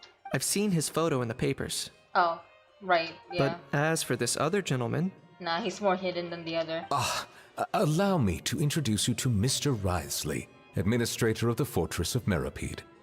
Or in layman's terms, Fontaine's prison warden. I missed his voice so much. Damn. Please, feel free to share anything about the case. There's no need to keep anything from him. Pleasure to meet you. Pleasure to meet you. Wow, that sounded just like me. Pleasure to meet you. But should we really discuss official business in front of the Saurian? It's fine. Oh, wow. Oh, no. I believe he said... Or rather, I suppose he meant that he'll keep this to himself. They became a translator now. Though I should mention, Mr. Kukuku, that we will have to ask you to sign a confidentiality agreement. I don't think he can sign anything unless you could accept a footprint. Sure thing, bro. Aw, he's so pleased. This is a little bit strange. This is all a bit strange, but they really are a great pair of awesome. Sorry. Let us return to the matter at hand. Mr. Kanich, was there something else you wanted to discuss relating to the case? Yes. Let me fill you in. Kanich tells Neuvillette and Wriothesley about Lupin Pauline finding the gun. Neuvillette makes inquiries with the relevant personnel, and sure enough, they locate the box and the gun that Lupin Pauline spoke of. Wow! It really is exactly like Lupin Pauline's sketch! Whoa! It must be all that practice drawing engineering blueprints, huh? It is very accurate, damn. So if it's true that this weapon came into Fontaine alongside the contraband from the smuggling case, then there's a high chance we overlooked a suspect. That's exactly my line of thought. I see. Mr. Kanich, thank you for reporting this promptly.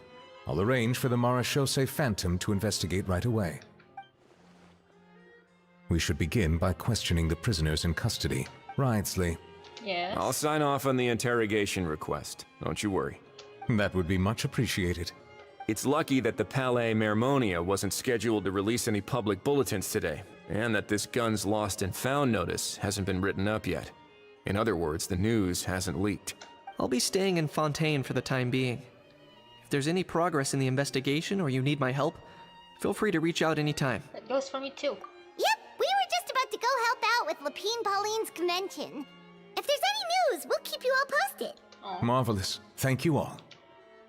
Well then, all that's left is to... Worry about Gakuku. You miss me, bro? He really does come out with the most unexpected things. Who did he learn it all from? His owner. A couple of top bros from Natlan. Huh. Well, it's pretty extraordinary.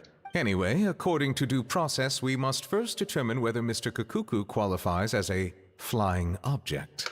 And, following on from our conversation just now, he also needs to sign a confidentiality agreement. Okay. Drafting said agreement may take some time. Looks like you'll be staying with us for a while then, Kukuku. Excited?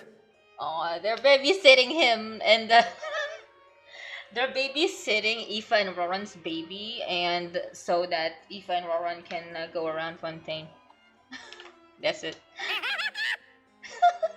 He seems happy. I can pass a message on to his friends. That would save us a lot of trouble.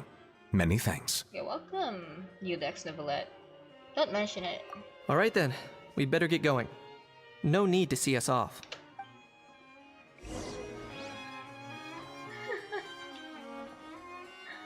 Open it up to take a look. Stash it away from now. Wisely.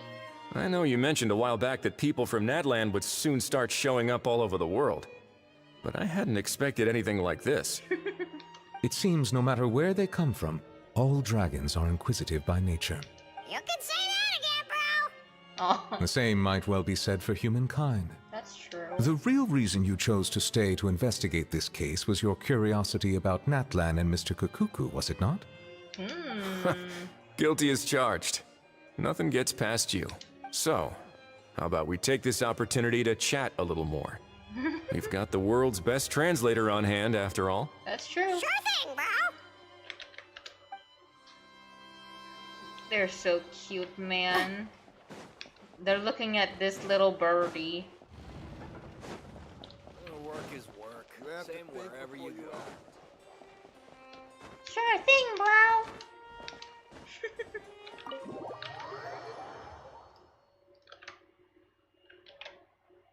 For real, bro? Are you hearing yourself, bro? Alright. Aoife. Ohohohon, Aoife, we found Kukuku! He's safe. What's the situation? How bad is it? Nah. There's some good news and some bad news. Oh no. It's fine. When I saw that Kukuku wasn't with you, I'd already prepared myself for the worst. It's fine. Come on, Traveler. Just say it already. Let's not give this man a heartbreak. Relax, Aoife. Maybe Kukuku just prefers high-rise living now. Oh no. Sometimes you just have to let the kids grow up and make their own choices in life. For real now? Do you even hear yourself, bro? It's not that bad. Kukuku's fine. Still very much alive and kicking for starters. He hasn't been arrested either, so no jail time. Yep. Even had an interesting chat with some veritable VIPs. See? You're not exactly reassuring me here. As for the bad news, well, it's really not that bad. He just has to sign some papers, you know. Kukuku accidentally overheard some top secret stuff, so he has to stay at the Palais Marmonia for a while to sign a confidentiality agreement. But there's no need to worry. The person in charge of looking after Kukuku is super nice, so he'll be absolutely fine. You'll just have to wait a bit longer. All right. That doesn't sound too bad after all. Yeah. Wow, hearing that's put my mind to rest. Yeah, calm your tits. But please. based on my understanding of how things work here, the ban on flying objects should be over by the time Kukuku actually gets out. Oh yeah. What a shame. Oh well, I guess we'll just have to go have some fun without him. Dude, Auroron sounds so high during this. What's wrong with him? You don't look disappointed in the slightest. Anyway, Auroron and I will be staying in guest rooms upstairs at the Hotel de Boer for the time being. Hey, let's Feel go. free to drop by if you need us. Alright, bro. Yay, problem solved! Alright, let's catch up another day. Oh, that was the end of the first chapter. Oh my gosh, that took like an hour. Damn, uh-oh. I'm in trouble. But, that was the end of first part. Hello, Leaf. Leaf. 8 o'clock in the morning. Let's do that. Or is it 2 days? I don't know.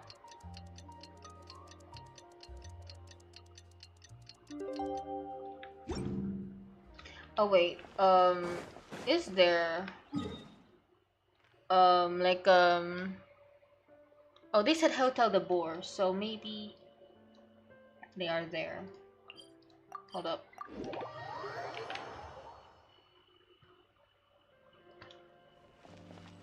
There they are! I got him. I've realized we're in a bit of a tricky situation here. What do you mean?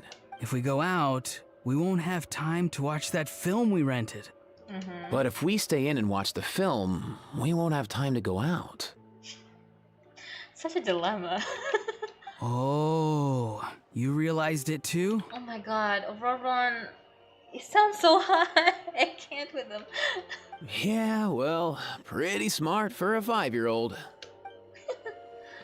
These two. Anyway. Are they still inside? Polymornia. Where should Kanich be?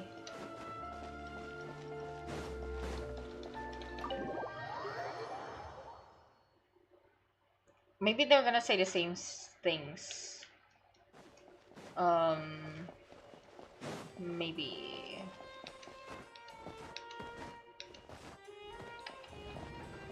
No, they're not here. Oh, wait. Same stuff? I'm guessing they're gonna say the same stuff. But I'll... I know you mentioned a while back that people from Nedland... It seems no matter... You can say that? The same might well... The real reason... So, how about we take this opportunity to chat a little? Sure thing, but... Alright. Is anyone here in the Marcotta station? Marcotta? Looking Pauline, Navia, same people. I don't know where Kanich is. Hold on.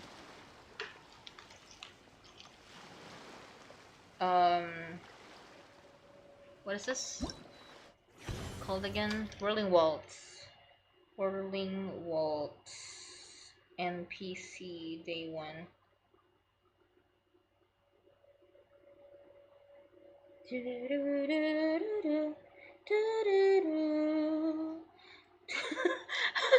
Aoife and Auroron are discussing an inevitable dilemma. They can't watch the movies if they go out. They can't go out if they watch movies. Okay. Inevitable dilemma. Okay, that's only day 1. Oh, they're in Fantasyland, so they're here. Where are they? Am I just missing them? Where are they? Hello? Where are you?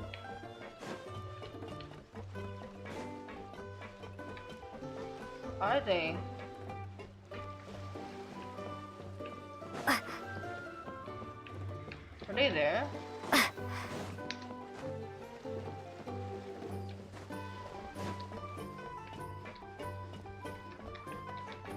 I don't see him. Where is he? Doko lang. They're all near here.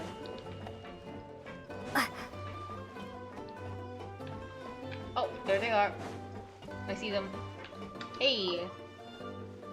It's all your fault! All your fault! Your fault, your fault, your fault! What do you mean? Stop yelling and get to the point. If you hadn't kept me locked away, I could have asked that judge to step in for me! Oh. He'd have backed me up for sure, and then we'd have kicked your sorry little butt! For real now? Did you even hear yourself? Did you even hear yourself, bro? You'd better focus on outsmarting Kakuku first. Alright. We continue. We go tomorrow. Boop.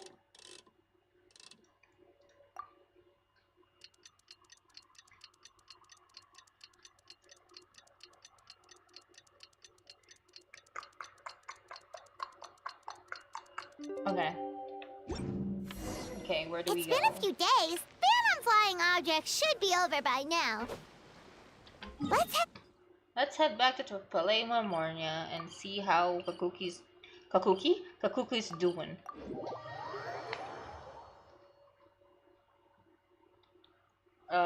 Did they teach him new words already?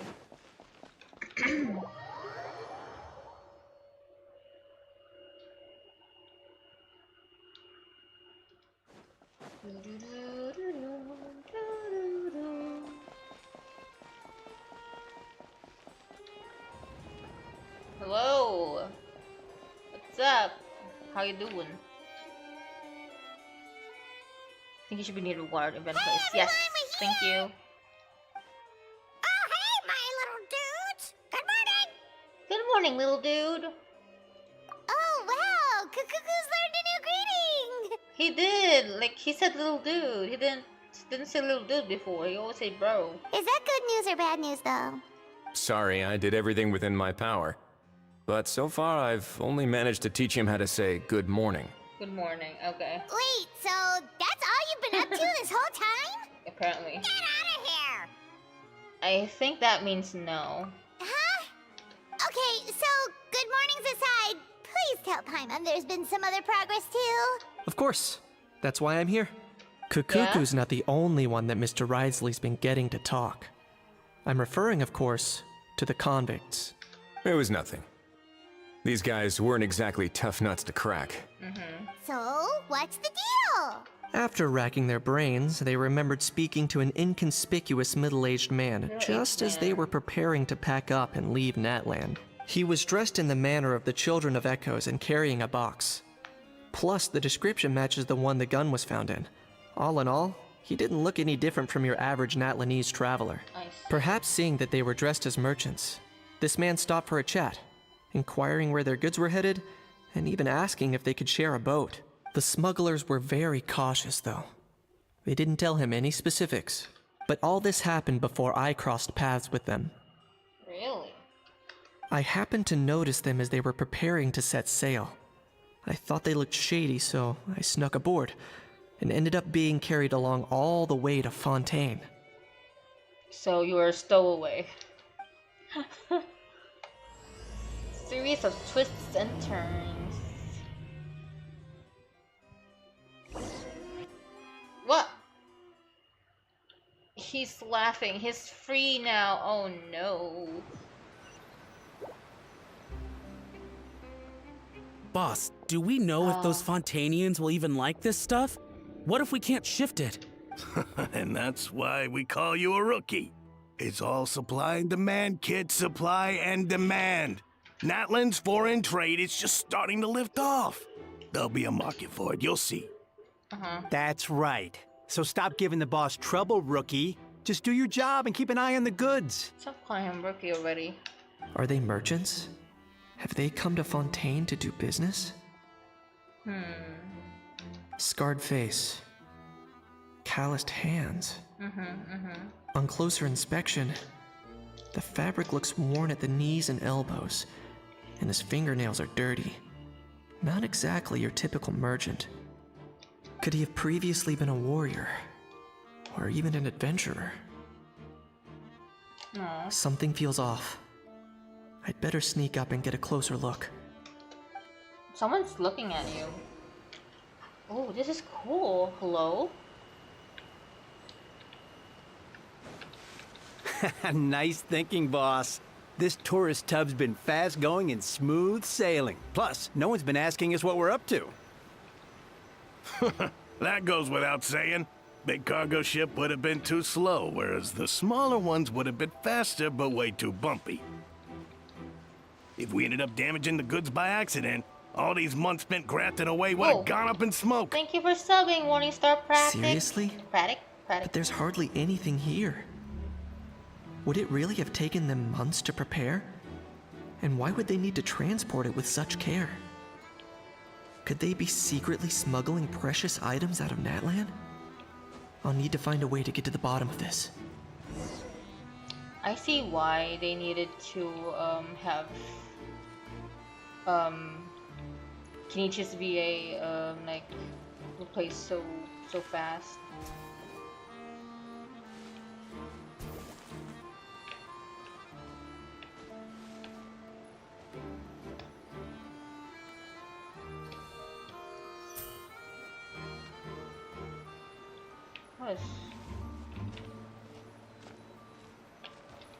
Let's go hear what these criminals have to say for themselves. Sure enough, there are relics inside the box. It's illegal to smuggle such items outside Natland. Hey, why the long face?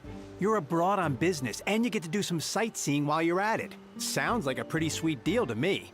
You better cheer up if you know what's good for you. I guess you're right. I was just worried I might have messed up with the packing, or that something's gonna go wrong along the way. Oh, pull yourself together. Tons of foreign tourists come traveling to Fontaine. I bet their luggage is full of all kinds of weird stuff. If someone insists on checking it all, just show them the purchase order we had drawn up. Those Fontainians can't get enough of their legalese, so I've heard. They can look all they want. Aha. So their aim is to smuggle in contraband after all. Yep. Looks like I've gathered enough intel about the smugglers and their contraband. Time to inform port security. Kinich or Escoffier, which one will be a better pull? You just pull who you want to have. Because if you want some good, like, decent Danjo DPS, go for Kinich. If you want some cryo, if you need more cryo in your roster, go for Escoffier. Either one is good. Because I also heard that Escoffier is good for other cryo as well, if you want the freeze comp. So yeah, either way, Kinich is also good for burn comp. So yeah.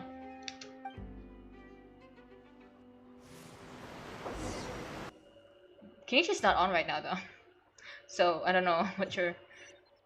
Is he coming later? I forgot. So anyway, that was when I went and told the Fontainian guards about my suspicions. After an investigation and a chase, they finally apprehended them and sent them on their way. Well, guess they're headed exactly where they should be. Good job, Kinich. Thanks. You're welcome. Based on your recollections just now... I was completely focused on those smugglers at the time, so I wasn't really paying attention to other passersby. That's only natural. Don't worry about it.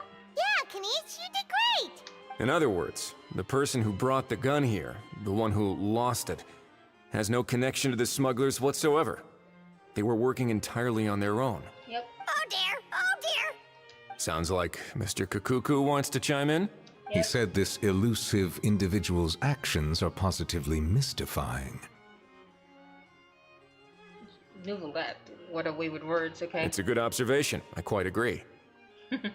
However, we still know next to nothing about the person. Perhaps we should start by focusing on the lost item itself. It came from ancient Nepalese dragon ruins. Oh, Sarah, I miss Sarah. Oh no. I hope they don't replace. I heard Rachel and Caleb were replaced in Honkai Star Rail, which is the Trailblazers. I hope they find a way to get our travelers back, Sarah and Zach, because I really like their voices. This is a relic left behind by Natlan's ancient dragon civilization. It's a genuine antique, so it must be of great value. A genuine treasure lost by the roadside, yet still it remains unreported and unclaimed. But it's buried amidst junk.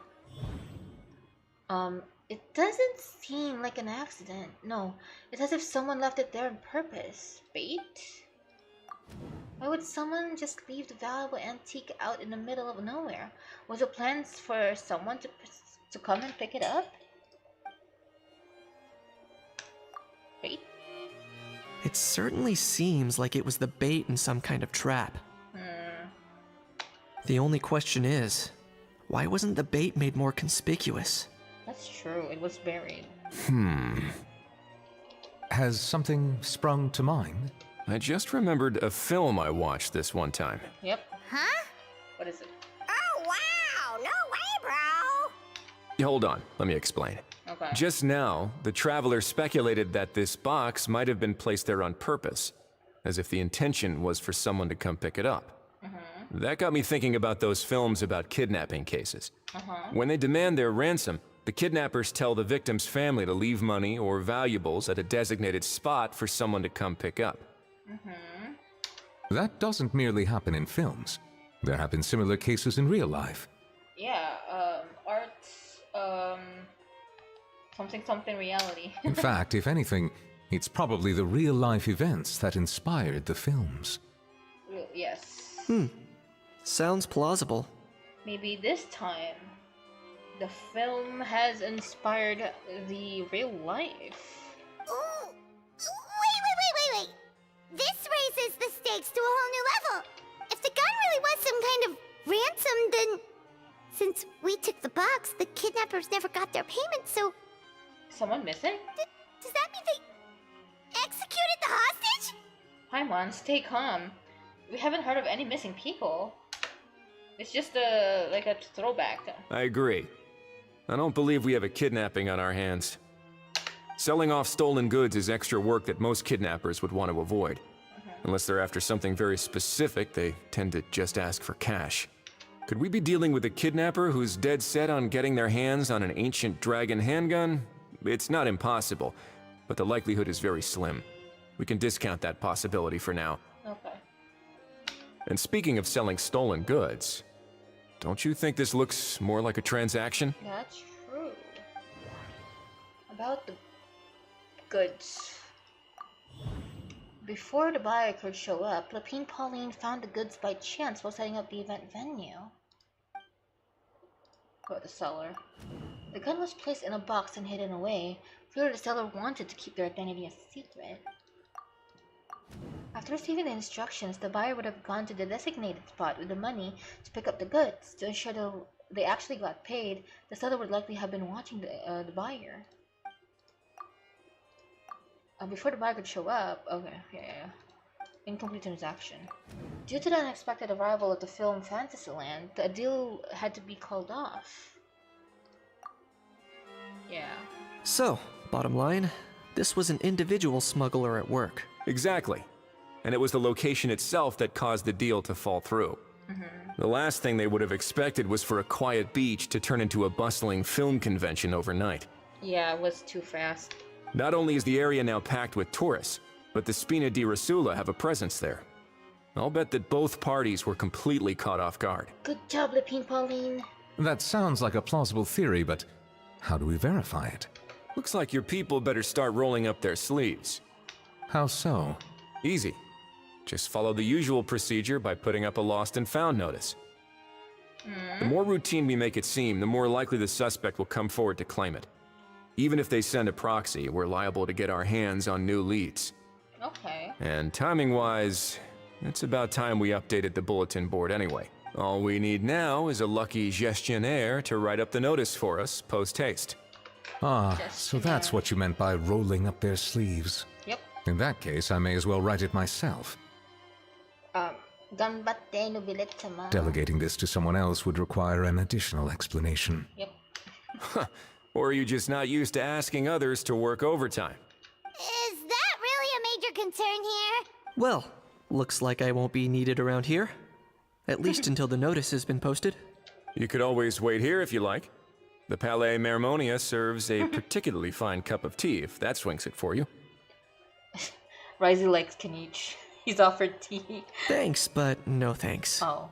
I left a very noisy creature with a friend before heading out, so I should probably get back to feed it. Oh, well. Ah, I wasn't aware that you had a pet, Mr. Kanich. It's not a pet, but... Speaking of pets... Is he free to go? Get out of here! Out of here! Yep, that's the plan. Out of here indeed. I believe that what Wriothesley is trying to say is, you are free to leave, Mr. Kukuku. Furthermore, it has been determined that Mr. Kukuku should not, in fact, be classified as a flying object. Aww. As such, he shall be free to move around Fontaine whenever he so pleases. That's good, yay! You're the best, bro! Kuku loves Nouvellette and hates Wriothesley. Well, Wriothesley taught him some words, so I guess not by much. Oh, that really is good news! Travelers, should we bring Kukuku back to Aoife and Auroron? Yep. I shall leave him in your capable hands. No problem, let's keep in touch. Indeed.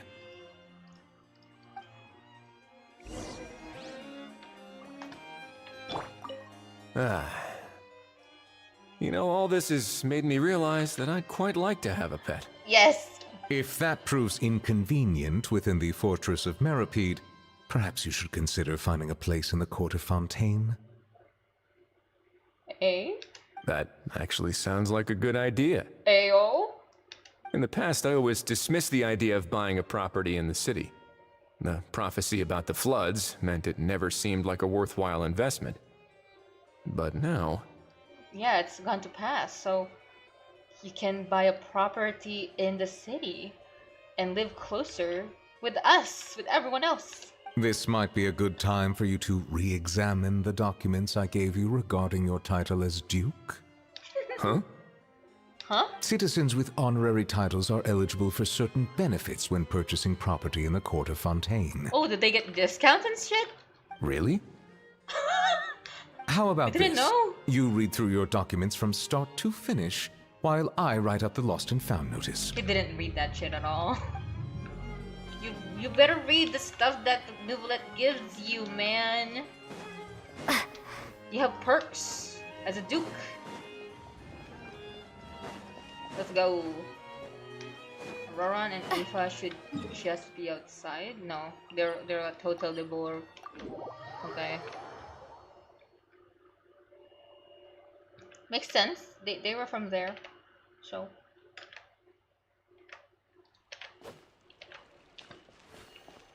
No, they're still there.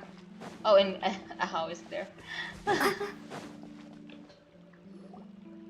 Ahau. Yeah.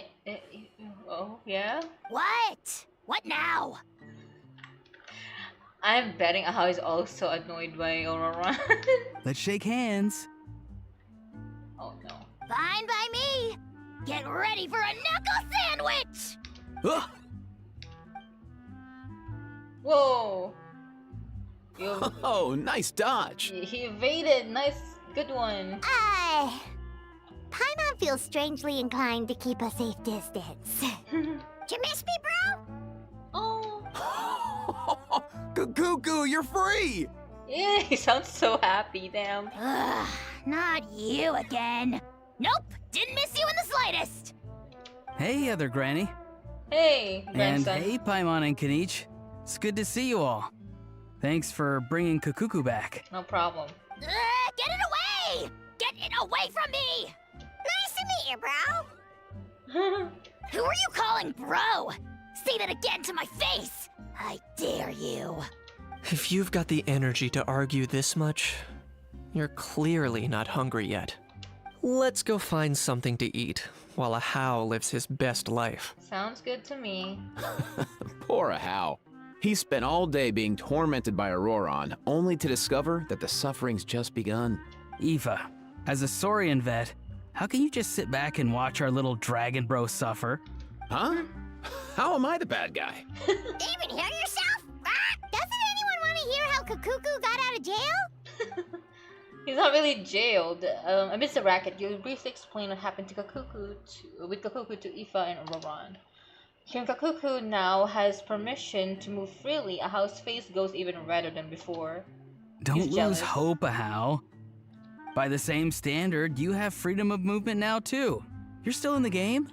Same standard? I will not be held to the same standard as that thing! That's right. You won't.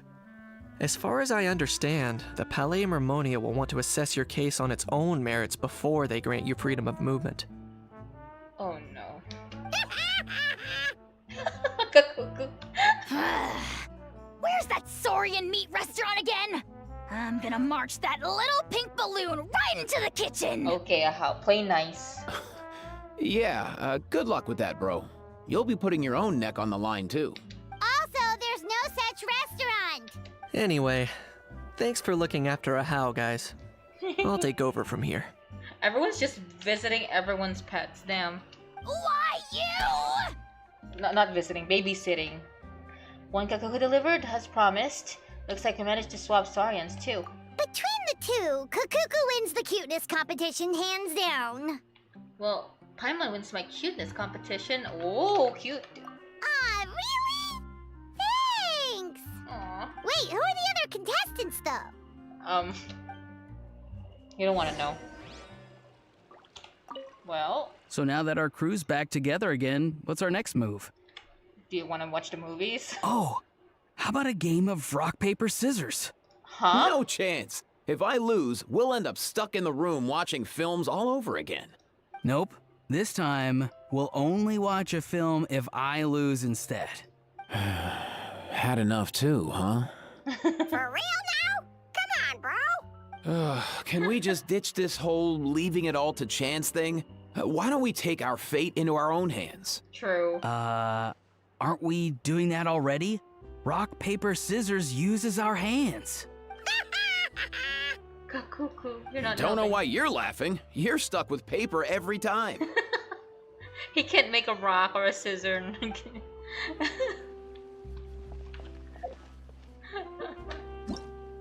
I love these.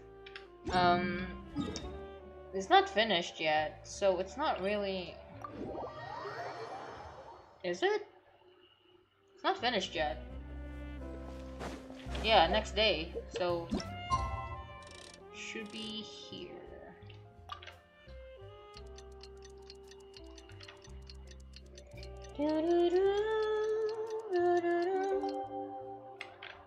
Last one is very short. Oh, okay. The lost and found notice is up. Let's go. Maybe we should go hang around the Palais Mermonia to see if anyone shows up to claim it. Maybe. Maybe we should. We shouldn't. But game says we should. So we will. Can't take picture with these guys. Huh, looks like there were quite a few others with the same idea. Yep. Ah, hello, you two. Hello, newbie. Have there been any developments? Nope. Guess not. Okay, guess not. Well, the notice was only just posted. Guess it's pretty unlikely that someone would show up right at... Special Patrol, open up! Oh no! Ah! Who's there? What's going on? The Special Patrol? I don't think that's who this is. Someone's knocking at the door. Please, anything but the Special Patrol. Hey, this isn't the time for silly jokes! Let's go check it out. Who is it? Guard of the Palais Memorial carefully opens his door and familiar... Oh! Good day, all. Gramps, grannies, aunts and uncles. Why are you here, Auroran? What in the Tevat are you doing here, Auroran? Oh, he must be the one you mentioned. Kukuku's owner? No, he's a friend of the owner. One of his owners. Kind of. Kind of. Yeah, he found him. But, bro, what are you doing here? I'm here to claim a lost item. Can't tell if he's being deadpan or deadly serious. Is this the person you saw on the boat, Mr. Kinich? No. Somehow I highly doubt that. For starters, he just addressed us as Gramps and Grannies. And unless this is the youngest looking middle-aged man in the world, I don't think he's our guy. The youngest looking middle-aged man in the world. I apologize for my grandson bursting in like this. Huh. Was there something wrong with my door knocking etiquette? That's how they do it in all the films. Films are not real life. That's not door-knocking etiquette. That's the Special Security and Surveillance Patrol doing their job. Completely different things. Oh, I see. I figured it was just a polite way of requesting entry to show the people inside you had something important to discuss. No. Oh, sorry about that. I totally goofed that one up. Give me a moment. I'll go back out and try again. No need. Let's just get down to business. So, Roran, you said you were here to claim a lost item. What did you lose? Dude, Auroran without his granny is freaking off the rails. Aoife can't control him either. Yeah, so basically... Auroran carefully describes the lost item he comes to claim from the style of the gun. Oh. For real now? Oh, come on, bro. Is arresting my dear grandson what it's come to? Auroran, be honest now. Were you the one who lost this? No, it belongs to a friend. Aoife? So it belongs to Aoife? Of course not. Aoife has his own gun. Whose friend are you talking about? Auroran, tell us the truth. Otherwise, we're gonna have to arrest you for real. All right then. I knew this wouldn't go well. So here's what went down. This morning, Eve and I were playing rock, paper, scissors. Before long, he'd lost, as he usually does. So we figured we'd head out and visit some of the Cour de Fontaine's famous landmarks. When we got near the plaza, a man suddenly stopped us to ask for help. He said that he had lost something and that someone had found it and sent it over to the Palais Mermonia. But apparently he used to work here and was worried it'd be awkward bumping into his old coworkers, so he asked us to pretend to be the owners and claim it on his behalf. That's not how we do things around here, though. You didn't manage to keep that pretense up for long. Yeah, no. It's fine. I'm not the one who feels awkward anyway. So, a former employee of the Palais Mermonia. Was this individual a Fontaine native? Yeah, but how did he come across a Natlan gun? Yes, And cannon. at least I assume so. He looked like a well-dressed gentleman to me. We were about to refuse, but he was so polite. Could it have been a disguise? Oh no. Auroran, Paimon thinks you've been tricked. This person might be in cahoots with the bad guys. He got in contact with the bad guys. Oh, maybe he already took off and escaped as soon as your mission went pear-shaped. No way. I'm not that dumb. Auroran. Huh? He's not going anywhere. Aoife and Kakuku are keeping an eye on him over at the plaza. Keeping an eye on him. I like the sound of that. Well, nicely done, bro. In that case, let's hurry over to where Aoife is. Time to catch that con man and find out what's really going on here. Wait a minute, I have a question first. Yes? Traveler, Paimon. You're pretty famous in Natlan, right? Yeah, well, I have my own ancient name. And I am a hero of Natlan, so you can say I'm pretty famous, yeah.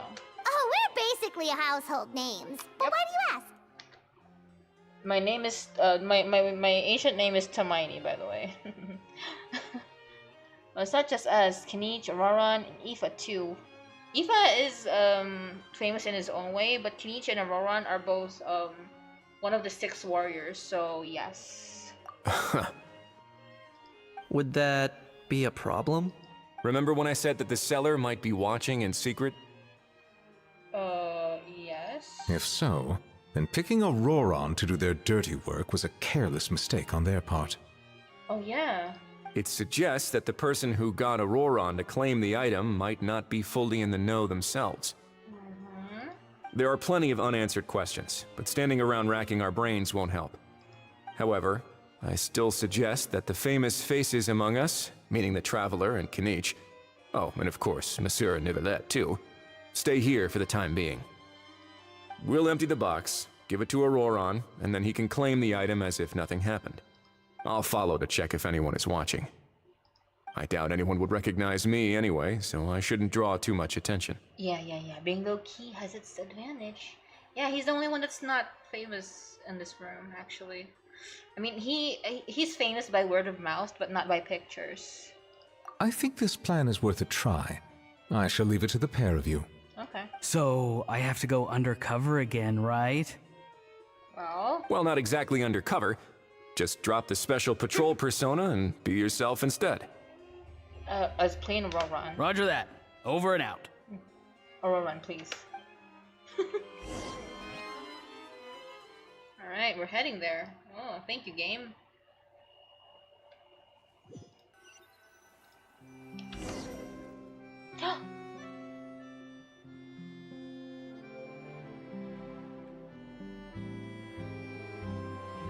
No sign of any suspicious individuals around here. Oh man. Auroran has entered the elevator as planned. I'll head over to the plaza now. Reminds me that I wanted to have Risley. But I didn't get him when I tried to pull him.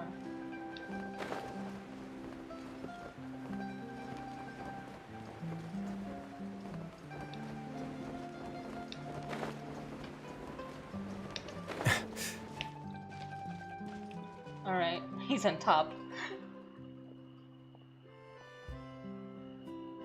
What? What's going on over there? Hello?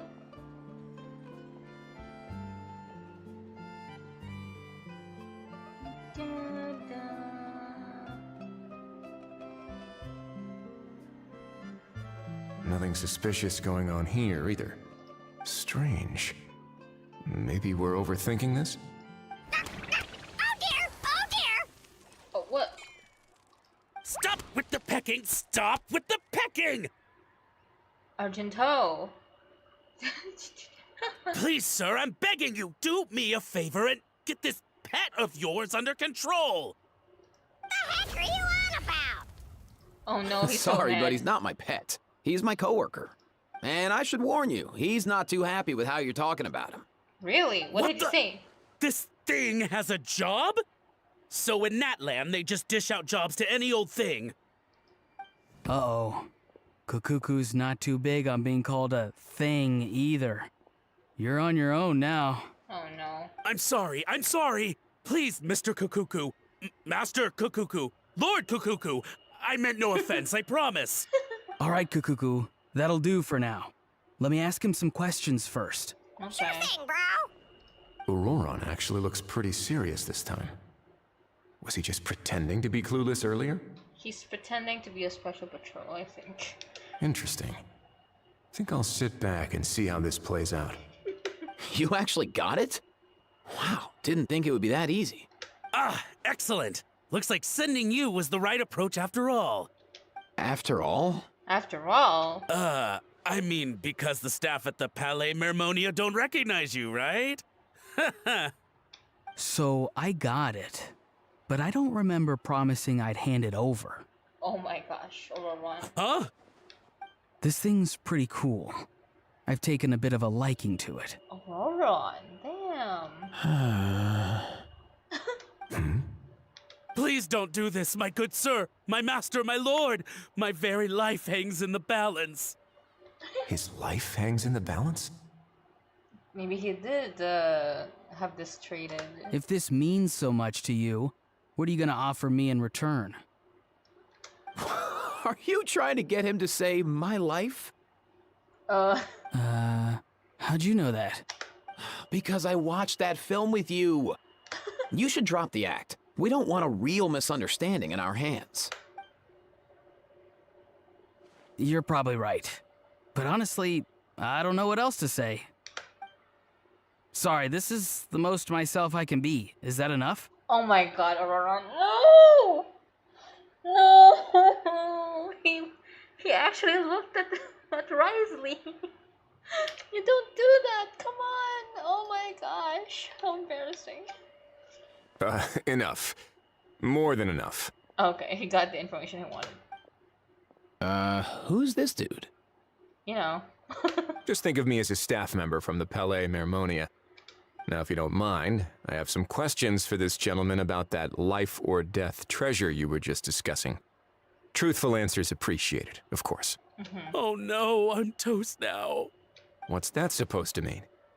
You don't think the Palais Mermonia has the ability to protect our citizens? No, I mean, yes, of course they do. Please ask away. I could do that.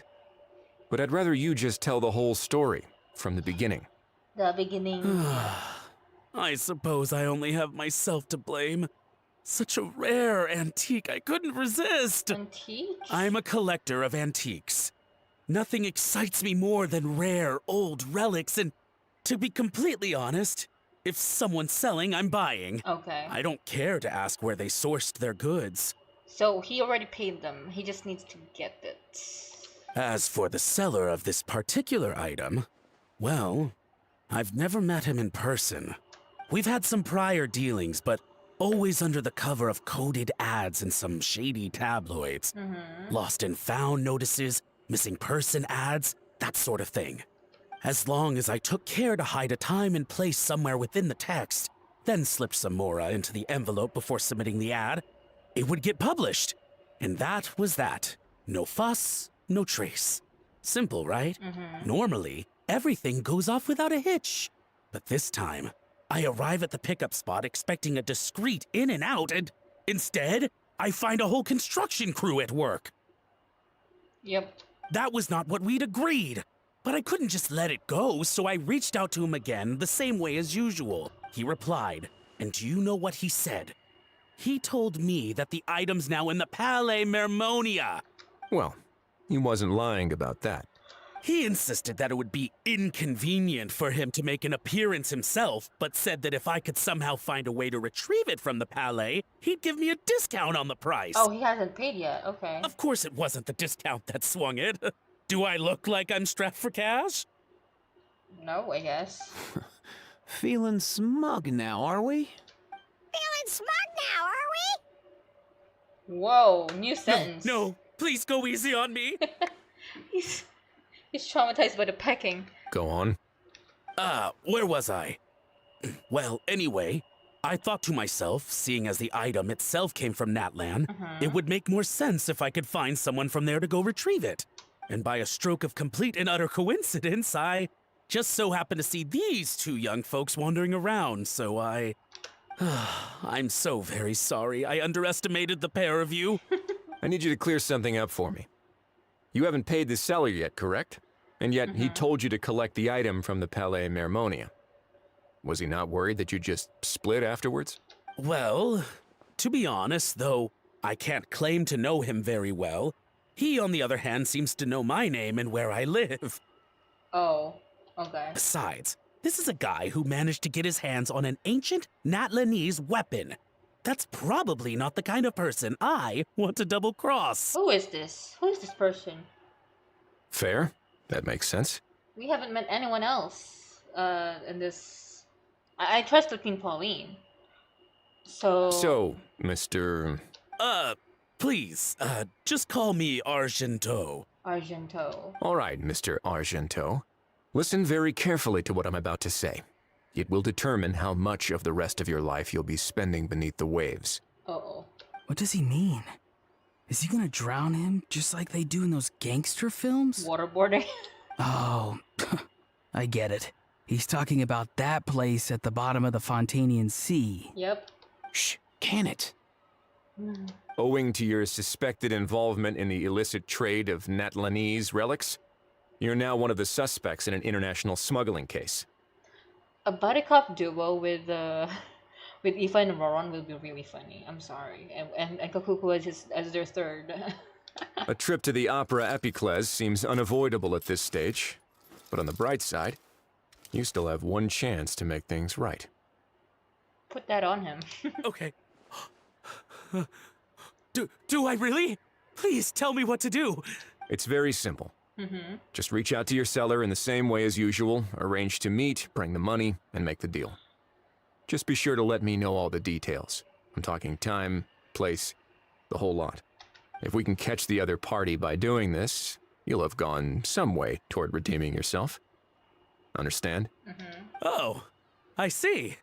I understand. You shall have my full and unadulterated cooperation. Good. Don't break the law, and don't even think about making a run for it. The Palais Mermonia will be watching you and ensuring your safety. All right, take the box, but leave your ID and other documents behind. You can go now. You got lucky. As for you two... Carry on. Protocol dictates that I should take you both back to the Palais and have you sign a confidentiality agreement. But that would take a lot of time and effort. Such a hassle, bro! See? Mr. Kakuku knows exactly where I'm coming from. So, I was thinking, since you're all friends of the Traveler... I understand, sir. We got dragged into this by accident, and it has diddly squat to do with us. Out of respect for the Traveler, we won't say another word. Oh, I know this part. We better keep our mouths shut, or we'll both be sleeping with the fishes in the tailor-made pair of cement shoes. He's doing the accent. It's a New Yorker accent. Where do you even get that? Does Fontanian have the New Yorker accent? Oh my gosh. He'd be sleeping with the fishes in a tailor-made pair of cement shoes. In that case, I understand completely. Jeez. Jesus. Not exactly what I was going for, but if that's how you want to understand it, then be my guest. Then it's settled. Thanks for your help. Bye. Carry on. Boy, am I glad that's over. That's enough work for one day. Time to head back. Good job. Well, Traveler and Paimon are with Nuvi during this time. I'm guessing they're having water. Oh, Kinich too. Ah! Risley's back! Hey.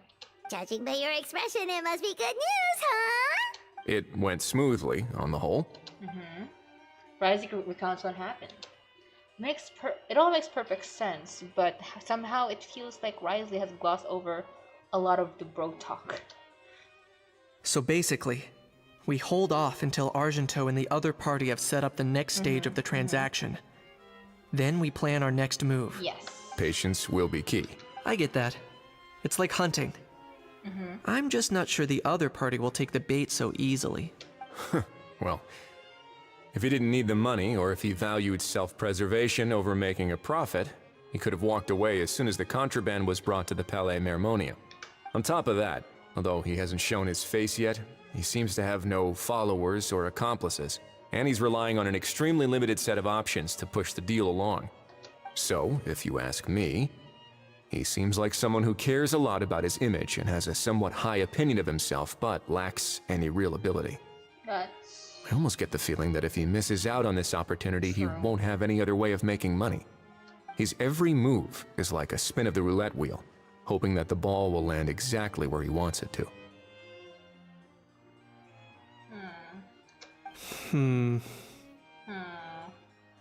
Or, I don't know. Maybe he'll cut his losses and vanish into thin air, and our efforts will have been in vain. At least Natlan will get the stolen relic back, so it won't have been for nothing. In that case, let's hope his arrogance stays in play. Everyone, I have just briefed the Morishose Phantom on the situation. Okay. As soon as there are any further developments, we will act without delay. Job. When that time comes, we will be relying on your help. Leave it to us. We'll be waiting for the good news. Yay! End of part 2. Well, it's a bit less than an hour. I think part 1 is the longest. So. On the topic of kidnapping cases. Yes? How exactly do we define the subject of a kidnapping? According to the regulations, I mean. Aside from humans, do pets count?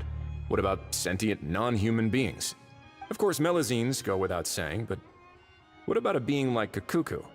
I am surprised that you are unfamiliar with the legal provisions on this matter. Yeah, you're not a lawmaker, but you enforce the law. You don't know the law. What's going on here, Duke? If I knew all the laws like the back of my hand, I wouldn't have ended up in the fortress of Meripede, would I? That is no laughing matter, Risley. Besides, the reason why you got into the Meripede is actually very basic standards. So yeah.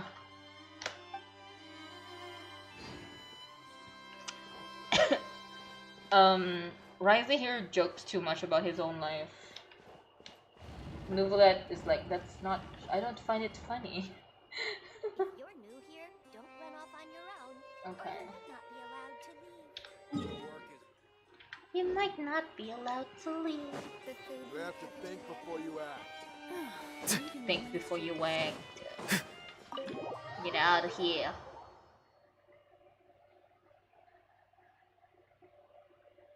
Palani, Kinich should be here. Hey.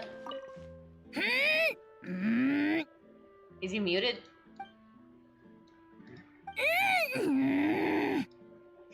Come on. Just spit it out. I can tell you're itching to say something. Kinich, you big dummy! You fell for it, huh? No, what's wrong? Feeling lonely without the almighty Dragon Lord to talk to? He wants a lot of attention from him. It's just pathetic at this point. Yeesh, new mobile connection is spotty. I'm dropping in and out. Aw, it's okay. You can go back later. Don't worry. I'll be here until like 10 something. If a bedtime story's what you're after, just say so! I'll tell you one so bone-chilling, you won't be able to sleep for 3 nights straight! 3 nights only. Sure. Go ahead. Huh? What do you mean, go ahead? You pretending to be a tough guy now? Maybe, maybe not. But one thing's for sure. If I don't sleep, neither do you. Alright, next one is over here.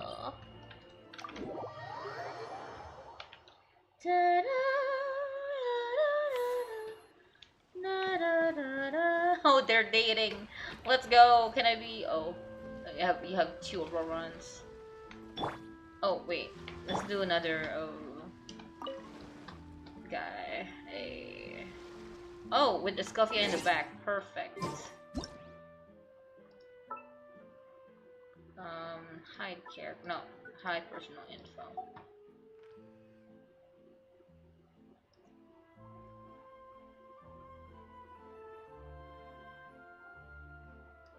I think this is great.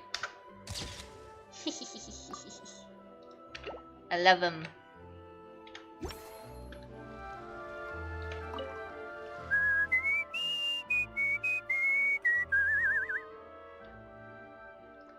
Run.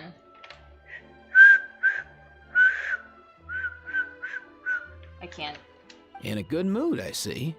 Yep. Seeing my dear vegetables all settled in right where they belong brings me great joy. You sound like a proud parent. I'm happy for you, bro. Hey. But given how where they belong is inside a cooking pot, that kind of fills me with dread at the same time. Nice to meet you, bro. What? The heck are you on about? Does this really seem like a good time for nice to meet you? I guess he's referring to the meeting of the vegetables in the pot. You got it, bro. Oh, okay. They understand each other more. Honestly, right now, I'm not sure if I should be worrying about your definition of nice to meet you or investigating whether you and Kakuku share some kind of telepathic bond. Maybe. I mean, he's part bad. I don't know if that accounts to anything. So, okay. The day after tomorrow, I will wait here around 8 o'clock. Alright, I'll wait here for 2 days in front of Escoffier. Vegetables, yep. I wonder who these people are. Maybe they're just nameless goons. I don't know. Well, they might have names, but you know. Novelette sent someone to contact us this morning. They've been here for 2 days that too? Must mean there's been some progress. No time to waste. Let's head out. This implies that they've been here every day. In a good mood? Yep. You sound like a proud parent. I'm happy for you, bro. But given how where Nice to meet you. the heck are you on about? I guess he's referring. You got it, bro. Honestly, right. Alright. Right here. The price of every piece, was it?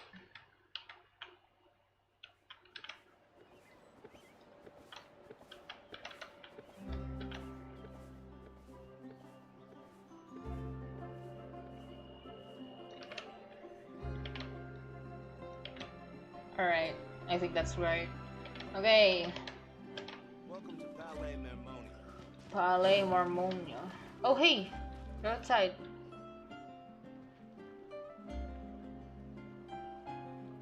Hey everyone! We're not late, are we? No, you're just in time. Well rested, I trust? Staying busy keeps you sharp. A great way to stay energetic, certainly. Have you all started preparing? We received word from Mr. Argenteau yesterday. confirming the time and location of the transaction. Okay. It'll take place this afternoon, and it turns out it'll be somewhere we all know pretty well, too. The Film Fantasyland restaurant.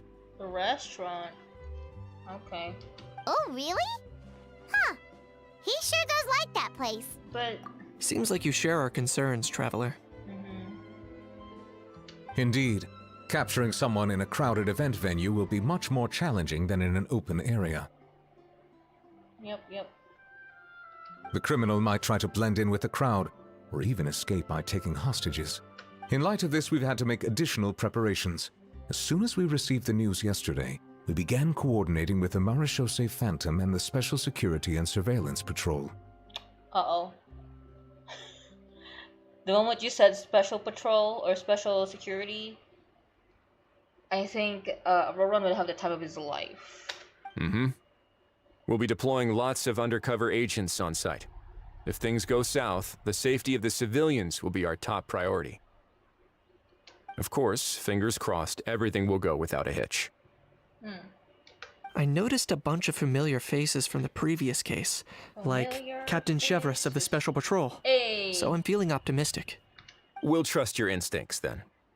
Oh, yeah, and by the way, we've also been in communication with Miss Lapine Pauline and Miss Navia. Yes. The Spina di Rosula will provide support within a controlled scope, so there's no need to worry. Okay. The only potential issue is with Miss Escoffier. She doesn't want to serve criminals?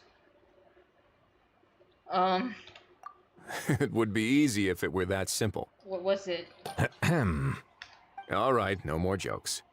Miss Escoffier has made it clear that she doesn't want her restaurant to suffer any losses as a result of this operation. But, well, I have a feeling things might not go quite as smoothly as she hopes. Is there anything I can do? To be honest, we shouldn't have dragged you into this in the first place, and it's caused you quite enough trouble already. The Fontanian authorities should be able to handle the rest from here. But still, I'm guessing you'd like to see how it all turns out. Definitely. Well then, feel free to head down to the scene, but just stay alert and play it by ear. You won't necessarily have to do anything. Unless things go pear-shaped, of course. Okay. That's the second time you used that term, pear-shaped. I'll do my best to ensure that things don't escalate to that point. You're getting involved too, Keech? Of course. Yeah. There are still a lot of unanswered questions, but our intel so far indicates that the culprit's from Natlan. Plus, I'm already a witness in this case. Might as well see this thing through to the end. Yep. We're all witnesses. That's the Kenichi we know and love. The group go on to discuss specifics of the operation and things to watch out for. For once, the conversation goes surprisingly smoothly, perhaps because Ahau and Kakuku aren't present. It's just as well, really. Things could have gotten awkward if Ahau showed up and started cursing out Novelette. Oh no, don't do that. Well, that's enough of the small talk. Oh yeah, Novelette and Ahau haven't interacted. The operation's scheduled for the afternoon. If we're quick enough, we'll even have time for a few cups of tea before we leave. Oh, and let's grab something to eat too. Can't work on an empty stomach, you know. But won't you just be watching? And rooting for you. It's a very important job. I guess. All right, I'll head over to the venue now. Ahau's been harping on for days now about this event-exclusive meal he wants to try. Guess I might as well shut him up sooner rather than later. See you in a bit. I look forward to hearing how it all goes. The price of every price. Isn't it price? The price of every price? Whatever. Alright. What's this? Eh?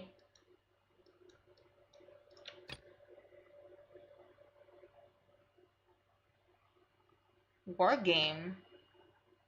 Oh, I'm guessing that's the extra or something. I don't know. Anyway, teleport. Oh, this beach seems to be getting livelier by the day. I don't know about that because I haven't done much. Thanks in part surely to the undercover agents. Traveler, Yeah? Paimon's getting kinda hungry. Let's go check out the restaurant menu, shall we? Why not? That guy with the case. That's gotta be him. Alright, it's business time.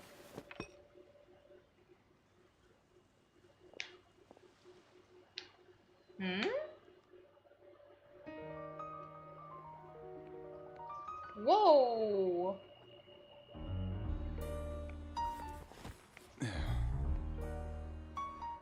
Whoa, this is cool. 2D.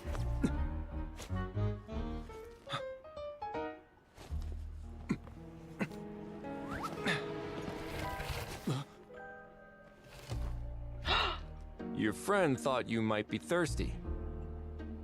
Won't you stay and drink it? Oh my gosh. This is so cool. I tend to steer clear of drinks left out in the open.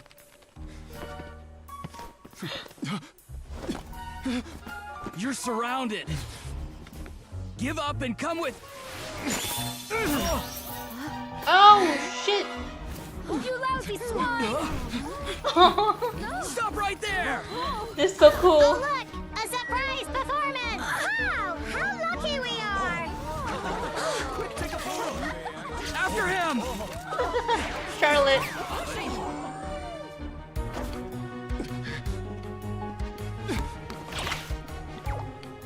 Sorry, my guy. Oh, hey! Unlicensed and illegally docked. This boat's not going anywhere. Oh! Oh my gosh. Get away! Shivers! Oh no! Lowly worm! No one flies higher than the almighty Dragon Lord! Who's stealing my fun? Ah, you again! You're driving me crazy! Oh, wow, Let's go. Eat!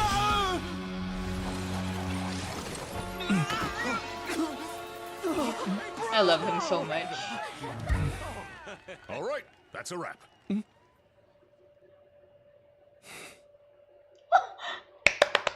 Oh my god, that's so cute! Unbelievable! You can't just drag someone around like that! Such blatant disregard for human life! I'm gonna sue the living daylights out of you! Will you now? I think I did you a favor by pulling you away from your audience. Saved you some face at the very least.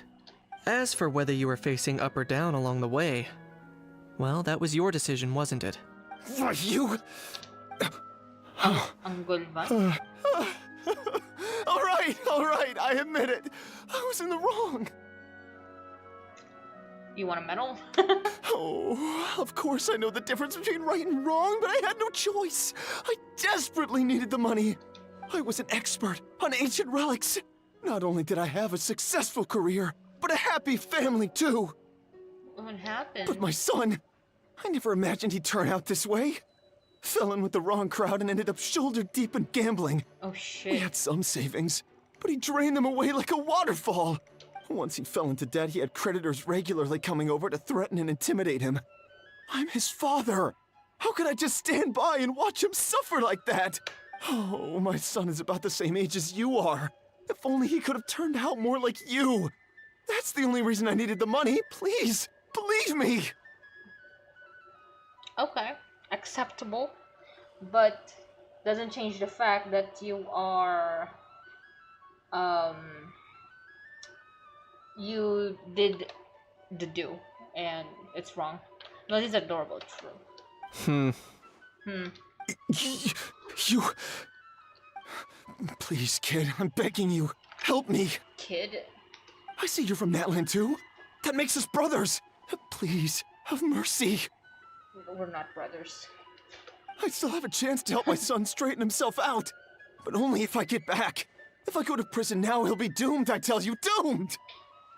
And isn't standing together and fighting for a better future what families do? Sure. Our fate is in your hands, young man. Please, have a heart. Have a heart? You have a heart. Something wrong, Kanich? Gone soft, have we? No. I don't believe a word you say. Wriothesley had you just about figured out. You're a gambler. Pure and simple. Are you? A gambler? Me? Nonsense! I told you, it's my son! First of all, are you really from Natlan? You've been keeping tabs on the gun's whereabouts this whole time. You should have recognized at least one familiar face by now. That's true. And Natlan people haven't been out like too long. So it's not long enough that you don't recognize the 6 warriors. He's not from Natlan. On top of that, the way you threatened to sue me? Spoken like a true Fontanian, if you ask me. True. Huh? What kind of logic is that? Yeah, that name Angovan is not a Natlanese name. I can explain. I actually grew up in... Children of Echoes? No. You grew up in a collective of planning? I don't want to hear another word. Ahau, here's your chance. Shut someone else up for once. He's so mad. The moment I've been waiting for. Eat this, scumbag! Boo! Oh shit. Being a compulsive liar is one of the hallmarks of a die-hard gambler. I bet you're just a Fontanian pretending to be from Natlan. Even if you have any friends or family to speak of, I'm guessing they've long since cut all ties with you. And you have your depraved ways to thank for that. I'm glad the new VA has a chance to shine. This is great. I love Kinich. Of course. I might be wrong. But does that matter? Yep. Nope. I'm just here to arrest you. If you're looking for an advocate or a shoulder to cry on, you're out of luck. Kinich. Besides, Cold. prying the truth out of you is exactly what your beloved courts are for. Isn't that right? Oh, Shivers. Oh, she's also. I didn't know that she's also silenced. That's right. It's been a while, Mr. Kinich. The Special Patrol will take this criminal off your hands now. Many thanks. Please, I should be the one thanking you for all the help you've given us. And me? What about me? So rude. Nah. You should be bowing down in gratitude to the almighty Dragon Lord. Ain't no way, bro. As you wish. My thanks to you, and also to Mr. Cuckoo for your show-stopping performances. She said Cuckoo's name. What do you mean? Hold it right there! Are you okay, Kinich? Don't worry. I'm fine. I wasn't the one who just got dragged all the way here. You seemed a little upset just now. Little Kanich, thinking back to when you were just an itty-bitty boy, Kanich, aren't ya? Why? Don't start crying like a little baby. I am the almighty Dragon Lord! No servant of mine will be seen acting so weak and pathetic in public! What a way to say don't cry. What are you on about? Bad how? Bad. Still, I suppose there's no point hiding it from you. To put it plainly, I can't stand gamblers. They're the most irresponsible people in the entire world. No respect for the principle that you have to give in order to get. I haven't read his background yet. I'm guessing one of his parents is a gambler. They'll tell 1,000 lies for a single coin, deluding themselves into thinking they can use it to gamble their way to a vast fortune. But we all know that even when it looks like you're getting something for free, there's always an unseen cost. In the past, I also ended up paying a price for my father's gambling losses. I don't want anyone else to end up in a similar situation if I can help it. Oh. Oh, so that's why he turned to Saurian hunting so that he can pay off the losses. Oh, Kinich. Don't feel sorry for me. I certainly don't feel sorry for myself. They say that people are shaped by their past. And since I've made it this far, I must have done a lot of things right. We should never punish ourselves for the mistakes of others. Instead, I choose to remember the moments that helped me grow. Oh, Kinich. Like when I first learned to use a grappling hook.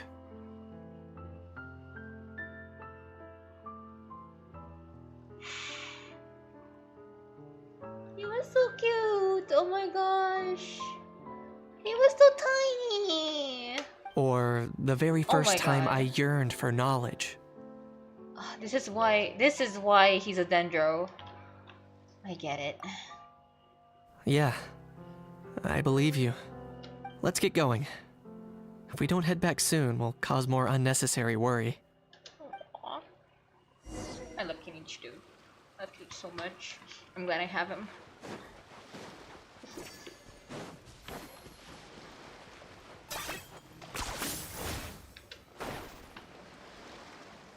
Alright, where are we going?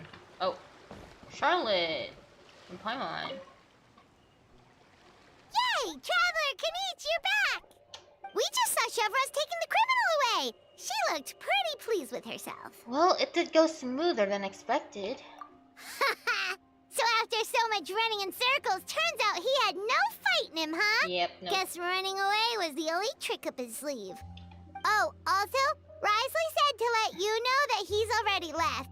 Oh. He went to report back to the Palais Mermonia. In a hurry, aren't we? Apparently, the Mari show say Phantom's preparing to carry out an in-depth investigation into illegal gambling activities. Sounds like they'll have their hands full. Very full. Anyway, that's for the Palais to worry about. Not really our concern. I guess. Judging by how fast the Duke took off, I'd say he was avoiding my camera. But I guess I'm used to that by now. Hey, it's not like you to give up so easily, Charlotte. That's true.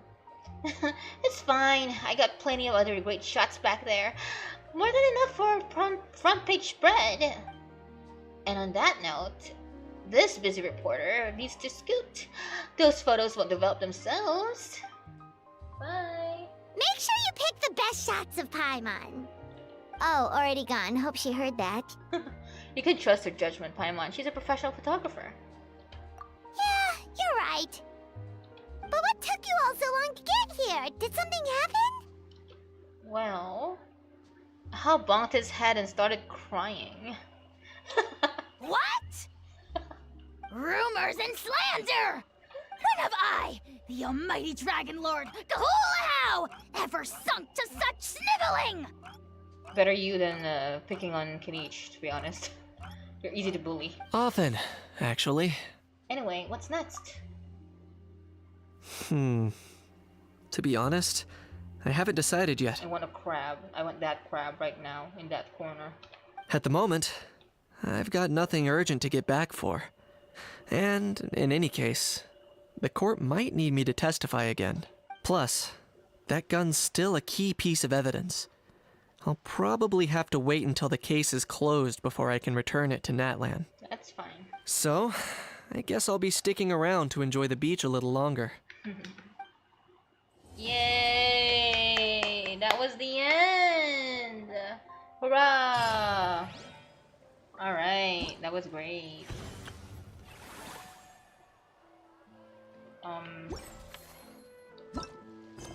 It should be over, right? Yeah. Okay. I really like the Kinich focus on that. Not much on Risley, but the Risley's there. We just see him at work, to be honest. We see him outside of the Meripede, which is great. A lot of Nuvi, that's great too. A lot of Kakuku, how a bit of Ifa and Auroran, which is we finally know their dynamic. So there's that. Here's how I allocate my energy on a job. The fresh vegetables from the new Oh. He's just here.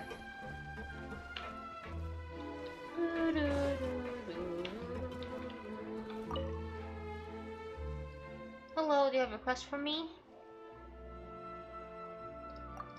Enjoy the work. Okay, so... Hey, Navia. Well, this cycle of operations sure got us off to a good start. On to the next one.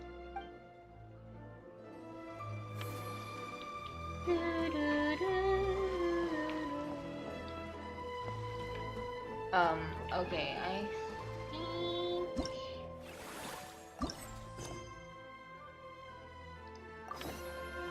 Okay, alright. Wage...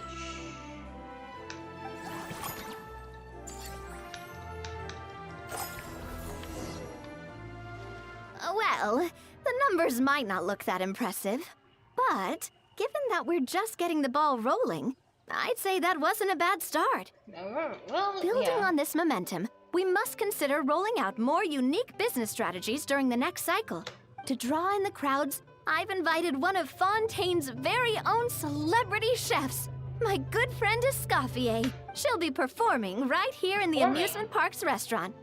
On that note, let's go catch up with her. So, is the restaurant part of our business strategy too? There are so many layers to this operation.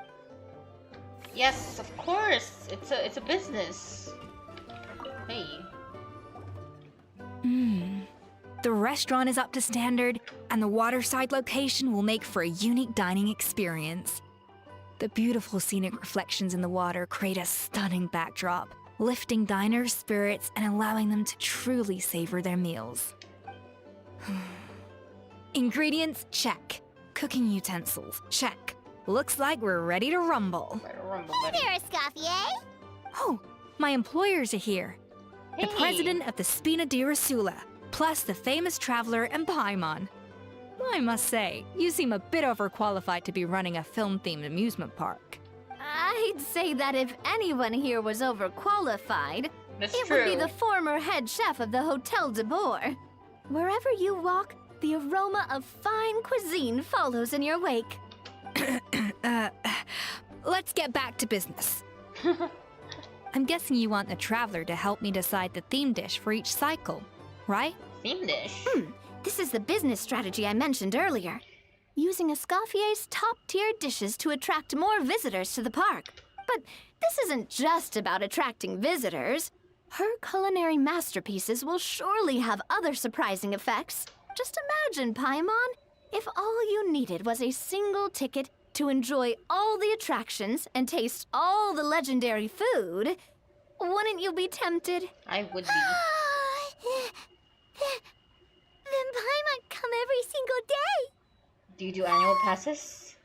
Now, here's the twist. To get the most out of this strategy, the menu can't be made public. Based on research by a certain food branding consultant, many restaurants have started offering a special chef surprise dish.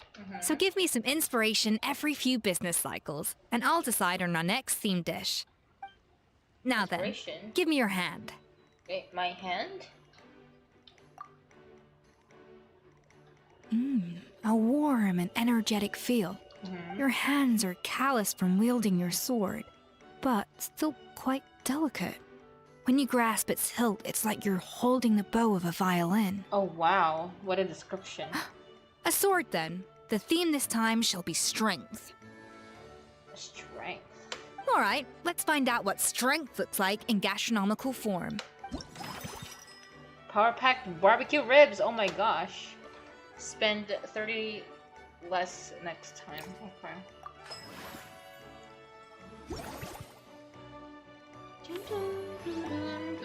I've refined the sauce for these barbecue ribs. It's a richer flavor than the classic version, but not at all greasy. The mint extract in the seasoning leaves a refreshing aftertaste, perfect for indulging yourself after a fun-filled day. But if you ask me, I'd say the artisans need these more than the guests. The artisans? As I'm sure you've noticed, this park isn't quite finished. A serving of these barbecue ribs should help the artisans replenish their strength much more quickly. As their bosses, you have an obligation to provide meals for them. So why not invite them to dine here? Who knows? The morale boost might even improve their productivity. Oh? If I recall correctly, you once served up some special fish and chips for the porters over at the Fleuve Centre. For several days after, the workers were all incredibly efficient. They'd finish 8 hours of work in just 5. And then, because they clocked out early, they'd come back completely refreshed the next day. Then there's no time to lose. Go invite the artisans over while these ribs are still hot. I'll prepare some side dishes and desserts too. That's a great idea! You really live up to your reputation, Escoffier! I'm sorry, I'm so silent. I'm just letting it pass. Looks like these themed dishes are gonna make a huge difference after all. We'll have to make sure we check in with you regularly. Uh-huh.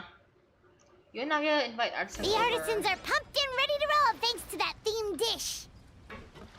And perfect timing, too. Let's take this chance to take the facilities of our eclectic escapades to the next level. Upgrade facility. Upgrade. I'm gonna upgrade. We should be able to attract... That's right. Whoops. Based on my business experience with the Spina di Rosula, I've quantified the service value to help you intuitively understand how satisfied customers are with each stall. An attraction will reach its ideal revenue only when its service value meets customer expectations. As we improve and expand our facilities, expectations will also increase accordingly. When that happens, we can deploy more capable employees or invest funds in training to enhance our employees' skills.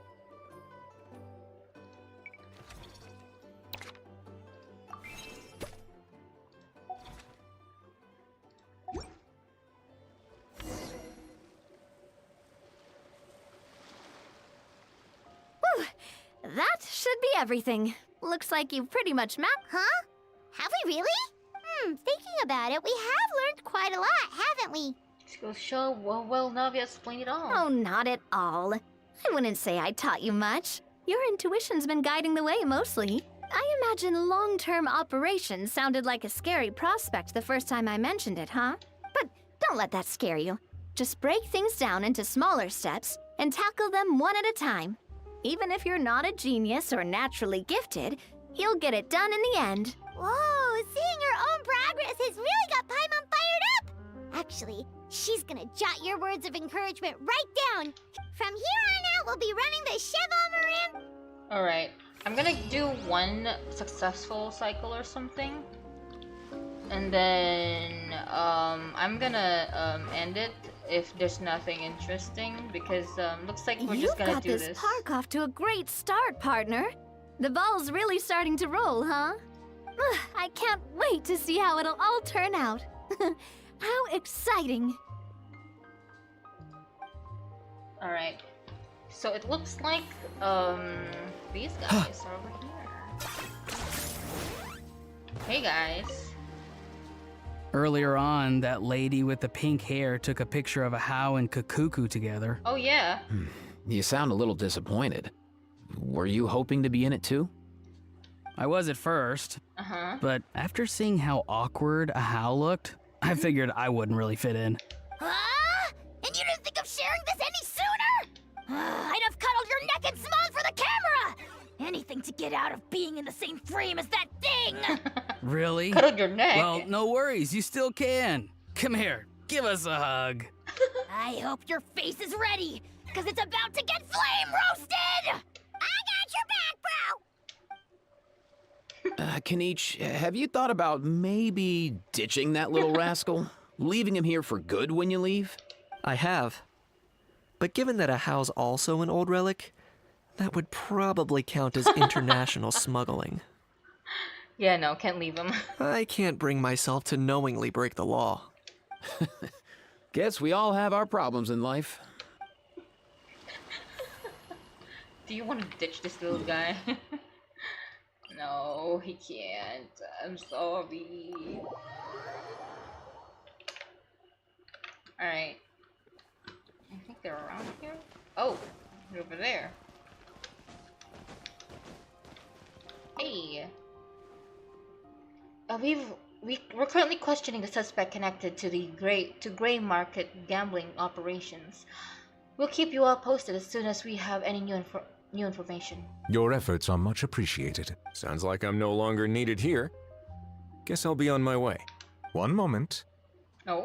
As a key witness, you may be called upon to attend the follow-up trial, Mr. Wriothesley. Oh no. For real, bro? Oh no, he got it. Huh. But sorry. I meant, could I maybe attend anonymously? How exactly would that work? Do you even hear yourself? Do you even hear yourself, bro? Alright, one successful run and we're out. Probably. Performance awards, looking good. Yes. Case tracking. Wait, what? Oh, I have to. Uh-oh. Okay, I need to hurry. I only have like 30 minutes. Okay. Open the management screen. T. Yeah. Okay. Can be unlocked. Unlock it. Do it. Unlock it. Boom. It's like a tent.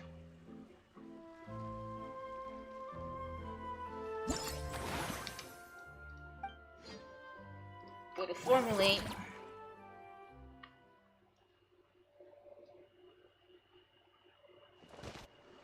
Oh shit. Oh shit.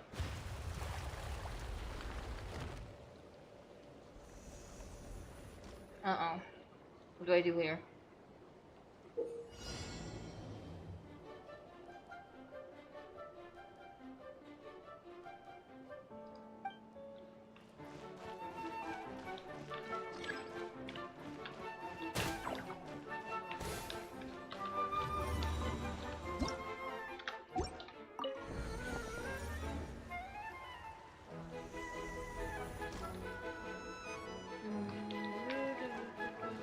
Oh my god, I'm playing like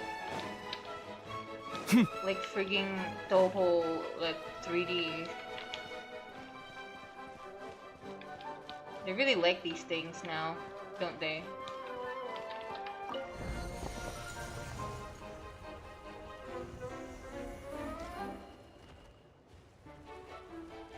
Oh, what is this? Oh shoot! Oh shoot! Ah!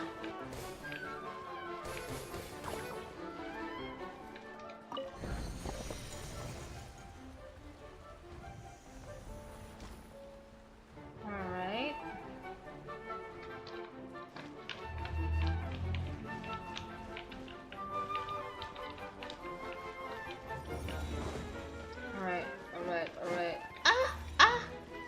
No!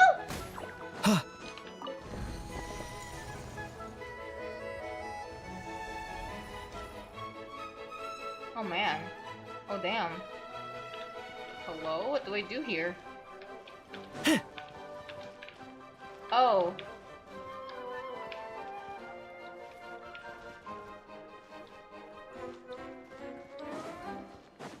Ah!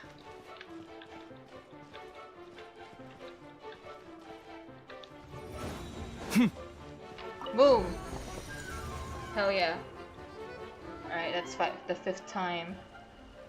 Hell yeah! Okay, got it. Gimme. Hell yeah, brother.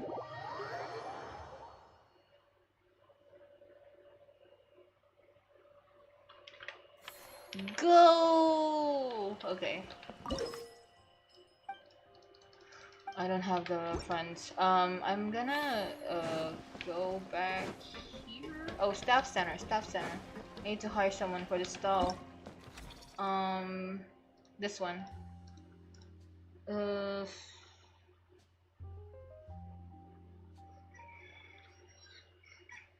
Service value.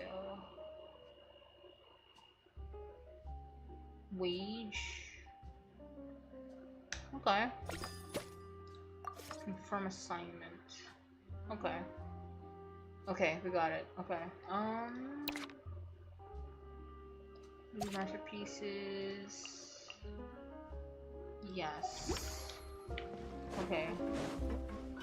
How do we do like a cycle?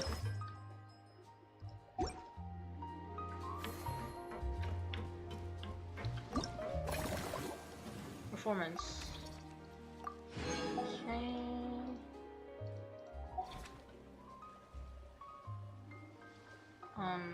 Next cycle.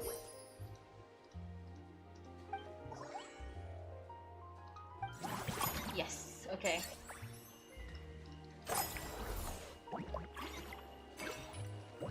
Can be upgraded for this one. Let's upgrade this one.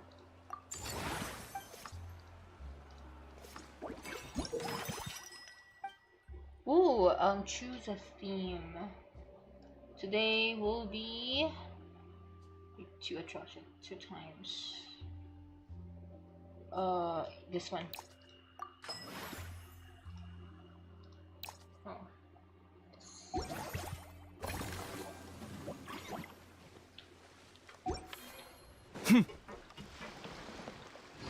But how much would I need to upgrade it? I can't. Oh wait, oh wait. I can't upgrade this right now. I can unlock this, at least.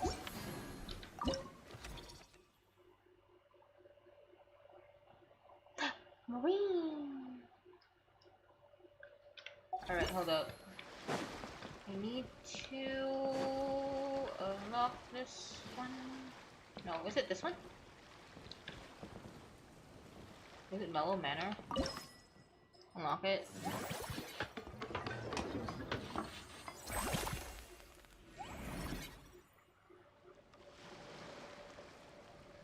This looks sad. The heck? Yay. Manage.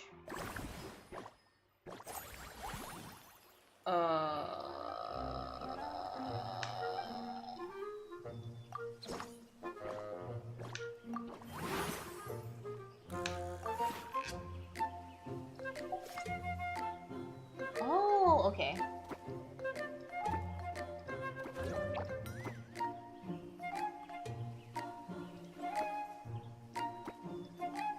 No, I don't know about this one.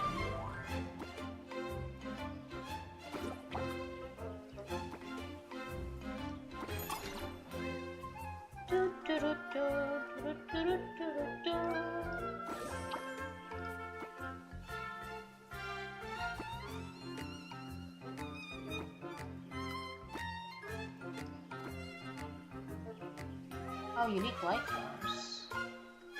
Ooh, maybe I should get rid of you. Hold up. Hold up, let me just turn you over here. Yes! Different life forms. Oh, I can still do this, I think. Yes. Hell yeah! Save it. High satisfaction. Staff. Can't hire. Well, I can, but maybe Marine.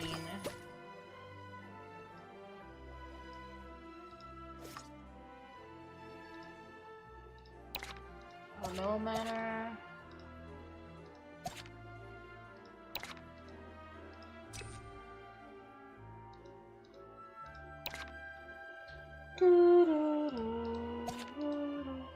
Wait, I thought I heard Marine. Hello? Where's Marine?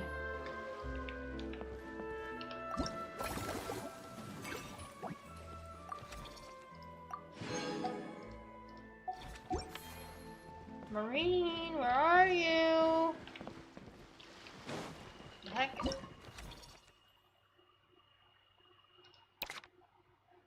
Oh. She wanna be here.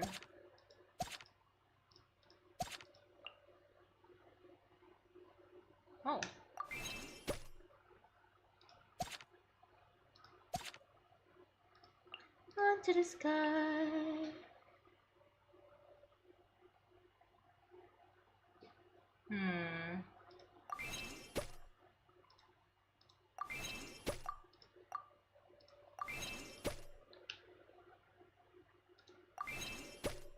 Okay.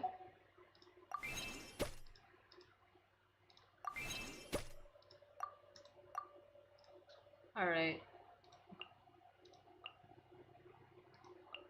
Dismiss.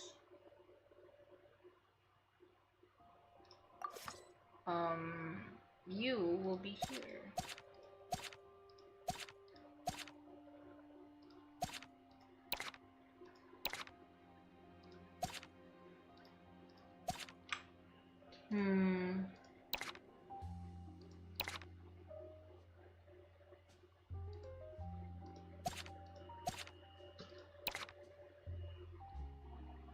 Wait a second. What the heck? How do I do this?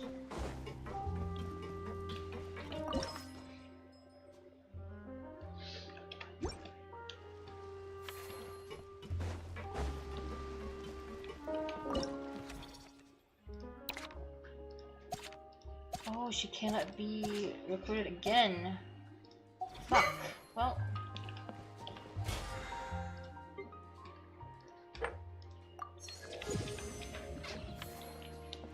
Oh, I fucked myself up. Anyway, can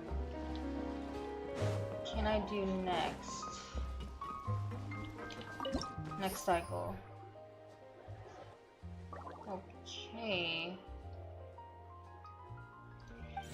Got lower. Not bad. Not good actually, not good. You mellow manner. Okay.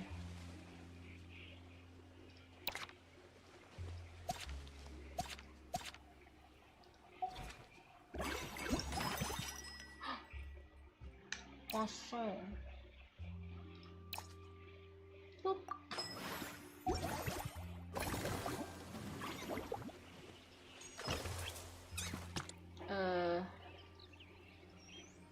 Upgrade. Alright. I can't upgrade anything else at the moment.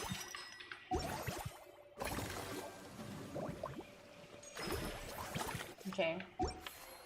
Alright, we have very low deal here.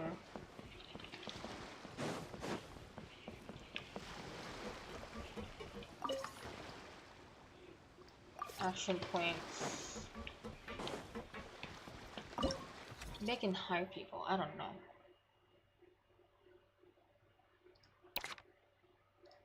Mellow manner.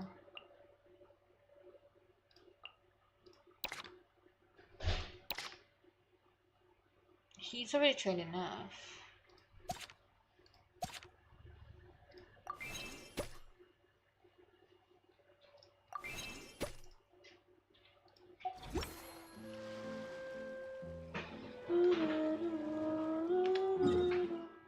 Oh, wait.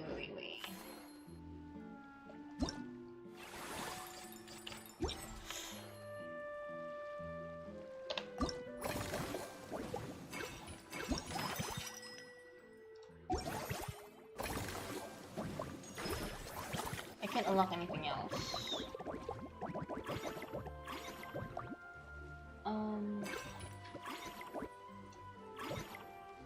Oh. I fucked up with this one. Alright, let's go to the next cycle. Management Maverick. I can't use my action points anymore, man. Okay.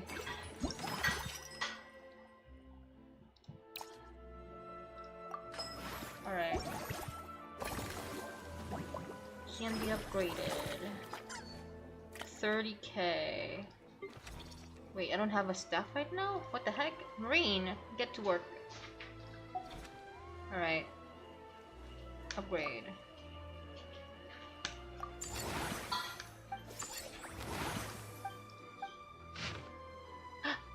Ooh. expand.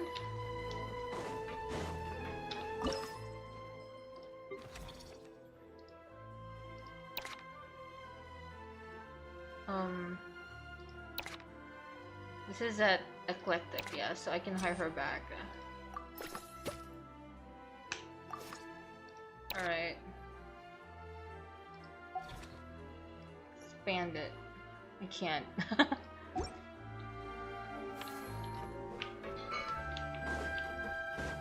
Okay. I can upgrade the others.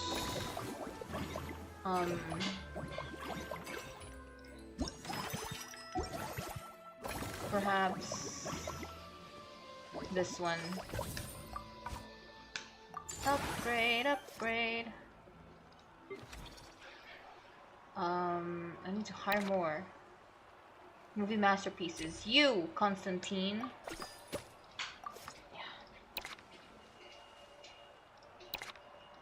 I need to train him. Train.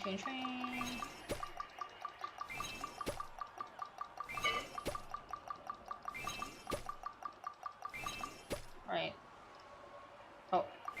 Train him more. I can't anymore. Okay. Okay.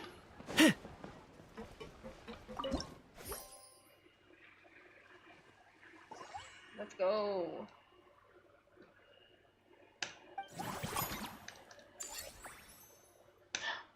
Oh yeah, okay. Points reward.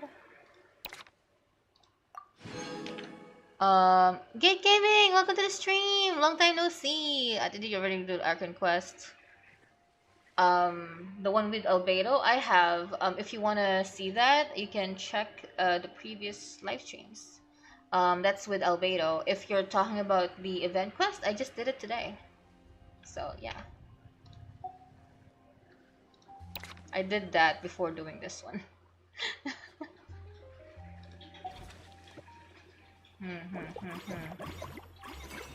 Theme restaurant. This one. Okay. Can be upgraded. Upgrade this one. I need someone at Mellow Manor. Mellow Manor? You. Alright. Train.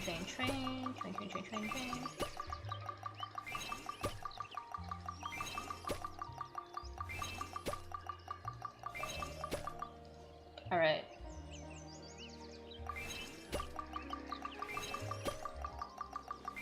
Okay. This guy. And that's it for these two. I don't have any more action points.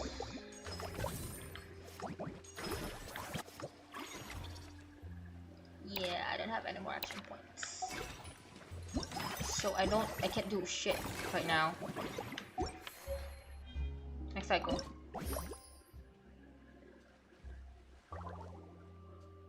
I can't use it anymore, Navia. Albedo event is 6 to 8 hours. Yes. Well, it's actually just 6. Other people can go around 8 to 9 hours because they yap and they know a lot more lore than I do. So it's making a Spanish manager. Yes. That's what I'm doing right now. There's an epilogue, so I need to do this before doing anything else. Getting the next one. Alright. Can be expanded. Let's expand this one. Okay. Nope. Not really. Expand. Oh, I have to do something. Okay. Oh, never mind. Formulate it. Oh yeah, I do have to do something.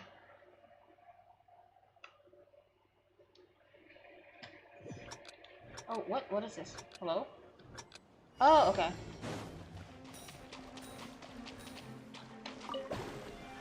Whee. Whoa.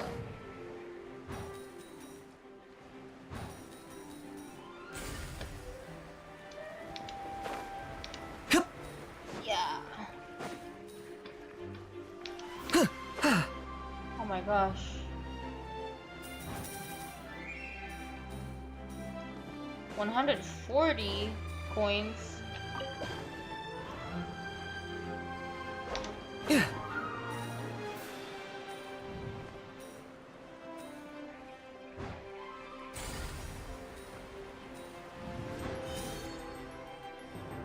my gosh.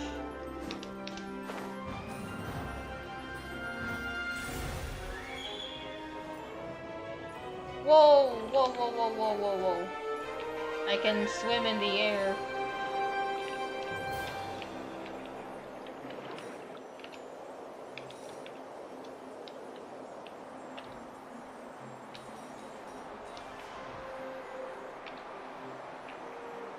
Kenichi is flying. Oh, whoops! Whoa!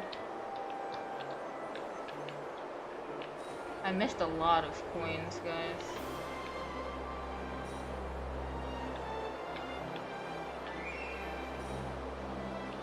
I hope I have enough.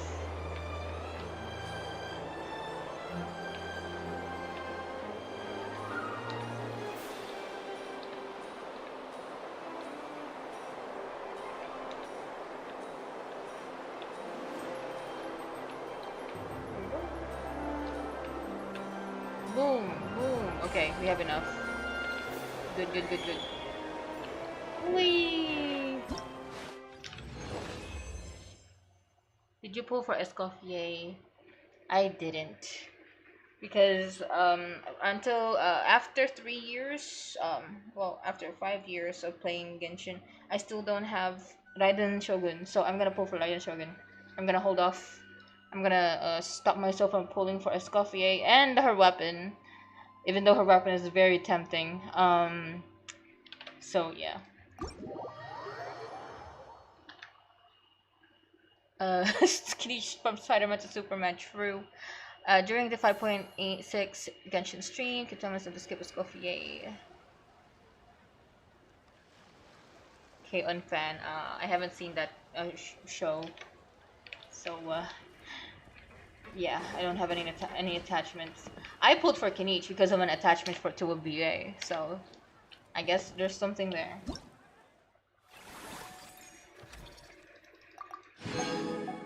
Alright. Do I have to finish this before getting the epilogue? All this? Jesus Christ. Alright. Can I do anything?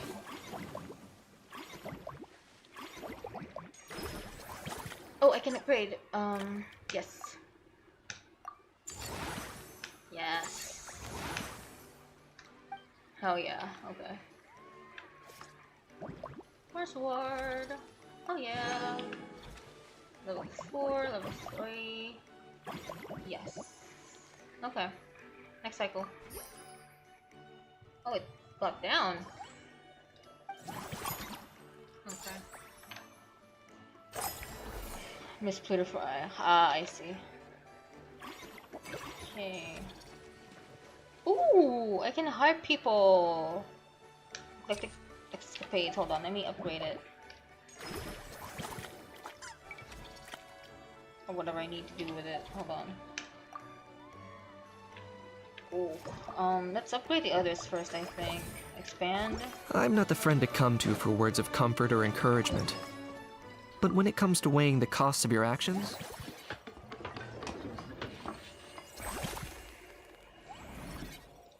I feel like there's more of it.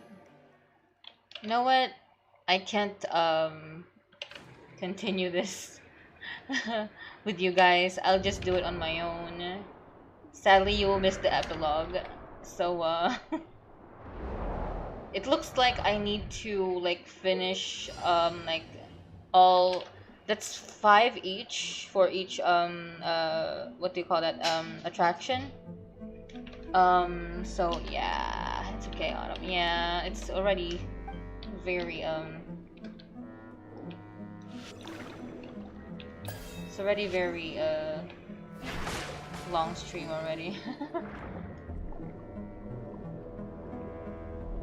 Oh, I need to use my time stopping.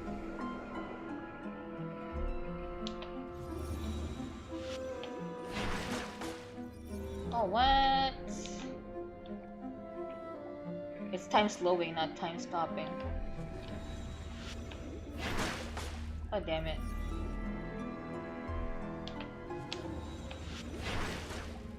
God damn it.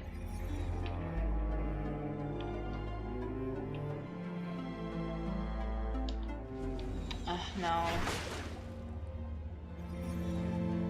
We could go a lower, yeah.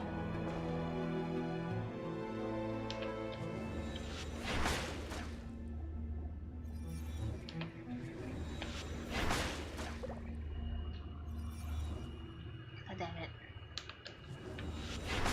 Yes! Finally! Oh shoot. Okay. Oh hell yeah, let's go. Oh my gosh, 3 moving pieces. Oh, oh no. I might change. Yes. Oh my gosh.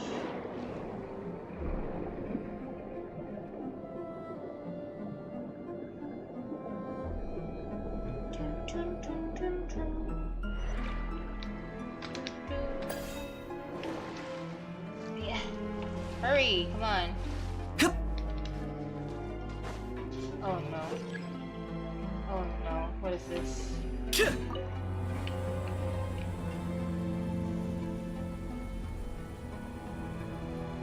Hit all the boxing targets? Fuck! Can I,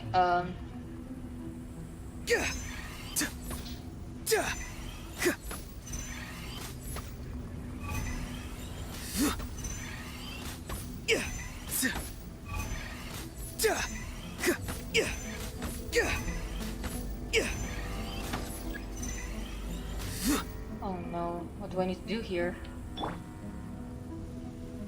Make... Oh, I can only do this. Oh, maybe Farina can help? No, no, she can't.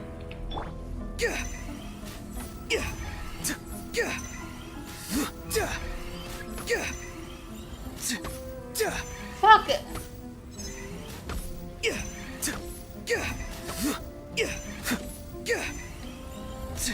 Come on.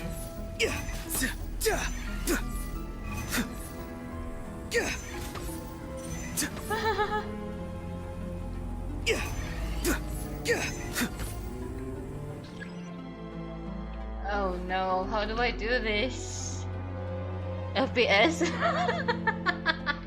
Like that part, you need to hit all of them. If you miss one, it's reset. I don't like it. What? This became... Oh right, I have that ability. I forgot about that. Whoops. It became an FPS game.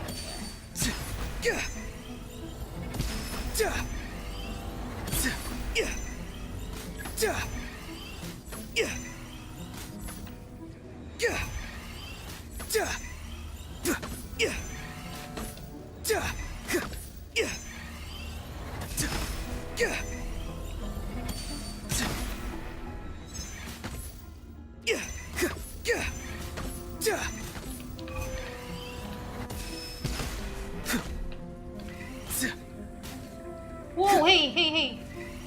Come back. Failed.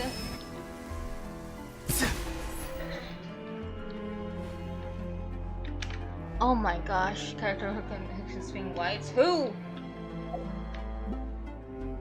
I can't. Ha! Yeah!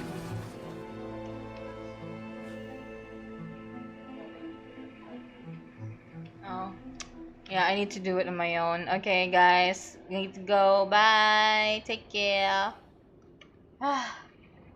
Kinich, nah. He doesn't swing wide. He swings forward. Okay. Thank you for watching.